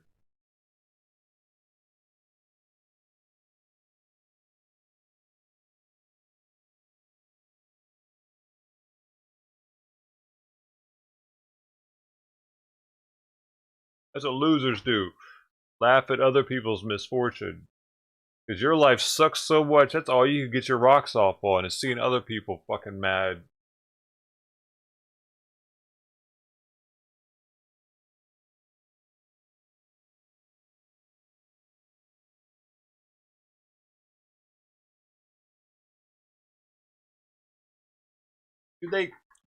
You think Tony Robbins sits around watching people agonize over shit for his shits and giggles?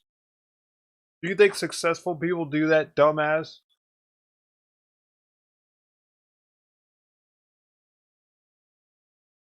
Like, rich people aren't sitting around watching bums. They're not posted up on the side of the road watching what the bums do. Fucking idiot. What are you doing with your life? I'm a bum. Move on.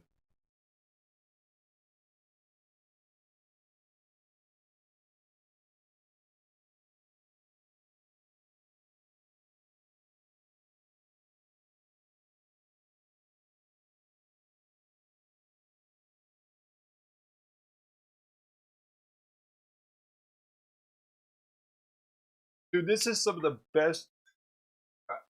I should have got more of this.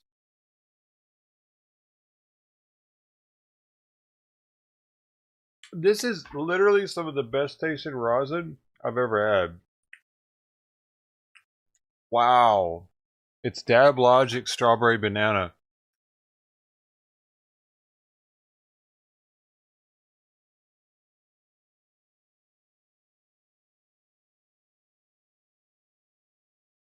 I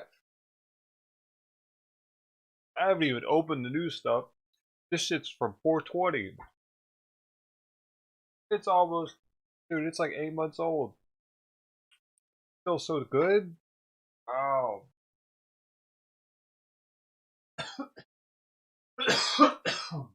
Wow, it's delicious.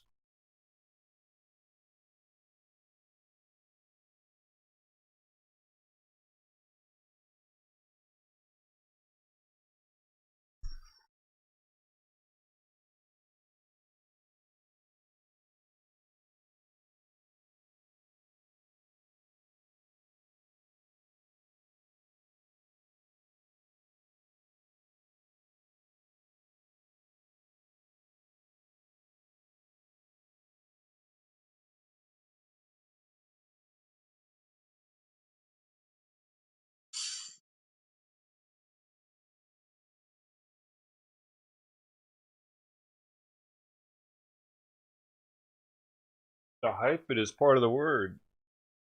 It's just that it gives you certain letters. It gives you hyphens. It gives you hyphens, the letter D, O, and E.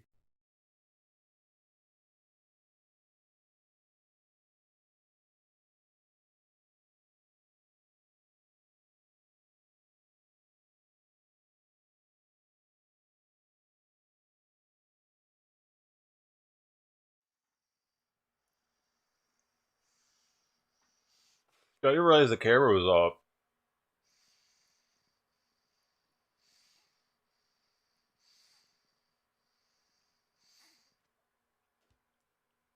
Sorry about that.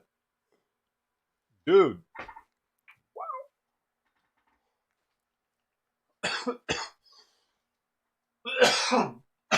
Yo, this right here?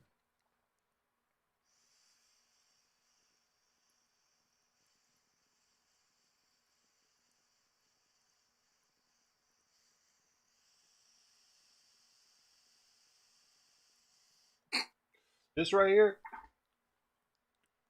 This machine, this apparatus, mixed with live rosin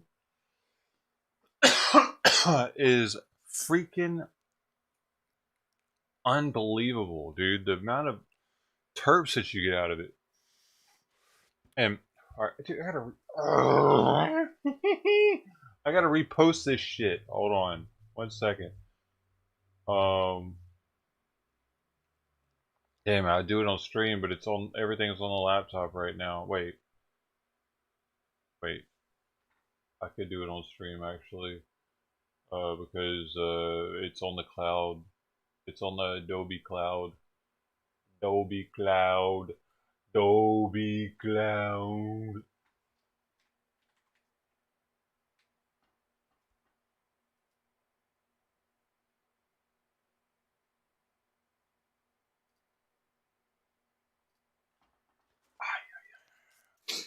Lord.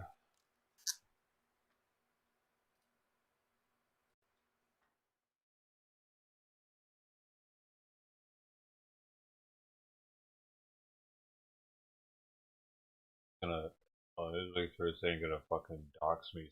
Now I forget how this opens up.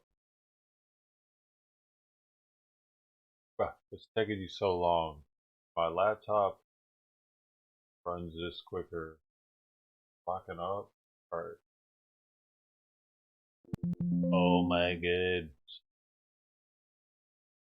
Okay. So we're gonna export some stuff real fast. Hey yo, let's go. Let's go. We're gonna go pop pop pop pop pop pop pop pop pop pop pop. 5, 6, 7, 8. 8 for now. Okay. Export. JPEGs. Where are we gonna put them? Put them in pictures. And we'll create a folder.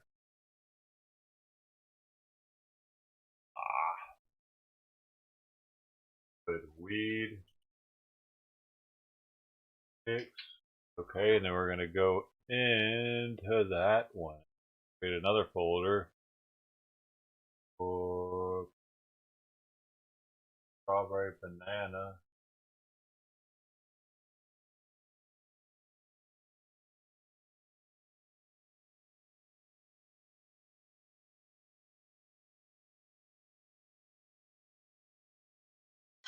Select. Let's go. Here they're already in.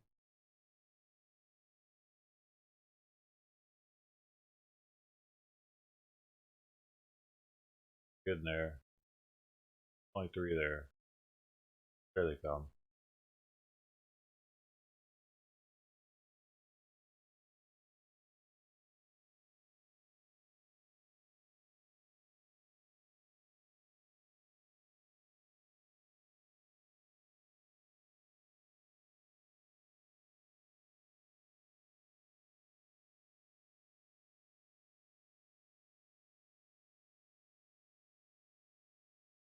Where are they, dude? What is taking so long?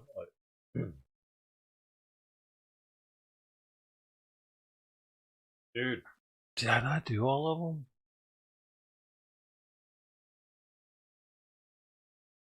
Why do they all have X's now? What is going on?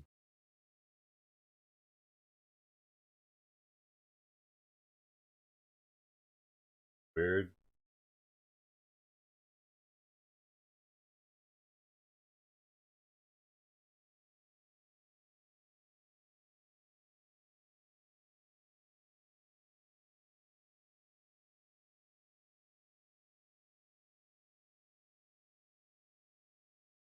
Oh, maybe because they're not being backed up. Something. Alright, so I have 780, 89, 90, 91.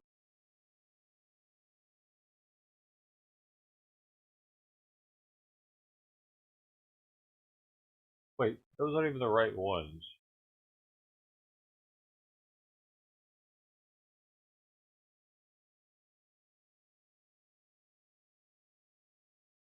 Call me. Oh, because I didn't update from the cloud. I have to.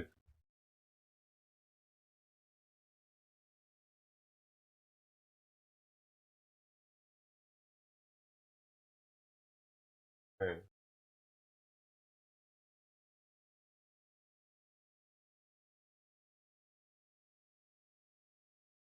Okay, I did it. Bro.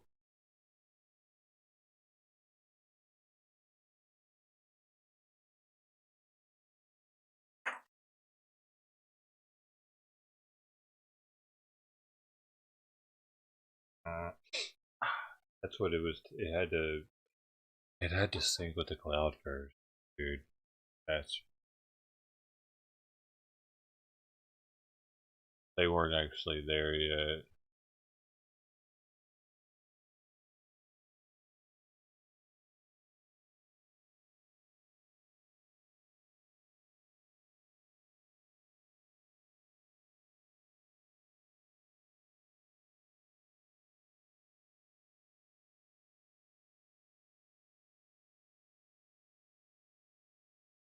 The flags. Oh, the flags? Uh-oh. Dude. The fans in there just said... How would they get slower? Well, the hell? Dude, the fans got super slow and then sped up.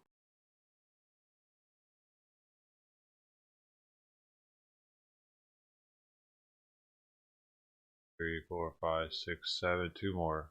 1 more after this was done. Happening. Why is it turning red like that? Why did it turn red? Now they're all red. Hey!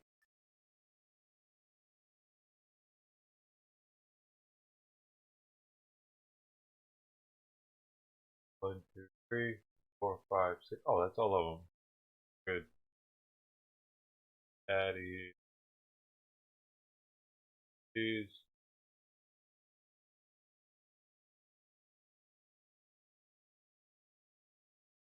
Select them from the computer. So I'm teaching you how to do it, dude. You're gonna know how to do it too. You can do anything. Instagram. Celebrity. You can be.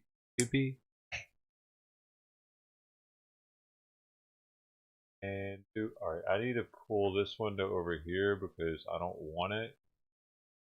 I like the other one more. Out of here. Why is it taking so long? I don't want to do it twice because. Alright, let's do it again. Out of here. Oh shit. Okay, oh, we're good, we're good. You got a double. You got a discard. Okay, now we're good. Now we got this one. Okay. That one. We're gonna rearrange this bit. Hold on, dude. Put this way the hell on the other side. Way over here on the back end.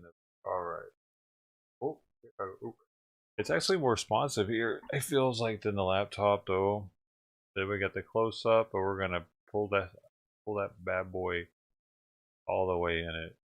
So you can get up inside of it. Okay. You are one with the look at this shit. It's crispy. It's crispy. I made it crispy. That's manual focusing, by the way. I manual focused that. I manual focused that shit. Right now, though, that little shot, I might shorten that. I don't know. It doesn't really matter. Wait, we're missing something here. Oh, what the? Why didn't it? Oh, 1, 2, 3, 4, 5, 6, 7. 1, 2, 3, 4, 5, 6. Okay, so I deleted one, and we should. Where is it? Where is it? Oh.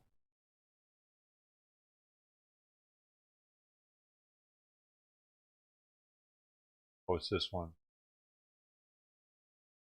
There, as long as it's there, but I don't want it there. I want it after it. So you go straight in a close up, seeing a little gleamy, and you go into seeing it smushed into. People like seeing stuff smushed, man. It's just the way of the world. I want to see it get squished into like that. That's why I've started adding more squish into videos. It's not very well done. I need another tripod, dude. I can't quite keep the camera stable and at the right distance very well because it's hard. I have to keep it. It's manual focus, so I have to treat it like a prime lens. Prime lenses stay the same focal point at all times, kind of. So I'm keeping it without playing with the focus. I'm just keeping it the same, trying to while squishing it, and it can be kind of bothersome and hard without a tripod. I'm using that one for Simon and the other one for you guys. I need a third tripod.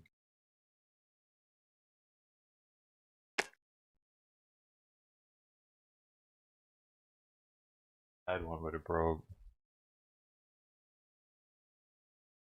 5 hours and 20 minutes. You're having fun with an old. Oh, did you take the flag picture, dude? Yeah, maybe I'm doing too much. Too many shots. But if I'm gonna get someone to sponsor me, I need them to know that I'm willing to take whatever shots they want me to. You know what I mean? Like, you want me to take this kind, this kind, this kind, this kind. See what my plan is, because I'm about to have a lot of 710 oil on deck. I've already got a lot, but I'm gonna have a little bit more, and then I'm gonna hit them up and be like, "Hey, I will like solely smoke 710 with like on stream. We work something out? Let's make a deal." Oh, maybe. Who knows? Usually, I think you have to have like 10,000 of followers, but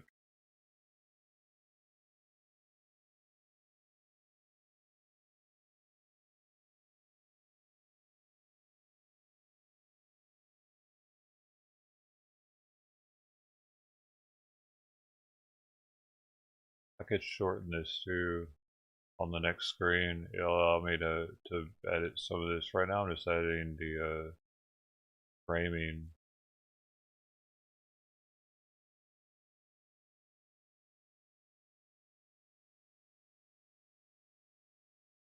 See if I want to keep all of them. I know it's boring, dude. This is why it's so time consuming doing these Instagram, because I've already color corrected it, made it look more like it looks in person with Lightroom. I turn it into turn them to JPEGs. I've turned them into stuff that was uploadable to Instagram. And I'm taking these shots with this Nikon in a light box. It has a ton of lighting. But I need the other tripod, I think, to get these shots well, because I just can't keep the camera. It's really hard to keep it focused because the lighting is so bright. At the same time, it's reflecting off of the screen I'm looking at, and it makes it hard to see if it's focused or not. Because I can't be too close. Like the way these lenses work, some people might not know, but these lenses, you can't just get right up on something. Just like a phone, if you get too close to something, sometimes it just won't focus. Well, these lenses are even more so like that. So sometimes I have to be this far back from something just to be able to get a focus on it. So being that far back, and then I gotta be back out of the light range. So then I'm like this far back from the screen. It's yeah, it gets kind of weird. Tripod would make it like effortless, actually. So I need to look into that. Like I would just set it all up and then I'd just do. Oh, yeah. This one too is kind of a pain because I have to keep the camera like I don't know, whatever. Try it sometime. See how easy it is. Autofocus doesn't work quickly enough. It just wouldn't be a good shot. Okay, that one goes in there just for the stats. Okay, next, boom. Let's get out of here. And now we're gonna shorten that one. Why shorten this one? Come in there.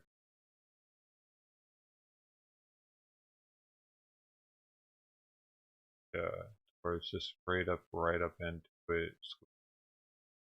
Don't waste any time getting it juicy.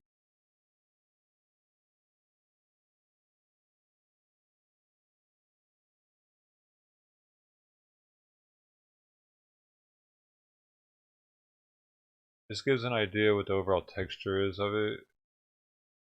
Starts off with sticking it into it already. Alright. Opening shot, we're gonna have it. It's getting dug into. Alright. Here.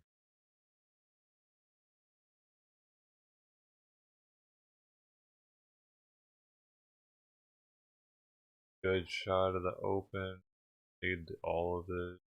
So that's good enough. Alright.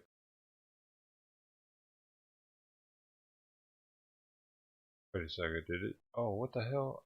Went backwards. I pressed the wrong dang button. That's good.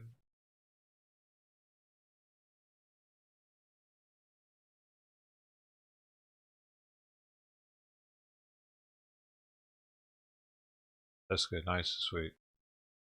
Right, all the other ones are decent. Let's next. Ah, okay. Right, we're almost there. Always add that. Alright. Go for caption. What I'm going to use for this one is just Leafly.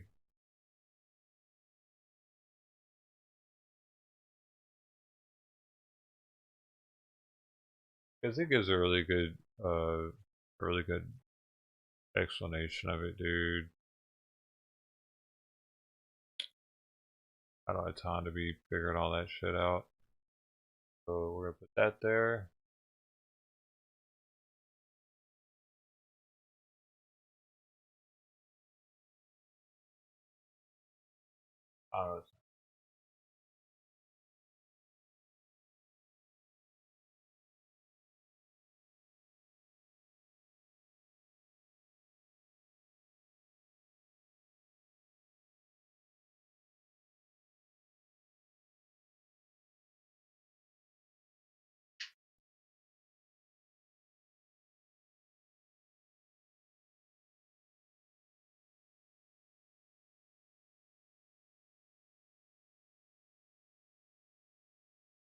Wanna do with the other one.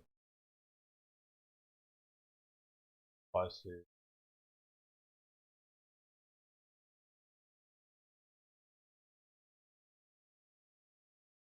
There.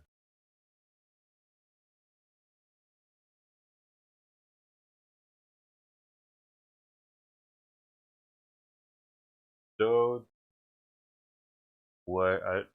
See, this is why I don't smoke before doing this, dude. I lost the box. Huh.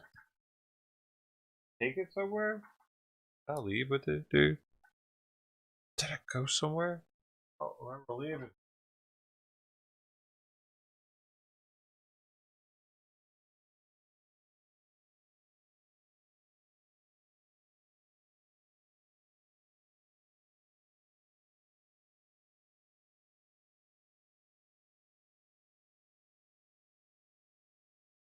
On the floor.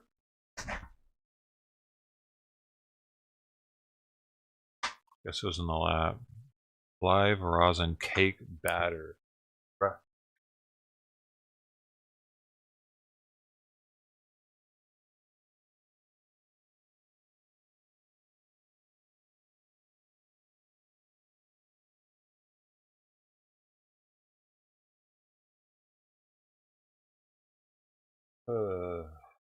Alright.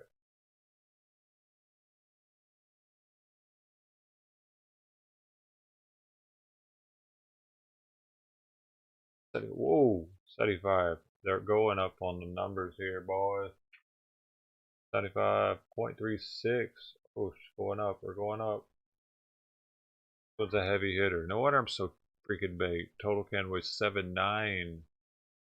That's, dude, that's over 10% higher on all these numbers pretty much.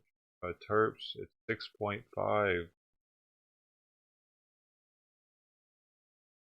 Okay, okay. And then after this, pop. Back over here, take these. I should have the perfect amount. Or whatever. I thought I had too little. These. There.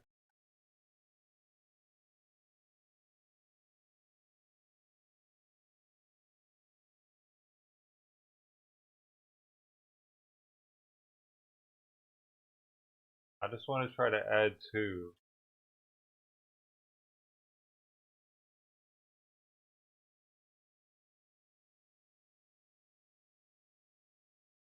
Covered banana.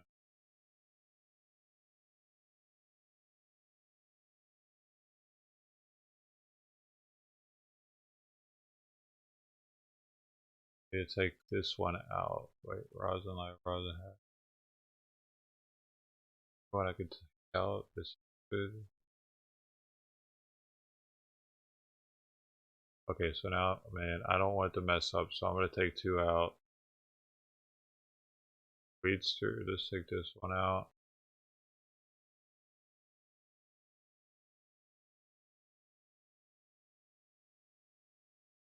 Okay, just in case. I got that.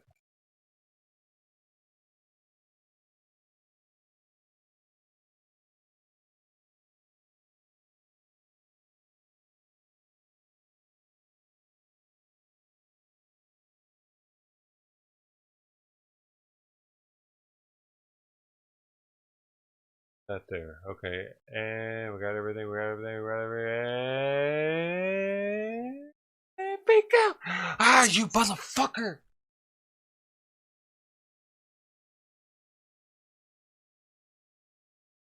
What did I do, dude? What the fuck did I do wrong? I deleted 2 of them. I couldn't have been over, dude. There's no way I was over characters.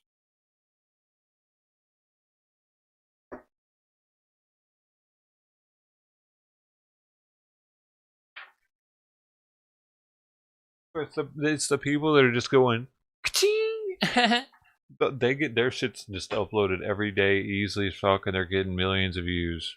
The people that are putting in time with the Lightroom and trying to like sell an actual product, you know what I'm saying, or show like What? I don't know, dude.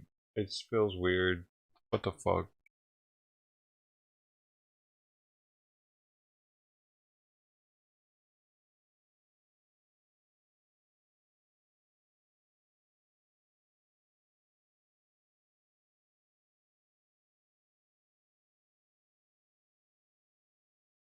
Man, that's annoying.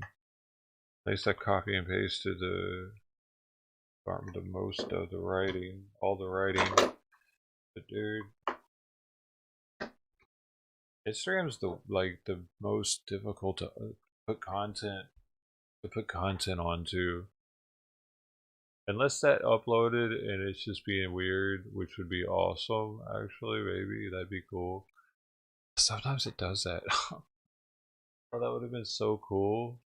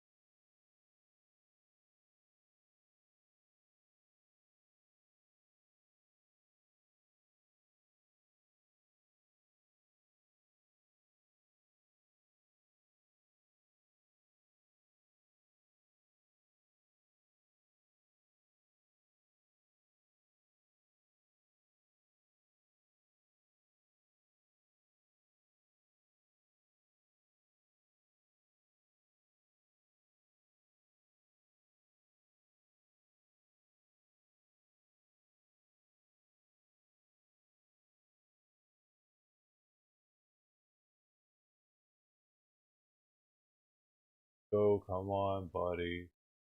Let's go.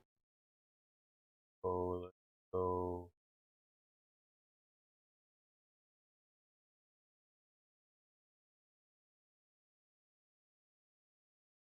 Ah, it's so bad. It's not in the middle.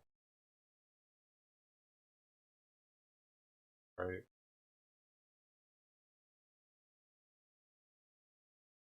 Right order though, but whatever.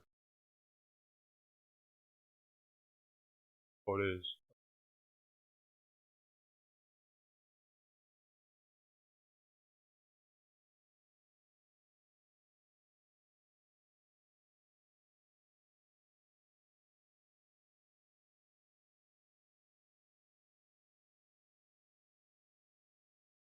Okay, what am I gonna do? What am I gonna do? Alright, add location.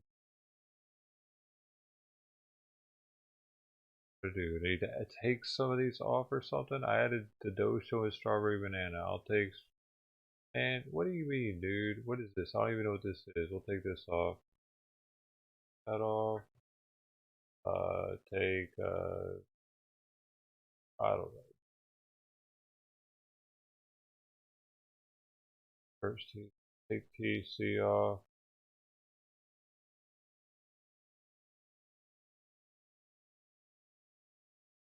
Hey, whatever, dabs per gram. That off. Alright. Dude, we gotta have plenty. We're always supposed to have 30. So 1, 2, 3, 4, 5, 6, 7, 8, 9, 10, 11, 12, 13, 14, 15, 16, 17, 18, 19, 20, 21, 22, 23, 24. 24. Everything should be good. Okay. Okay. Okay.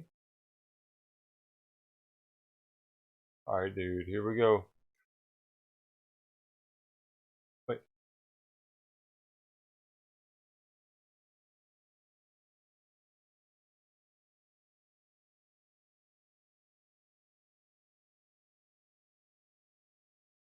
What is the deal, dude?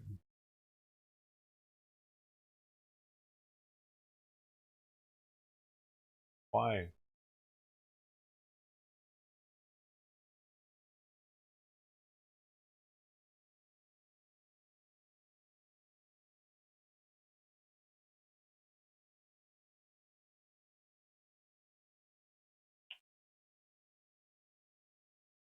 That's just so annoying.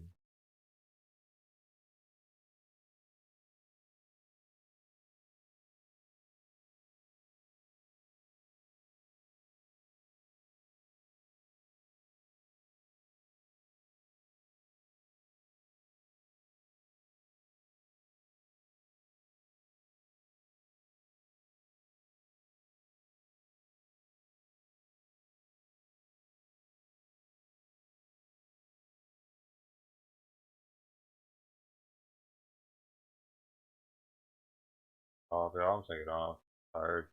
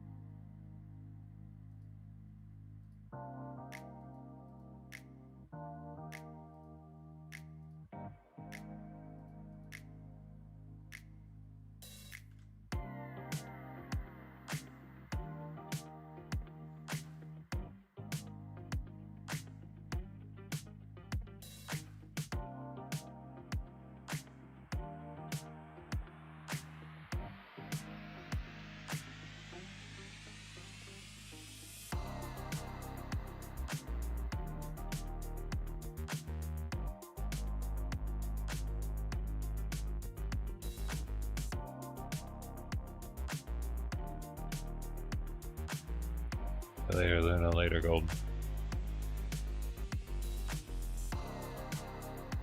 Later, Jim.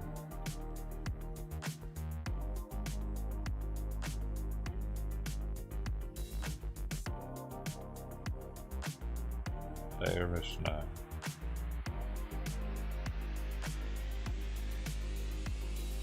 Hey, today's top 10 stream legends. Number 1, Jim S.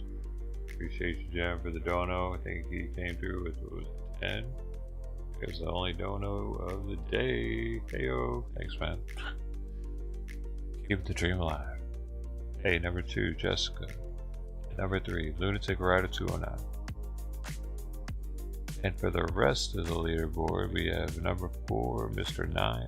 5, Orbit Corona. 6, Lin Ching Yu. 7, Mark Skiball 79. 8, Internet God. 9, ET99, and 10, Nicholas Carr.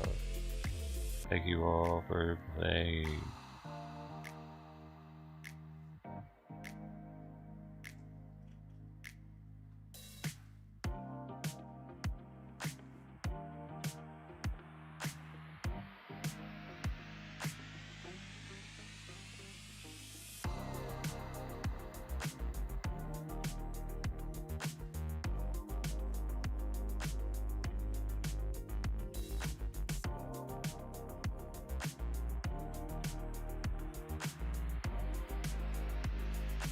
I said 29 people who hit the like button.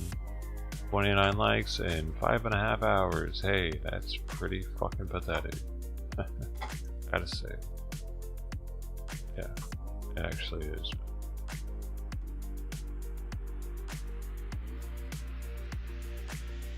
I'll take it easy.